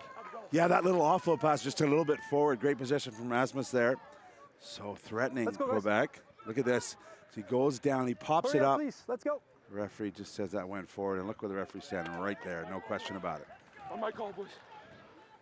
Well, Gareth, you played 55 appearances with Team Canada. We were just talking about these guys being the future of our national team. Can you take me through the path to get there? Well, it started with this. I played at Canada Games way back in '85, but all the provincial rugby 7s and 15s, we just have rugby players in this country. One squad is what we talk about. So play the game every chance you get, join up your local club, and that's the start of the pathway. The man who runs this facility, Rod Snow, who's a Canadian legend, I played many of those 55 caps with him. He's now running a lot of sport out here, the basketball complex. But just a great example of a guy who played pro rugby, played for Canada, and then has now brought it back to his community and serving and running this great facility here at Swilers. Well, Ontario with some beautiful passing here as they look to get something going, but almost going out of play, and now a bouncing ball. Wow. So halfway through this first half, and really Quebec haven't let Ontario play. We talked about how powerful they've been, how successful they've been here in the first 2 days. But it's not going Ontario's way right now. It's still 0-0. Ontario haven't trailed at any point in this tournament for their males team. They are undefeated. They looked like they were going to punch their ticket easily to this gold medal game. But Quebec coming in and saying, hey, not so fast, we're still here. Here's the lineup. Watch as they walk in, see if they can get possession, and then attack. They've got it. Well done here. Quebec playing so well to get things started. And now they might be through, almost up through right there. It will stay in play as Robida might be in, and Robida is in for the first time this tournament. Ontario have trailed, and it's the blonde bomber himself, Benjamin Robida. Well, there's players from all over the Quebec province. The regions are well represented. From L'Estrie, Robida getting it done. It's a set-piece move for Quebec. Referee's got time off. I wonder if we're going to have a look at something. Just getting the players out of the way. Now it's time back on. Yeah, as we look to add the extra points through the right boot of Nicolas Tizier. From a weird angle, that's a tough one to convert. There's your try scorer, and look how they set it up. It was an inside ball. There it is, catching the Ontario defense, but a nice jersey grab. Look at him getting his hands free, popping it out wide. Doesn't go to hand, but credit Robidas for jumping on the loose ball and getting the first score here. Well, this is huge for Quebec to get this started. And if you'd like to watch the stream en français, we do have our French counterparts here, Richard Provencier and Roger Surette. As here we go, Quebec is absolutely buzzing here as they get going. Oh my goodness, what a tackle right there. That is a bone breaker. The referee just turned his back, he didn't see it. Ooh. Tough one. Ball was exposed for me, it came from the back. Well, Ontario getting moving here. Schroeder with one more pass, and Ontario might be in. Yes, they're gonna slip away. Ontario will clap back, and can they get through the middle here? It looks like they're going to be off to the side for the conversion kick, but for now, this game is all evened up. Scored by number 6. Clinical response from the men in red. Ontario taking that turnover ball. Open play. Referee deeming that ball to have been out of the ruck, so he's explaining that to the Quebecois players. What a run. Great hands to the edge. And it's Ali Reda with the try off that one. 5-5 is our score. Ontario can make it 7 right here. No, the flag stays down. No good, so this will be 5-5 as we tick towards halftime. Well, this was it. After they turned the ball over, they got it out wide, and Reda had the one-on-one battle. The jersey grab, not enough, and Ali Reda showing great awareness. But maybe that extra 5 meters you mentioned here, he kept him out wide. That was the difference in the missed conversion. We still got a tie ball game.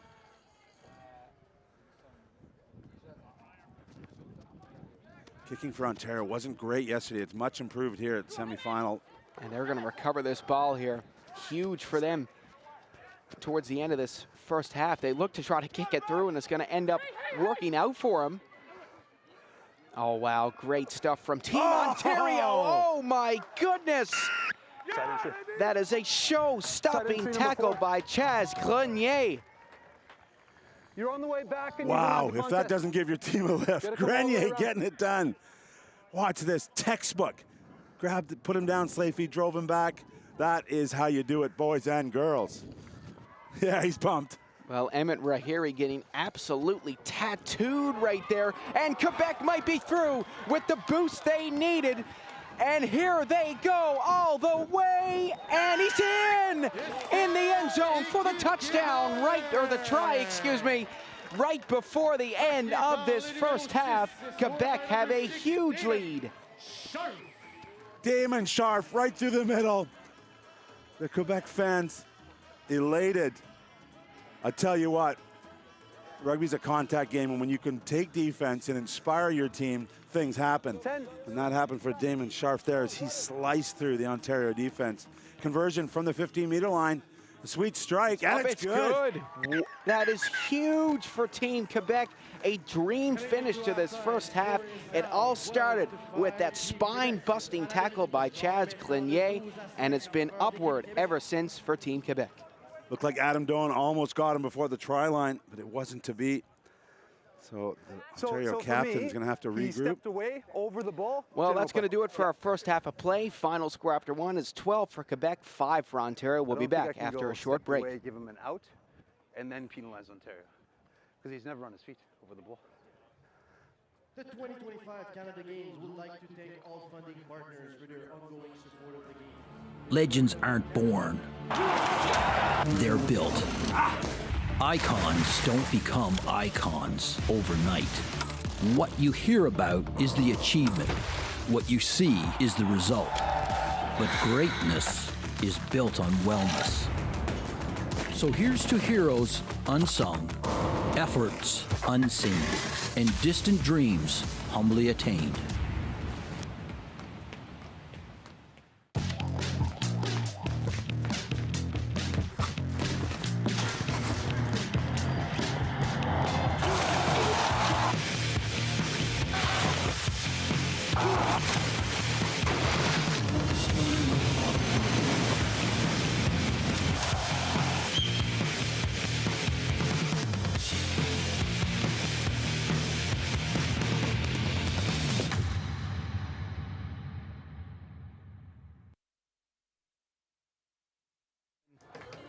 Well, ladies and gentlemen, welcome back to the Swilers Rugby Club here from the oldest city in North America at St. John's, Newfoundland and Labrador.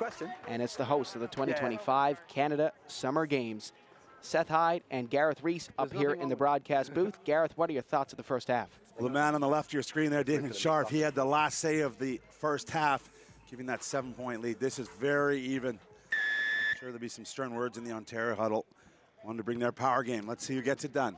Well, what a kickoff here by Team Quebec, as Ontario will pick it up and hopefully get their mojo back here in this second half. Myself and Matt have been praying for some extra time action here, as it is sudden death once it gets to that. So hopefully we will see that between these two rivals here, but lots of time for things to go both ways. Play on. Wonderful passing here by Team Ontario. Great stuff from them. Advantage over. Devon Henry's lurking out wide here. He's fresh off the bench. He's the sub. He's on the ball now. Well, Devon Henry has been a fan favorite here so far, and he makes a wonderful pass. Cohen Schroeder with the stiff arm. Oh, my goodness. That's a hard tackle to take, but he's back up to his feet, and Ontario are almost into the end zone here. There's another hard tackle. Adrenaline starting to take over for both teams here right now, and it looks like Quebec got possession. Huge defensive stop for them. Wyatt Carr with a massive hit, working really hard out wide, and now there's a lot of tired bodies on the field. Quebec, though, in possession. Oh, look at this from Team Quebec. Devon Henry going to get there. Yeah, just ran away, got isolated from his support there. Now it's going to be Ontario. And it's Henry again. Well, Devon Henry might have found some space, and he has found enough space. Devon Henry's in for 5 points. It's going to be a tougher conversion, but Ontario starting to claw their way back in. Yeah, Gabriel Ricci trying to go around the outside there, got a little isolated. Henry was there in defense, and then he turned it right back into offense. Look, he's like, yeah, I got it. Well, the Let's Go Devon chant starting to ring out here once again today. And the kick is up and good. We are tied at 12-12, and someone just got smoked there in the stands. They're okay, having a good laugh about it. It's 12-12. This was the breakout where he got a little bit away. See, there's no jerseys around to help him. Blue jerseys, sorry. And they steal it. Yeah. You got it. Credit the wee man. Emmett Rahiri getting in. He stole the ball, and Henry's does what he does best. Well, good stuff from Team Ontario, and this is going to shape out to be a great game. Like I said, Gareth, it seems like every time you've been in the booth with us here today, it's been an evenly matched affair. Quebec bringing on some fresh legs. Thomas Godard sneaking on. We'll see if he can have an impact. Ontario regaining possession here. Look at this stuff from them. Quebec need a big defensive stop here. Look at Ontario go.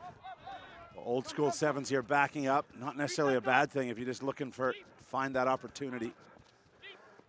Well, look at this stuff from Ontario, just magical. This is what's made them so special. They're so connected with each other, a more senior team in this tournament, and Cohen Schroeder will pass it off to Devon Henry. Henry keeps it moving. Oh, another overlap big hit, but Ontario keeps on going. Ball comes out, Ontario regaining possession. They're almost there to the end zone. There's that pass they needed, and Ontario is going to take the lead. A huge try for them. Emmett Rahiri putting them up 17-12. Well, Rahiri was doing the dirty work for the last try. This one, he gets the reward. The offload off the ground. Look, he's tired. Those boys have been working hard. He may have to take the conversion himself. He is. And he seems gassed over there. He's got a shot clock, remember.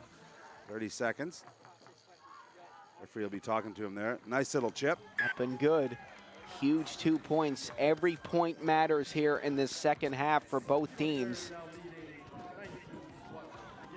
Here it is. Good hands. I thought they could have scored earlier. But look at this. Getting in behind the defender, then getting that right arm free, keeping it alive. Nice touch there. And Rahiri's in.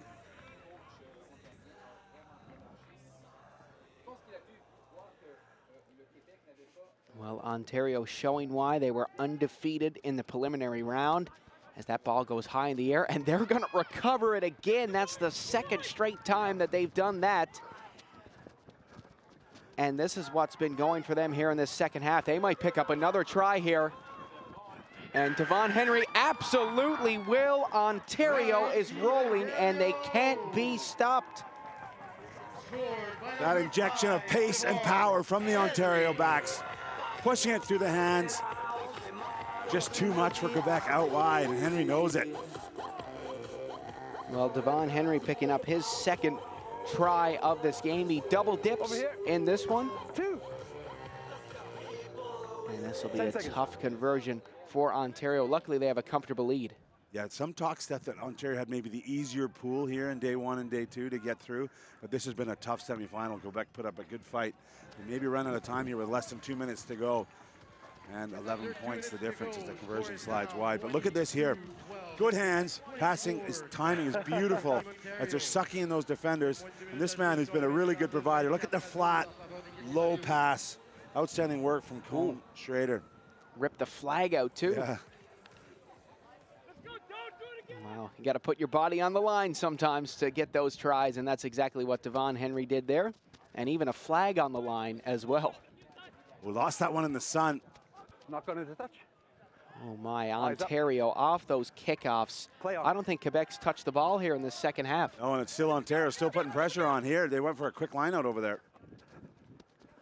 Unbelievable stuff from Ontario, settling into their game in the second half, and those kickoffs have really been the story. Yeah, and just watching this clock tick away, less than a minute to play. Quebec needs 2 scores. Interesting, the kick-ahead tactic from Barron. Can he get the bounce? He gets the ball, but he's just short. Play on. And he'll hand it off. Ontario just on that line right there, playing short-handed right now as one of their players is down, and now finally Quebec will get possession of the ball, but it might be too little too late. 30 seconds here. We're going to have time off. They need 2 scores. You can with 5. It will be a penalty to Quebec from deep in their own line. Injured player on the far sideline. Player welfare always a priority. Great medical staff here, part of the Canada Game setup. So well done to all our team support crew that help these athletes, not only with injuries, but hydration, every aspect of the modern game. Yeah, I mean, can we sub? Yeah. Let's get a sub on. It is definitely a warm one here at the Swilers Rugby Club. That was a tackle just short of the line. Everyone's low. Looking like they were going to go again, but there's the turnover here. Quebec, look at that commitment, putting the bodies on the line. And then they won the penalty there as Ontario guilty of sealing off at the breakdown. 10 meters, boys. 10 meters. Oh, we're still... Well, here we go, Quebec. Got to get it up the field quickly. Do you think a kick might be a play here for Team Quebec? Well, they need something quick. What they can do is score, try and decline the conversion, and then they could still get the kickoff in. You always have time. Maybe try a 7-pointer and get it tied up for some extra time here in the medal round. Semifinal action. Okay. Right now, Ontario have one hand on a trip to the final. Who will they face? Coming up next, Alberta and BC. That's going to be a good one, too. Well, Ontario women's in the final right now. It looks like Ontario men's could also be in the final. Still some time for Quebec to make something happen. It is unlikely. They're going to have to get it down very, very fast here and use their runners right now as away they go. Maybe for one final chance, but Devon Henry doing a great job for Ontario right there. Well, literally tiptoeing down that sideline. Devon Henry, he's got the tries. We know he's a powerful finisher, but he's done some good work in defense here as he shows the outside and then immediately takes it away. Just trying to stay on the park. Nothing he could do. Is he on? He's got one. Come in. Well, Quebec will still fight for the bronze medal. Dummy throw. That throw's not straight, so a free kick against Ontario. Actually, a dummy throw, a fake throw, which you're not allowed to do at line-out time. No, it's a dummy throw, Robin. Free kick. Well, Quebec puts it in play, a bit of a miscommunication there, as this will probably be their final play before the bronze medal game. Still going to play for a medal, and still a chance to get a medal on the board on that medal table for Team Quebec. Advantage over. As they look to put some points on the board, they're not going to quit.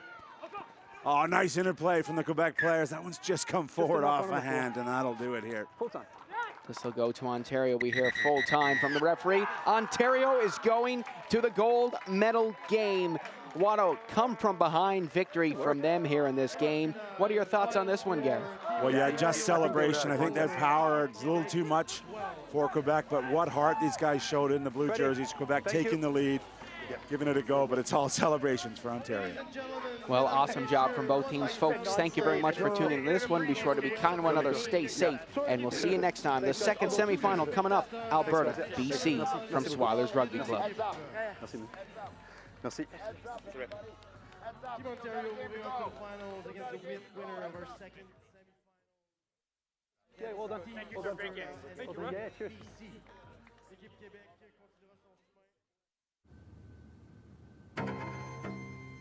Everything has brought her to this moment. She inches closer to the edge and summons the courage to leap. Because she knows the only way out is across when the floor is lava.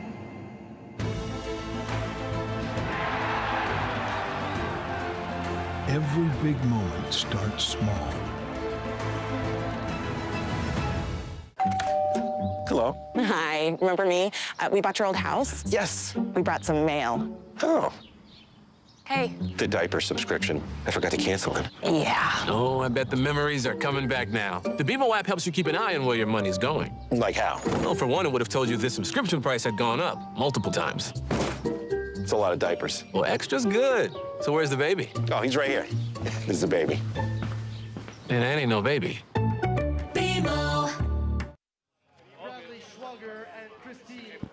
All right, well, welcome back to the Swilers Rugby Club here in St. John's, Newfoundland and Labrador. Our second men's semifinal, Team BC versus Team Alberta. We just had an absolute showstopper between Ontario and Quebec. Ontario waiting the winner of this one in the gold medal game. Seth Hyde alongside BC native from Duncan, BC. We have Gareth Reese on the call with us. Gareth, thank you so much for joining me once again. Many moons ago, I put on a gold medal wearing that BC jersey, that dark one there. But different story now, and Alberta going to have something to say about it, preventing that BC team, who would be favorites in this one, but getting to that final. Well, this should be a good game. Alberta had a tough game against Team NL last night to get into the semifinal round. This is going to be a great game. BC and Alberta underway here at the Swilers Rugby Club, as BC hard on the push right away here. Lovely passing from them as BC will leap back on it. The BC women's team is in the final against Ontario, so will the BC men's team be in the final against Ontario? We'll find out here in just 14 short minutes of play. Yeah, Ontario with a great win over Quebec 24-12 in that first semifinal. And some lovely passing here by Team Alberta. As that, almost picked off there by BC, but Alberta still working the ball so well. Scanning, looking, moving it along. Alberta just got to get it out of their own territory here and gain some yardage, and it looks like that's exactly what they'll do. A beautiful kick play. What a heads-up play, but it looks like BC will win the race. Great hustle by Reese Conlon-Thompson, as BC will recollect the ball once again. And a nice pass here as BC gets going. Great stuff from them. It's Thompson once again taking it up. Thompson drops it off to Nicholas. And now Nicholas with one more pass to Liam Janes, who's hauled down nicely by Alberta. Good stuff from them. Great passing by BC as they're almost at the try line, and what a challenge by Alberta as they look to get going. It's Jacques Hennings at the bottom there. BC reaching in to get it, but Alberta will get possession. And they go quickly. Yeah, some good pressure at the breakdown, but just a little too much penalty for playing the scrum half. So Alberta showing some good solid D early on. Well, Alberta gets going nicely here as they move down the wing side. They've held BC off very well here defensively so far, and they're finally gaining some yards, but now they're going to have to work it back once again. So well coached, both these teams. No longer is it a bunch of 15s players trying to play sevens. These are proper sevens programs. Nicely timed hit there from the big man. He's been busy early on. That was Xavier Kruger there, captain of Alberta for a lot of the games in this tournament, as BC get the ball moving, and they might be through here for the opening point, but that's picked off. And now Alberta coming up the other way. Nice offload from the ground, but it can't be handled. They tried to recover it there too as well. Julian Passion tried to kick it back. Look at the body language, Seth. All those Alberta players, hands on knees, not a good sign. But frantic, 2.5 minutes played. Ball in play the whole time. Both sides offloading, turning over. Yeah, and some fresh legs coming on the field for BC. Good coaching early on. And that's Mikey Outred from Victoria, and Jackson Powell. Well, whichever team makes the gold medal game has a long break. The gold medal game will be at 6:57 p.m. tonight. Great to see Outred here, and such is the commitment from the Outred family. Mums flown right across the country to support, Looks like Alberta player in some discomfort here. It's one of the props, so that's why we're stopped, because you need your props to scrummage. And maybe it was also, they used to have a call called a timber call, where you could tell one of the front row boys, just go down, we need to rest, we need a breather. And maybe a wise decision by Alberta. I'm not questioning the integrity, but actually it looks like it is Kruger, who's been so impressive in the first 2.5 minutes. He's maybe got a shoulder issue or something. The player is complaining of dizziness. Just make sure it's just or it could be an HIA check, a head injury assessment. There'd be no risk of any player playing with any head knock, and the rugby's gone very heavily that way. When in doubt, sit him out. Thank you. Absolutely, and also it's very warm today as well. Very easy to get dehydrated, and heat stroke is a risk as well. So we hope that he will be okay, and we'll be back out onto the pitch before the end of this semi-final. Jonty Nicholas wants his guys to come closer. We're not doing this all day. We need space on bind. Okay, let's go again. And something that me and Matt have noticed throughout this tournament is that when a player gets a yellow card or a red card, they just turn around and walk off. There's no debating the call, and that's why they call rugby the gentleman's sport. Yeah, played by hooligans, as opposed to... It's used to be that the time didn't start until you got your bum on the seat, so that's how that started, but it's a little different now. BC looking only 10 meters out now, right through the middle. BC is in for the first points of this game. Huge for them, and they get on the board first. Thank you. Yeah, keep me posted. Well, there wasn't much on here. You're gonna have the conversion. A little bit of gusty wind here, so you've got to be careful, just to the right of the post. That's up and good. Well, great job by BC to get things started here. Complaining of dizziness. I'm not sure who's the ball carrier here. Comes inside, Liam James bobbles it. Sit alive. And just backs himself. Says, I'm going to go all the way. There's 4 jerseys around him, but he wins the collision over the line. Time off. Great work. We're waiting for what, sorry? Liam James. You have one? Cool. Time back on, please. The kick as soon as possible, please. Jonty Nicholas going to get us underway with the kick. A high kick up in the air here. BC almost winning it back. And something I've noticed in this tournament is the teams that have the best kickoffs are the teams that are doing the best right now. And is that usually a theme in rugby? Yeah, there's a couple of positions, aerialists as they're called in rugby. It's specialist work, not only the catchers and the jumpers, but also the kickers. And it's quite a precise skill, and it's one of the main sources of possession in sevens rugby. So that one was actually knocked on by BC. That's why we're coming back here, even though Alberta had their hands on it for a second. And I mean, just how grueling do these Rugby Sevens tournaments get? I mean, they're making it look so easy, but this is like their 7th or 8th game of this weekend in just such short time. So, I mean, what's that like? Well, that's a big part of sevens rugby is managing your resources. Of course, Teal, the head coach of BC, has played on the World Series. He knows all about that, and BC are doing that, bringing on the fresh legs. And over the course of 3 days, you need to be ready to play the final.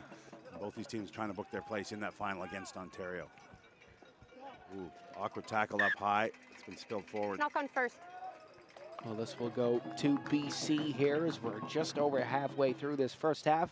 We're going to have a nice break after this one, and then it's over to more women's Constellation at 3:24 p.m.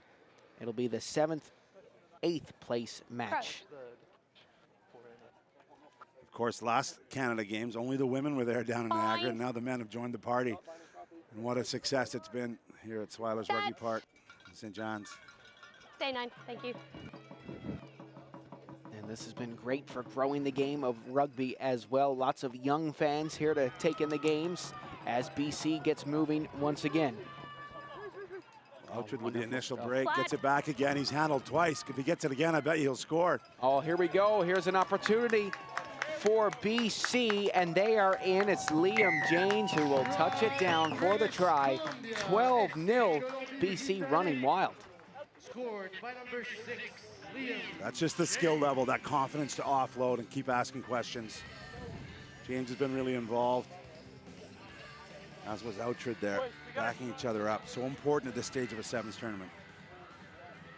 10 seconds, please. So whichever team makes the gold medal game, what would the preparation look like in their 4-hour break? Ice baths. No, they want to cool everything down, hydrate. Obviously, it's really hot here. in St. John's. Thank you. Maybe look at a little bit of tape if they got a chance to see the Ontario semifinal. But this is the confidence they have offloading the ball. Good footwork to stay out of the tackle. There's Outred, one pass out wide. Thought they may be in, but let's just decide, let's go back and feel, and I got options. And he went inside. Hit him, Liam James in full stride for a second. Well, that's high up in the air, tipped back by Alberta. White and this touched it. looks like this is going to be a line out for BC. Oh, well, not before half time here. Looks like that is half. It's 14-0 for Team BC at the halfway mark. Gareth, thoughts on the first half? Yeah, just capitalize on a couple of mistakes, and Alberta just not able to get enough possession. We'll see if they can turn that around after the break. All right, Gareth, thank you so much for joining us up here, and thank you for tuning in. Second half coming up at the Swilers Rugby Club. Thank you.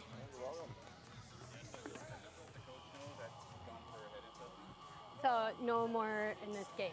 You can come back to maybe another game. But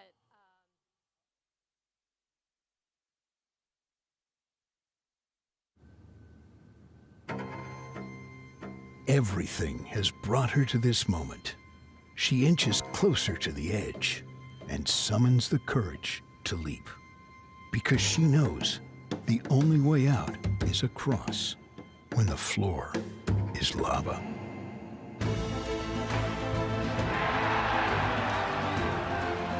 Every big moment starts small. Hello. Hi, remember me? We bought your old house. Yes. We brought some mail. Oh. Hey. The diaper subscription. I forgot to cancel it. Yeah. Oh, I bet the memories are coming back now. The BMO app helps you keep an eye on where your money's going. Like how? Well, for one, it would have told you this subscription price had gone up multiple times. It's a lot of diapers. Well, extra's good. So where's the baby? Oh, he's right here. This is the baby. And that ain't no baby. All right, welcome back to the Swilers Rugby Club. okay. I thought It's said Team that I'll BC have a- versus Team Alberta. Yeah. Matt Little back up here in the broadcast booth with me. Cool. What a first half Just one of more rugby moment, for okay? Team I'll get out of BC, your way, but I some promise. time for Alberta I'm so short, you can to get back into it. Yeah, only a two-score game right now. This is very much within reach. Yeah, are you ready? Sweet. Alberta's a good squad. They've got some good weapons, and they need some good work here in the second half. That goes right up in the air. Alberta almost retaining possession, and they will. A knock-on for Team BC, and Alberta get to take over early in the second half. This is a great start. Yeah, players going into the scrum here. Cool. Just watch the bind again, please.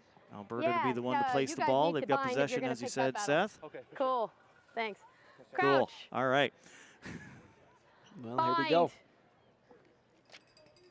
Colton Boychuk going to be the one to put it into the scrum.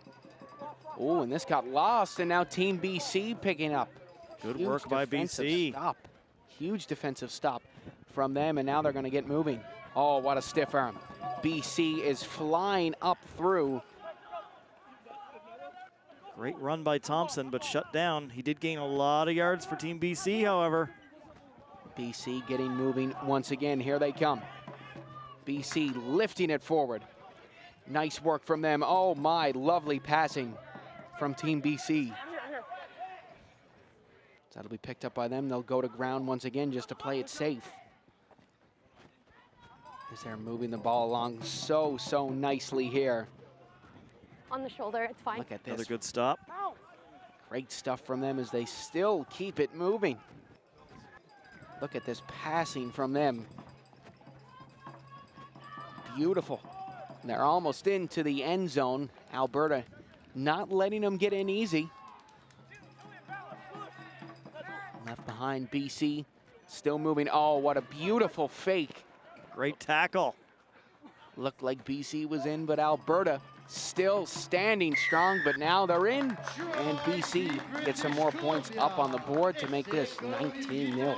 A strong defensive goal line stand for Alberta, but BC simply refuses to give up until they're able to punch it in. 5 more points on the board for Team BC.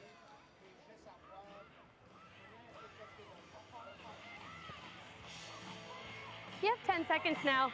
Just out of the way, guys.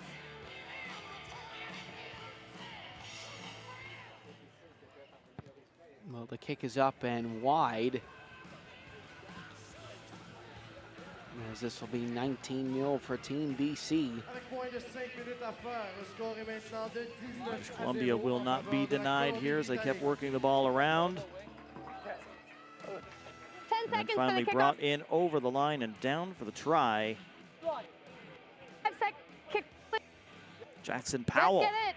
finishing things off for Team BC. Well, here we go, back underway. Ball bouncing in the air, brought down by Alberta. And that'll roll forward. Let's Looks see like what happens. advantage here for Team BC as they try to slide to get it. Pressure. Knock on here. Knock on against Alberta. Well, as it stands right now, we're going to have Team BC versus Team Ontario double header for the gold medal games here. Cool. I mean, it's clear they got some great programs. If we're attacking this set piece, be super patient. For sure. Thank you. Crouch.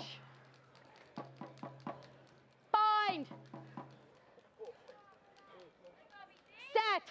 Left, Johnny, left. Well, both teams set here as that comes out. BC with possession. Keeping it going. Oh, it's up in the air, juggled, brought down. And now away they go. Oh, it looked like a for sure try. Yeah, bring them on. But this will go towards Alberta. And we got a sub coming in for Team BC. Checking into the game is Jasper Keast. Yeah, Evan Palmer thought he was gone on that one before the referee's whistle brought it back. Team BC 3 minutes away from a spot in that gold medal game, still up 19-0. So they are in the driver's seat. Please. Thank you. Yes, ma'am. Crouch. Stand up. You need to bind on your hooker. Oh, sorry, yes. Yeah, that's why we're having stability issues right there. Crouch. Oh, okay, chill. Bind. With a 9, please. I think we could listen to these referees all day, talk to the players in the scrums. Alberta will come away. And almost up through the middle. As that's pushed back, and now this will go to BC. And now we got a sub coming in for Alberta. That's going to be number 3, Jacques Henny. Let's welcome to the field number 3. Okay, let's set it up. Well, the sun has kind of hit away now, Matt, here. It's gotten a bit cooler at the Swilers Rugby Club. Thank you. Just starting to go behind the building a tiny little bit. Believe me, it is still hot down on that pitch. Bind. Set. 10, don't Ball ever is do in and out. Referee telling number 10 on one of the teams here to not do something ever again here. As BC will get it down and keep it moving. Nice work from Team BC as they are almost in. Oh my goodness, what a tackle by number 9 on Team Alberta, Noah Dickens. Team BC almost into the end zone here. And they are going to get in now. It's Josh McIndoe, captain for BC, picking up some more points for them. Just so difficult to stop once they're right in there, in the red zone, as it were. You know, Alberta has looked good in defense. It's just that attack just keeps coming, keeps coming, keeps coming. Either you force a turnover or BC's eventually going to punch it in. Just on the doorstep like that, chance after chance, eventually it's going to cross the line. 26-0 to Team BC as we wind down before the break. And I think it's safe to say not much variety in our gold medal games, Ontario and BC for both genders. 10 seconds for the kickoff, please. And we'll have Alberta, Nova Scotia for the female bronze, 5 and seconds. Alberta, Quebec for the male bronze. He didn't touch it. Alberta holding on, but now that'll go to BC once again. Thank you, Sean.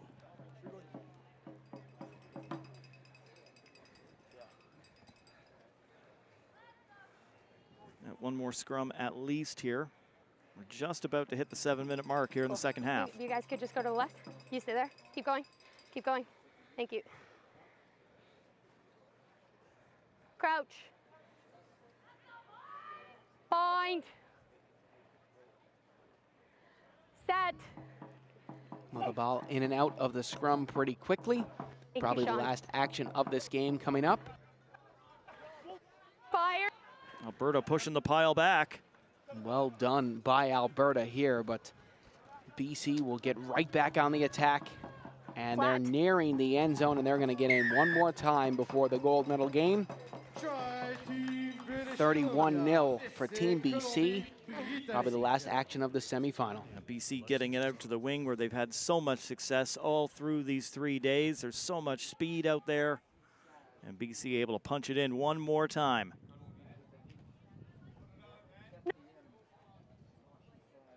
Can they showcase that speed on the wings against Ontario? We'll find out later today. It'll be our last matchup of the entire thing as Rugby Sevens comes to a close. Well, that'll do it. Team BC moving on to the gold medal game of Rugby Sevens. Alberta will go to the bronze. And we will be back here at the Swilers Rugby Club for women's consolation match, 7th versus 8th at 3:24. Hope you guys are enjoying the game so far. We will see you soon.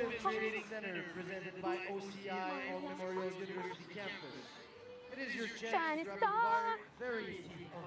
How are you? Oh my goodness, only my good side, I hope.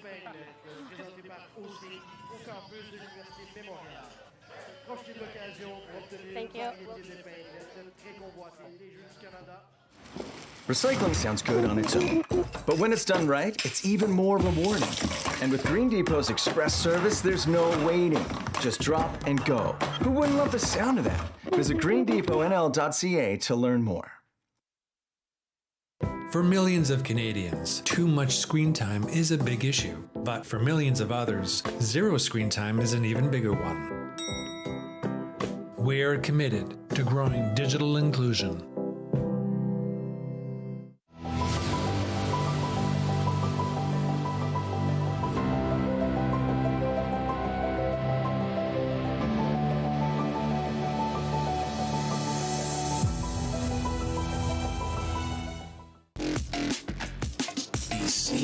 Be heard, be remembered. Canadian AV, proud supporter of the 2025 Canada Summer Games.